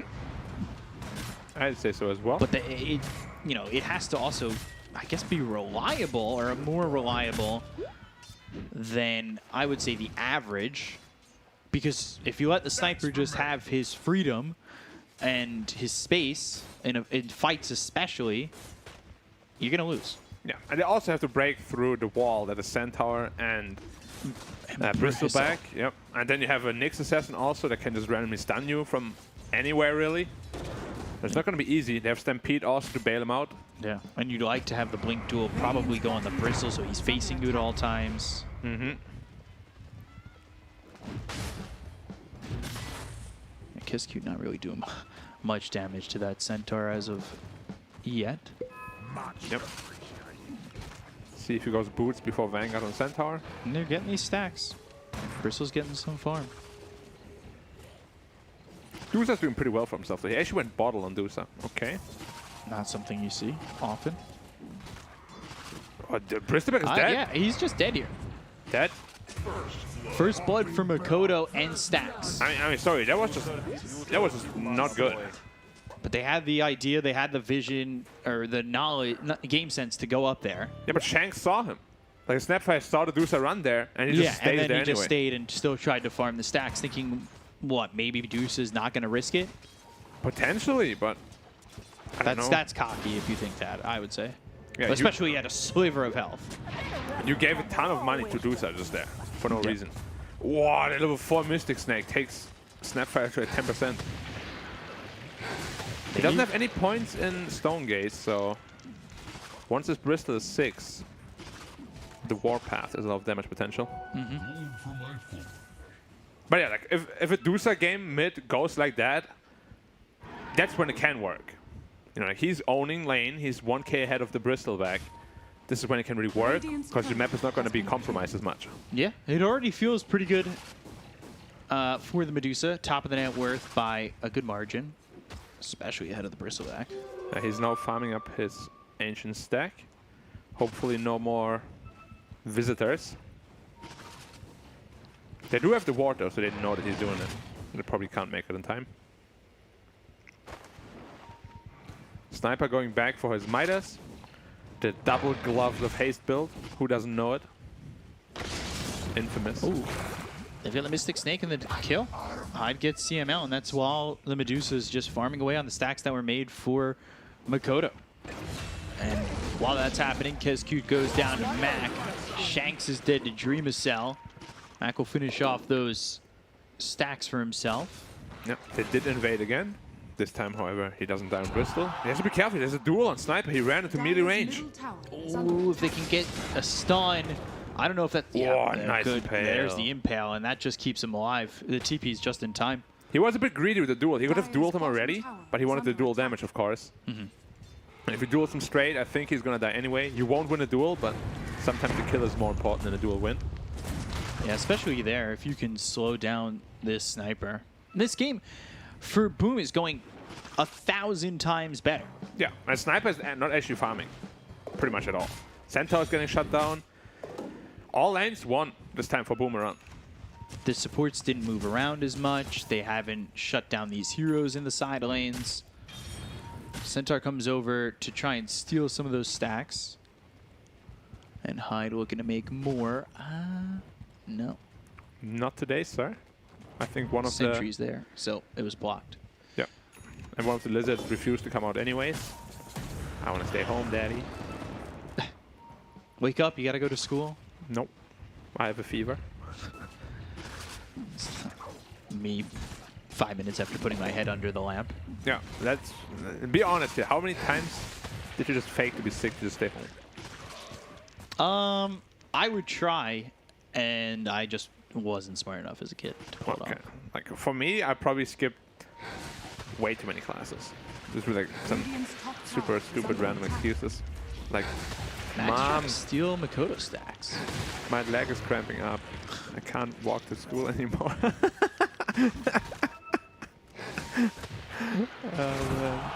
Overwhelming odds. First the attack. Duel comes in. They've got the Hex and the damage onto the Nyx Assassin. They'll get the kill. The sweep also lands onto the Bristleback. No damage from though. Drain his mana. He has the region, so potentially could re-invade the triangle. Which I think was the correct decision to do. Like, he's kind of giving the stack away for free. Not a big fan of that. Medusa still no Stone Gaze. 4-4-1-0. Yeah, he's going to go into the talent. Probably damage. Choose your talent, sir. Has the Yasha. That's a lot of gold real quick. He's very rich. They go on to CML again. And they'll get the kill while Kezcute goes down to Shanks. He has Stone Gaze, actually. He's a little bit afraid of this Bristleback dive. Oh, they're trying to take the bottom tier 1. That gets glyphed up. No, should be pretty free tower, though. And yep, that stack is gone, Mac. You had your chance, but... You missed it. Yep. Didn't use the Stone Gaze on that chase, by the way. Once he was diving him in between the tier 1, tier 2 area.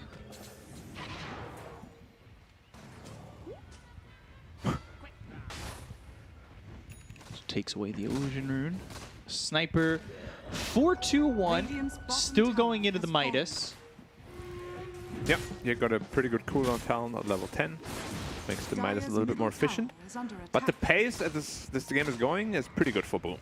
Like, you're ahead with a pretty greedy draft. Right. Ursa is halfway to his defusal. And Dusa is having a really good time as well. Radiant structures are fortified.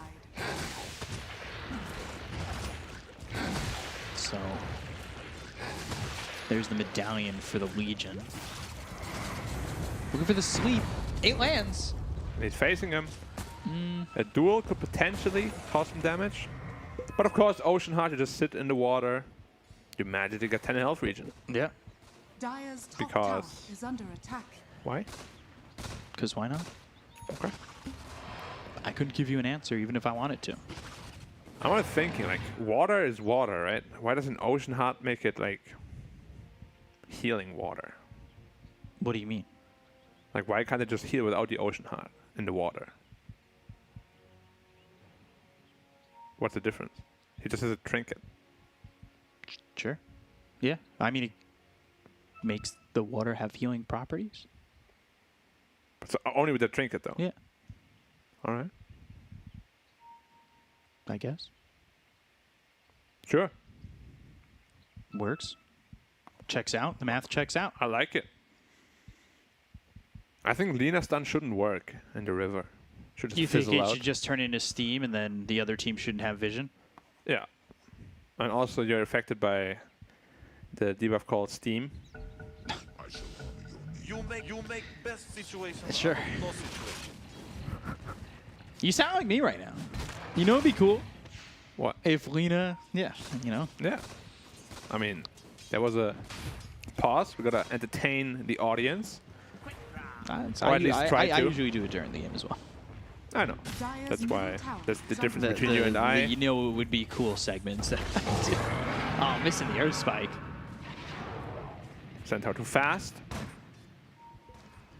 Nyx Humongous coming body. over towards mid with the Vendetta. He's now level 6. Yep. They're going to try and go in on the Makoto. He's into the trees, but right into the hands of the Nyx Assassin. Where's the Remembers Soul kisses, and no mana left. Makoto, the sweet plans, but he's still dead to the kisses of Shanks. He just didn't pop it. He was like, they're not gonna go for me. No way, right? Oh. There was a little greedy to hold on there. Yeah, now your tier 1 mid is gone. Dire's Yeah, middle I know that tower all has the gold fallen. that you worked so hard to get is pretty much back to even.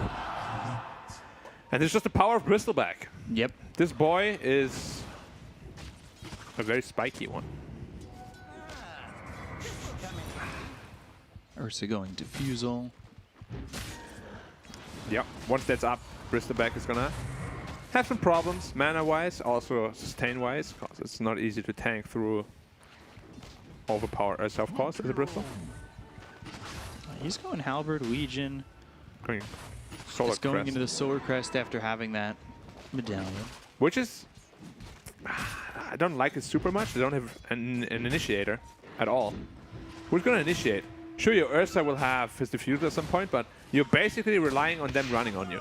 Or, you know, lying to get the blink a little bit later than you could. Yeah. Like, you definitely want to have a blink. You always want to have at least one guy who can initiate.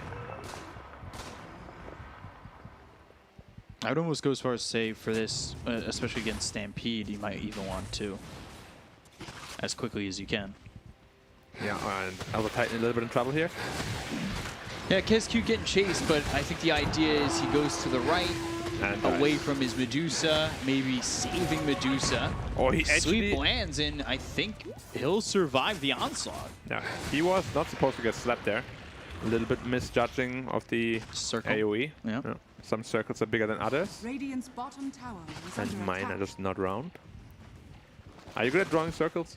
No, it's I was very hard terrible to at do. art. Okay. Drawing the perfect circle is hard. Dire's I'm top drawing tower is under attack. something that resembles a circle is hard for me even. I don't even have shaky hands, it just looks ugly. I don't know what to do. Hags first for this Nyx Assassin. Yeah. Dig in. Oh, they have a sentry there. He should be gone. Stampede, Stampede. and the dual range. What a Okay. range! Alright. Blink Hoof Stomp on the 3 Earth Splitter coming across. That's not going to land. What was that? How far did he stretch his hands? Oh, nice. Cookie. Pretty good teamwork here from Omega, but I'm just surprised the duel reached him. That felt like a lot longer than dual range. Yeah, felt like he had an ether lens or something. Felt like triple the dual range. Like over the cliff. Come here, bro. You gotta fight me. Dire are scanning. God. That's probably one of those cases where he was mid-animation when Stampede popped and he ran away and didn't. Level 12 Bristol. Level 2 Warpath is a lot stronger than level 1. Gotta be careful. Yeah. damage per stack goes from 25 to 30. And 2 more stacks, more importantly. Yep. And Roche gets picked up here by Dreamcell. Alright, I wasn't even aware they were doing it. That's how sneaky they were. So he gets that Aegis. He's got the defusal. He's going Blink Dagger. Okay. Hex onto the Nyx. Mac is here. Spike lands, but now Viscous Nazoku separating Hyde from the rest. Finger and winner on the duel. Winner, winner, chicken dinner. FBZ ran all the way back behind the Tier 1 tower. He can't really dive any further here. There's no point in doing so. He almost has his Heaven's Helper completed, which then means Ursa is not as big of a threat. And of course, is also a must-have against Dusa. Right. Big fan here. Wouldn't be surprised if Centaur goes for one as well later on. How is Sniper look? We haven't really seen him at all this game. He just finished his Maelstrom, going into the Pike after that. Midas off cooldown. Use it now. Thank you. Steps up for a second. He has to be careful. A little scared. Yeah. Like, Ursa will shred him in one overpower. Invis Titan. No Sentry Ward here. Yeah, but he's already backing away. Schnibber has to be careful. Okay, now Heaven's Helper completed on Bristol. Question is, do they want to fight? Coming over, they've got the Vision here, ready to go. They see him with the Invis guy. They also see the Nyx. This is a bad initiation for Radiant. Spike Carapace waiting, CML. Stops the sleep, but doesn't stop his death. He gets 3 hit. Yep. With that Solar Crest debuff applied. Radiant's bottom tower is under attack. And Blink almost picked up for Hyde. do they wait until Aegis runs out? Because that's a lot of time and a lot of space. Yeah. And especially for the Medusa. Who went Manta this game? Interesting. And is already one component into the axe. Yeah, but we can't forget, of course, there is a Nyx Assassin in this game who is a pretty decent counter to Dusa. And there's also a Sniper in the game who is pretty decent against Dusa. They find themselves Kez-Cute. And started the sleep, realized he's probably not getting that off. Yep. Didn't even try, though. Stampede to try and run. Again, Dual range again! They've got the Stone Gaze. They turn the Bristle to stone. Impale lands onto this Ursa. Fire Snap to get some distance. They still are hoping for blood. They look over at Mac, who turns himself around, and, well, now he's slept. Getting his mana drained. Mortimer's Kisses coming in, but they get the kill here onto Mac. They'll take him out, and Earth Splitter comes through, but it doesn't save the life of Kez-Cute. Tino, Dreamcell, he's got Aegis. He wants to get there, but Kodo, not a lot of mana to play with. FBZ, he's under the tower, and he's dead. What are they doing? They're just diving. They're tunnel visioning like mad onto the Sniper. Dusa out of mana. Centaur might be able to catch him. Gets him. Yeah, right on top. No mana to work with. But Tino got taken out. That doesn't last. Tino ends up dead to Hyde. Makoto looking like he's still dead regardless. But Dreamcell goes back in, looks for Shanks. The Impale's there. Shanks will survive. And they'll start to run away from this situation, or at least try to. Shanks. Oh, one more. I couldn't get it. And Hyde got the solo kill onto the Sniper with that newly picked up Blink Dagger. Very important kill on the Sniper. If he doesn't die, the fight is horrendous for Boom. Yeah. Losing the Medusa, and that's such a bad feeling. You can really see the FBZ difference. too. Like, if he had an Eternal Shroud there, I feel like this Bristol might have turned the fight around pretty much all by himself. Sam H gone. Gets controlled and, all right, hitting the symbols and spinning before he takes that last right click. So we can see both leaders of the net worth are from the Boom side. And that's exactly where they want to be. Another duel. Duel onto the Bristle. Out of all heroes, it's a tough one to... Especially by yourself. Yeah. With help, I would, say that's certainly possible. Earth's out of position here, no enrage. Yeah, Scatterblast slows him up. They've got the minus armor, a lot of minus armor. He's going to go the other way of the Mortimer's Kisses. That was well done by Dreamcell to be able to blink away. They're going to lose Hyde. Yeah. Good sacrifice, though. Better than losing your Ursa here. Yeah. And Dragonlance completed. Growth Bow, of course, picked up on Sniper. His attack range now is 1,190. Jeez. Which is basically a Blink Dagger range.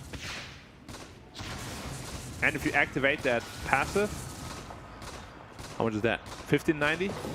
Almost 600 range. That's 1600 range. But it's balanced. Don't worry about it. Sure, whatever you say. Like, we went through very sensitive tests that ensured us that it's all balanced. Yeah. All by design.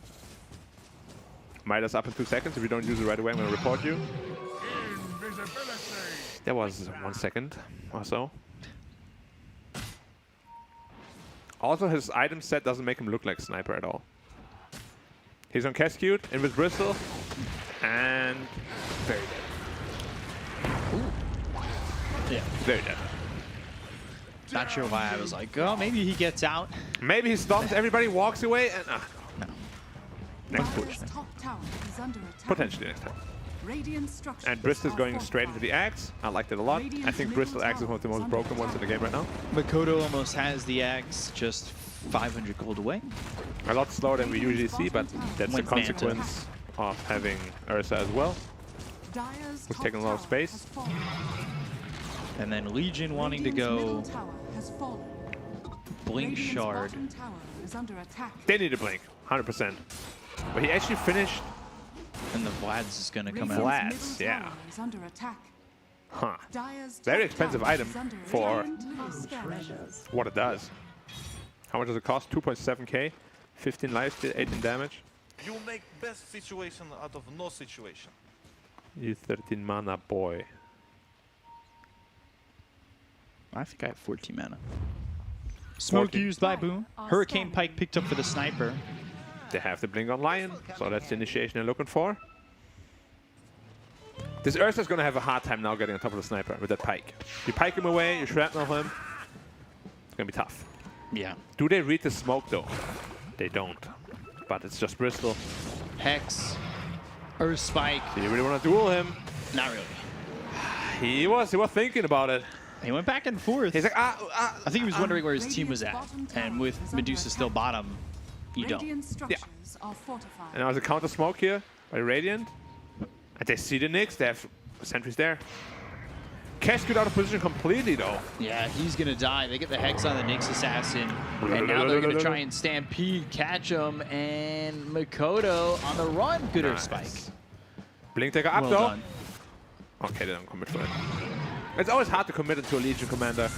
He just purges the stun. Suddenly the fight turns around. Yep. And you're like, ah, shit. I shouldn't have done this. Yeah. It was at that moment he realized. He fucked up. Yeah.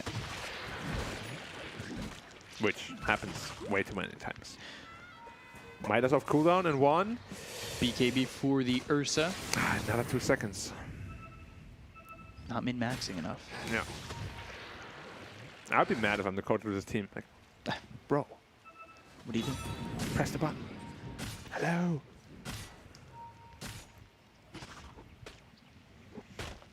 So, for Smart Omega, they do have a 2k lead. They do. It's a very flimsy one with the Sniper, always, I'd say. Like, if they get on top of him, he dies fast. And all that damage is gone. Yeah, very exactly. quickly. And he doesn't even have too many damage items, just 1, in fact, the Maelstrom. Like, he needs at least 1 or 2 more items to be really this threat that's super annoying. He's building into the Skadi, which I like. Skadi plus Goo, you're not moving. Yeah, for sure. Under attack. And now, they might be able to pick up Roshan as well, because the stacks go up from 4 to 8, as the cost likes to say, with DP ult. They double. Doubling is good. Question is, and the double damage also. Boom aware of this? No, I mean, even if they are, just die so fast. Like the 8 Goo stacks, how much minus armor does that become? A lot. 3, 2. They're going to try and fight this. Or shock in, they've got the duel onto the Bristle. It's a DD Sniper though. And yeah, Sniper from the high ground. Mortimer's Kiss is coming in. They're going to kill him to max. They're going to look over as Sam H gets the stun of the Legion Commander. And they just don't fight. Impale on a 2, CML, and he's dead too. I'm surprised. But this was the second Roshan, right? Mm-hmm. Okay. They gave it to the Sniper. Now he has a grenade. Even more kiting tools against the Ursa. And I'm surprised they didn't try to fight that with the DD Sniper. Now they've got the concussive grenade. And what does that do? DD Sniper damage, not getting by 100 in distance, slowing them 50%, disarming them for 3 seconds. Wow. What's the cooldown? 16 seconds. Radiant's top tower is under Well, attack. 14 with the Radiant's time. top tower has fallen. That is a good shard. Yeah. 3-second disarm against Dusa and Ursa. You make best situation out of no situation. Sniper. You got him. They have the Fire Snap Cookie. Press the attack, the damage on the FBC. And they look over as they're trying to get the kill here Ursa can't onto move. Shanks. And look at this. Tino, just from a distance, doing a lot of damage. They get the kill on the KSQ2. They fall back on the lead. Dusa, no stun gets popped. And now Hyde's dead. Medusa, 3v1. Or really 5v1 with the distance here from Tino. The right clicks are in, and Makoto's going to die. Yeah, he just can't move on the Ursa. He's stuck in the shrapnel. Without BKB, he's just I'm dead. cannon fodder. I'm dead. Yeah. I like that one. He's dead. Actually sounded like somebody from the producing team is talking to me. I'm dead. Because the voice lines that are from the teams sound like a octave lower than the ones you get from like the battle pass and everything. Yeah, way lower. Is under attack. And it's Sniper without Skadi. Look at this. Well, not, we don't care about that kill. But look at the Ursa jumping in onto the Snapfire. Look what happens after. He just can't move in the shrapnel. Look at Ursa. He's like, ah, yeah. Well, he gets concussed away. Yeah, and then shrapnel. And headshotted. Dire's middle tower. And then he says, okay, I'm out, Mikoto. Dire's middle tower. Sorry to leave you here. It's a great pick, the Sniper. But Yeah. they've done this before. And I'm not sure if they have a way to stop it. Oh, you also get knocked back when you cast a grenade. I just realized that. So he has a pike and the grenade to reposition himself. Very good tools, actually. Wasn't aware it's that good. Now, 100 gold away from the Skadi.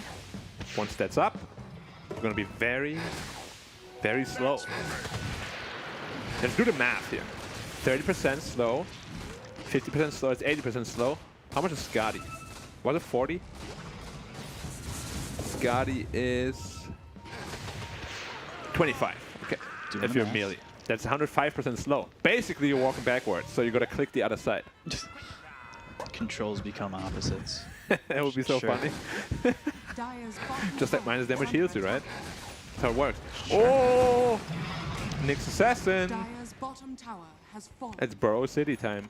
Yeah, he's got the axe. He's ready to go. I hate this axe on Nyx. It's so good. With just the proper vision. Yeah, he could. I almost want to say he could burrow next to the sniper, and that's his job. Yeah, just protect him. Be in a little dugout. Radiant's top tower is under attack. This draft is really hard to play into. This Bristol plus sniper draft. You just can't move. It's actually just so hard to move. Radiant are scanning. You're gonna take a stationary fight somehow and get to the sniper, which you can't do because you're stationary. Back on the high ground, chasing forward. He's almost out of mana though. He has a cheese to work with, but And they find themselves the Centaur. Finger comes in, they get the kill there. It's at least not Makoto's out of Savage mana so completely. far. Makoto needs to be careful. Out of mana, right clicks in on the Dream Missile, and you look, he just, oh god, see him out from a distance with the Impale. And Dream Missile now in the face of Mac as well as Shanks. Surge Splitter coming across, Assassinate. not really going to do that much. Assassinate from Tino, and they kill off Dream Missile. That's a 9-time spree going to the sniper. Right clicks in on a Makoto. Look at how far away he is just making this happen from. Makoto, you can try and fight, but it's just not happening. The duel is out, but, well, you won't be the victor. You'll actually end up dead to Tino. Ultra kill for Tino. and I think at this point Boom kind of knows the writing's on the wall. Yeah. The sniper is way too far ahead. Oh, yeah. Your Medusa is getting completely hard counted. I'm not a big fan of his item build this game. Nyx Assassin, you don't want to build into more int, because of course that mana burn is going to mess you up regardless. Dire's middle barracks are under And attack. now that this Bristol also, there's just too many problems to deal with. Yep. You gotta duel a sniper, you gotta duel the Bristol. The question is, can you even kill the sniper at this point, even if you duel him? 2.7k health. Can't even get on top of the Medusa. Or on top of the sniper. Yeah, this double relocation tool is actually really strong. This grenade. That they got this Roshan was really important. Yeah. Dire's And it was just kind of are fortified. give it. Yep. And CML is just chilling. With this loss, that means Boom cannot get to the major anymore, I believe. And it secures a tiebreaker at the bottom. Against, again, Boom. Yeah. Top barracks are under attack. We love tiebreakers, especially the cops. I'm sure he must be very happy with this result. We should interview him after this game. Hello, Cops, how are you feeling about this now additional game? Are you as happy as I am? He'd be like, yeah. Scotty suing for the Medusa, but I just... Doesn't even help. I don't, yeah. You just get mana burned. 3 mana burns is all it takes for you to be out of mana. Oh, and they're smoking in from behind. They have no idea on Boom, I think. They're not prepared. Lion and Ursa are bottom, while the Medusa is farming alone in the mid lane. Okay, they don't catch the Medusa. That's very fortunate for them. Double damage on Sniper picked up. Or rather bottled. And they're coming. They're on their way. They've caught Makoto. And this is going to be a huge issue. Stone Gaze used. Mortimer's Kiss is coming in. They've got the Impale. He's burrowed as the Stone Gaze is going on. And Makoto, he's just going to die here. He's dead for 70 seconds. He does have buyback, but it's looking grim for Boom. I just want to note, Stone Gaze, just Stone Sniper from him attacking max distance. 1200 radius is massive. And again, I don't think, just because Dusa's losing a couple of games, the hero is weak. I just think people are way too greedy when they draft around it. Yeah. What do you need this Ursa for with this Dusa? It's too much. For sure. We've seen it today with TNC as well. It's just not worth it. You're putting the game in a very difficult spot for yourself. Like, basically you're leaving everything up to his Legion commander, because Lion never wants to blink in first. But neither does Legion, because you want to save people. So what do you do then? Well, he doesn't even have blink on Legion, sorry. But it's like not what you want, right? Gets on top of the Sniper, but this is what we were talking about. He can't move. Or rather gets repositioned twice. Has to BKB and leave. He didn't even grenade him. No. He just Hurricane Piked. Yeah, he set a grenade up as well. Which is basically a Hurricane Pike too. But it knocks them back too, right? What? The grenade knocks them back and yourself too. Like a Hurricane Pike. Dire's bottom tower is under attack. Knocks enemies back 425, knocks you back 450. Yeah. So it's basically 2 Hurricane Pikes. Dire's bottom tower has fallen. Good luck. He's going into the Nullifier. Now, listen, guys. We recently found out if you Hurricane Pike the enemy, your force death does not get stopped. Oh, man. Sure, guy dies, but not that eventful. If he gets that Nullifier, we're gonna see this interaction, and it's a pretty broken one. Dire's bottom tower is under attack. Buyback on Titan. Look at where CML's positioned. He's just getting mana burn. Dire's bottom tower has fallen. Impale from a distance. Press the attack. Giving the Magic community, even with that shard. That's 800 mana burn. Yeah. This is getting to be a bit distressing as they just have Max shooting Viscous Nasal Goo right at them. Dream of Cell ends up dead to Tino. Tino wants more. The right clicks are in. The press the attack won't matter. And look at how far the range is. They'll get the kill on a Makoto. Dream of Cell buys back, but Makoto doesn't have it. He says BKB on Ursa, but there's no Dusa. There's Mega Creeps. That's a GG probably. I mean, CML's just burrowed over to the side. Yeah, this is too good. Too good of a draft, really. I don't know why they did the Nyx Assassin through again. They pick a Medusa first phase. Dire's middle tower is under attack. And this time, They want something out of it, but they're just not going to get anything. Hyde ends up dead. He'll call GG, and they'll immediately disconnect. there's nothing we can do. It's... Like, the Sniper was a perfect last pick once more. They have no answers to it. Yeah. And still, any team out there has to convince me that this Medusa plus another carry is actually worth the risk. Yeah, I don't know why the mindset has changed. Medusa was winning in the carry role. Yeah. And now, the mid, I don't think we've seen it win. I mean, we have seen it win, but usually when there is like a guy that can up the tempo on the map, like a Juggernaut, like some Ember Spirit, something that fights for you because you're taking that farm role from the mid lane. Yep. So you're missing one fighter, you have 2 farmers, who's going to fight? Right. Yeah, it just doesn't look good for Medusa. I mean, against that draft, it's very difficult. You can't even touch Tino. And Smart Omega, they force a tiebreaker. They hold on to upper division. They do. That's you know, disappointing again for Boom, where they're one game away from potentially qualifying for the major. Their major is gone again. Yeah, So so bad for them. to break it down, we've got the panel. Talk about the results, talk about what this means for not only Smart Omega and Boom, but everybody else. Take it away, guys. The end of week 5 leaves us with a variety of questions. I guess either way, there would have been questions. If Smart Omega ended up losing, could have potentially had a relegation tiebreaker. Now, since Smart Omega have won, what? Nothing. Nothing. Now that Smart Omega have won, we're waiting for the continuation here. We are, yes. Very, very exciting times here in the Southeast Asian Upper Division Season 2, where unfortunately Boom's major dreams have once again been ripped away from them. Well, they're not playing well under the pressure. I think it gets into their head. You know, we need to win this one. Let's say this was a game where it's just another game. It doesn't have like any value to them. I would think that they would definitely play better. But yeah, Omega, we really loved. We called it. We really loved this sniper last pick, and it showed. I like the way Boom started this game, where they invade the enemy triangle. They know that there's going to be some stacks. They go kill the Bristleback. They set up Medusa for a good game. They steal a couple of the stacks. Medusa gets the first blood. It's just the hero pairing. I talk about it quite often, where both of the cores, actually 3 cores, are heavy physical damage. Too greedy. Yeah, it's just right-click cores, which you can easily counter with a couple of items. Heaven's Halberd. Yules as well. Yules, Shrapnel, the grenade upgrade that they got from the second Roche. It's also a disarm, a knockback distance. Like Sniper, I believe this is the fight where Sniper outranges Medusa ulti, but in theory he should not.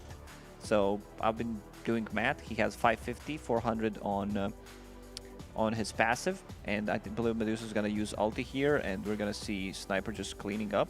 He had the Grobo as well. Yeah, he had the Did you Grobo. calculate that too? Yeah. He was not looking at her. He was. Yeah, he did turn around briefly. He did turn Snapfire's around. just Okay. as far. He was Okay. affected by it for a second. He Like, was. Okay, so there you was a can't debuff outrange it even with the Grobo. That's why I was wondering, because I didn't see it correctly. Yeah, so you just get a telescope as well. Someone Yeah. else to stand around. And then, you know, if it goes 60 minutes, of course you're getting a Ballista. Of course, the Ballista, but really well played by Omega. I love the drafts as well in both of these games. This team surprised me by not being in a better spot. Let's put it that way. After seeing their first series, they experimented with their drafts. They had those carry tinies, carry snipers. Carry sniper here strikes again once more. But yeah, at least they have their fate in their own hands right now, and I believe they are in a tiebreaker when it comes to relegation, yes. right? Well, we will get a chance to look at it, but there are basically a bunch of teams with a 3-4 scoreline right now. Because Boom was 3-3, Omega was 2-3, or 2-4. And So now they're both 3-4. They're both 3-4. And there is a chance that Execration find themselves in the same spot because they're also 3-3 at the moment. Yep. Yeah, so we might have a big old merry-go-round when it comes to the relegation matches. Yeah, though it is a damn shame that Boom can't really make it to the major now, no matter what. At the first season, it really slipped out of their hands. They tried to change the carry player, maybe adjust their playstyle that way. They did win. 23 Savage was standing in for them actually in the first season. One or two series, yeah. and they looked good. They looked a little bit better. Because he was with popping off. him. I remember one game with the Phantom Lancer. Didn't get to see too much of 23 Savage, at least for me, because either I'm sleeping or working other regions, and was really impressed. You know, I was like, man, this guy is really good. The hype about him is there for a reason. But Boom Esports, in the end, I don't think they need to change their players. All their players are individually very skilled. So it's just a bit of an inconsistency. And I talked about how they lack this confidence coming into the important series, which can be shown. I think this is one of the worst performances we've seen from Boom, I would say. Like, they got the 3 kills in first game. Second game was also very one-sided. You know, they had some advantage, but Sniper, I love the itemization on Bristleback in that game. Heaven's Halberd to disarm one of them, one of those 2 physical damage cores, and also Ags. Ags plus Shrapnel, too much slow. Like, you need BKBs, but you know the fights are going to be long. So BKBs are not going to help. Didn't really like also Medusa with the Manta style. Yeah, I was wondering why the hell are you buying the Manta? I mean, you can dispel a goo, but he uses goo every second. Exactly, anyway. he's going to reapply it in 1 second. I think it. SNY was probably a much better option as that builds up items Don't to the think Aghanims. it would matter in the end. It's just about these small things that could potentially add up. Doesn't matter because Sniper was the be-all, end-all final pick, which is why he's going to get the MVP. No surprise there. Ultra kill to seal the deal as well. Yeah, he definitely deserves the MVP, not only because it's the last pick. He played the Sniper well. He knew what he was supposed to be building, how he can play against the Medusa, match it all up, executed properly. Had a couple of deaths here and there. I believe he got solo picked off by the Lion once, but besides that, everything was on point. Definitely feels like both of the series today came down to nerves. I feel like both Boom and TNC were both kind of shaken up under the pressure.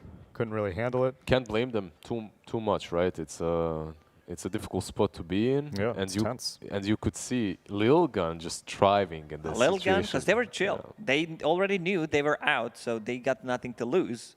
They played very chill. Which makes me think, is that why they didn't perform that well throughout the season? Possibly. Maybe it got to them. Wow, we're in Division 1. We're playing versus all these big teams. What do we do? Overthought it instead of just picking their own stuff, what got them there in the first place. Well, we will get an opportunity to speak to someone who handles pressure extremely well. Our MVP of this game number 2, Tino. Congratulations on a 2-0 win versus Boom. Well done.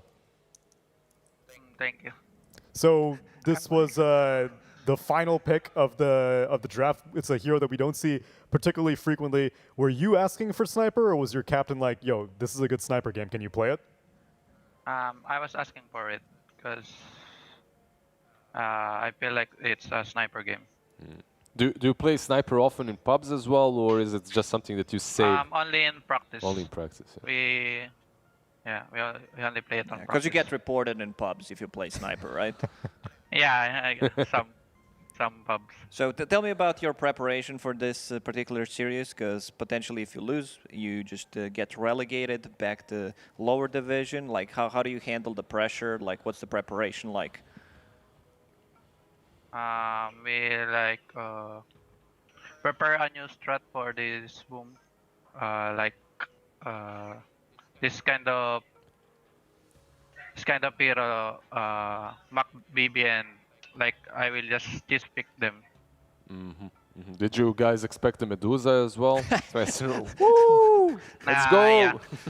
We do expect the Medusa. How did you feel about the competition in this upper division compared to lower division? Were you expecting it to be as difficult as it is, seeing as how Season 1 you were the lower division promotion, or is it actually, was it much harder than you were expecting? It wasn't much harder because we play normal. How about your scrim opponents? We've been talking to a lot of other Southeast Asian teams. They've been saying that they get the opportunity to scrim Chinese teams. How about you? Do you ever get to play against Chinese teams or just Southeast Asian teams? We play Chinese team also. Really? Oh, wow. So, like, the upper division kind of teams, or just whoever you can get your hands on? Yeah. I see. Well, I mean, congratulations on a 2-0 victory. Glad to hear that you guys are not into relegation quite yet. If you are playing tiebreakers, what team do you feel most confident beating if you got to choose? I think it's... I think anyone is fine. In our game today. Okay, well, looking forward to how that handles in the next week, but congratulations on a quick 2-0 victory, and looking forward to you playing later. Thank you. Congratulations. Doesn't seem too happy about it. The man sounds spent. He's just... They prepared too hard for the series. teammates. The teammates behind him, you know, clowning a little bit, chilling with like, him, messing with him. God, but the Sniper game is so stressful. Yeah. It's like when you have a little brother, you know, and he's embarrassing you, and he looks to them. He's like, "Can you chill? I'm having an interview I'm on here. camera. Guys, I'm on camera." I want to look at the standings. Do we have them ready? I keep picturing them in my brain, but I want to see the numbers. I'm a visual learner. I want to see all these 3-2s, 4-3. Oh my gosh, it's all over the place. Okay. 2-3-3s, 2-3-4s, 3-4-2s. So it can go anywhere from this point, right? OB Neon and Execration both still can be relegated, right? Correct. Are they playing each other? They are not playing right? each other. OB Neon is playing T1. That is the very last game of the entire season before the tiebreakers. And Execration is playing Lilgun. So strong possibility that Execration will end up 4-3. Why? Okay, you're after, right. After today. After today, not a strong possibility at all. We can have Execration 3-4, OB Esports Neon 3-4. The teammates behind him, you know, clowning a little bit, chilling with him, messing with him. God, but the stop sniper game is so stressful. Yeah. It's like when you have a little brother, you know, and he's embarrassing you, and he looks to them. He's like, "Can you chill? I'm having an interview." Guys, I'm on camera. Guys, I'm on camera. I want to look at the standings. Do we have them ready? I keep picturing them in my brain, but I want to see the numbers. I'm a visual learner. I want to see all these 3-2s, 4-3. Oh my gosh, it's all over the place. Okay. 2-3-3s, 2-3-4s, 3-4-2s. So it can go anywhere from this point, right? OB Neon and Execration both still can be relegated, right? Correct. Are they playing each other? They are not playing each other. OB Neon is playing T1. That is their season before the tiebreakers. And Neon 4-3 Execration. 5 teams with 4-3? Yeah, you could have a lot of 4-3s then. That's true. Like so we can have actually tiebreakers for the major, tiebreakers for the relegation as well. Yeah, because then the other matchup is Fnatic versus TNC. And the funniest part is it's the same teams that would play relegation tiebreakers and the major relegations. Like, what the hell? And definitely during the first 4 weeks, I was just like, oh, we could have 3 different major representatives here in Southeast Asia. But eventually it all settles out. 5 weeks did not matter at all. Doesn't matter at all. It's just going to be just run it back. 1 BO3, maybe 2 BO3s if they have best of ones, maybe if we have more teams. With multiple teams. Yeah. But we have to at least resolve the final week as a formality, I suppose, so we can take a look at what we are returning to when we come back to Southeast Asia. I believe next Tuesday. In a second, we will find out. Yeah, it should be next Tuesday. Yeah. Tomorrow we have different region, Monday off. I can just tell you what it's going to be. It's going to be Execration versus Lilgun as the first game of the day, and then after that it's going to be Fnatic versus TNC. Those are some hype matches right there. Like the first one, obviously... The hypest? The hypest matters a lot for Execration, but the second one, man, Fnatic, looking strong. Lilgun looking strong. It'll be our last chance to look at Lilgun. Yeah, Fnatic versus T1 is the derby, right? They will pull something funny. Lilgun will pull something very fancy. Be ready, be there to watch it. Be there, because definitely they will go with some fun stuff. It will be an entertaining game. They already blessed us with the Pudge once. I don't know if we can pray to the Lilgun gods again. Please, that raccoon, give us another entertaining series. Bless us with that high-level gameplay on May 19th. I hope you all return, but I hope you've enjoyed the final day of week number 5. We are approaching near the end, but don't worry, we'll have plenty of tiebreakers for you when we all return. But I hope you enjoyed the broadcast, enjoyed your HyperX and your top quality comfort of Secret Lab chairs. Come back on May 19th. We'll be waiting.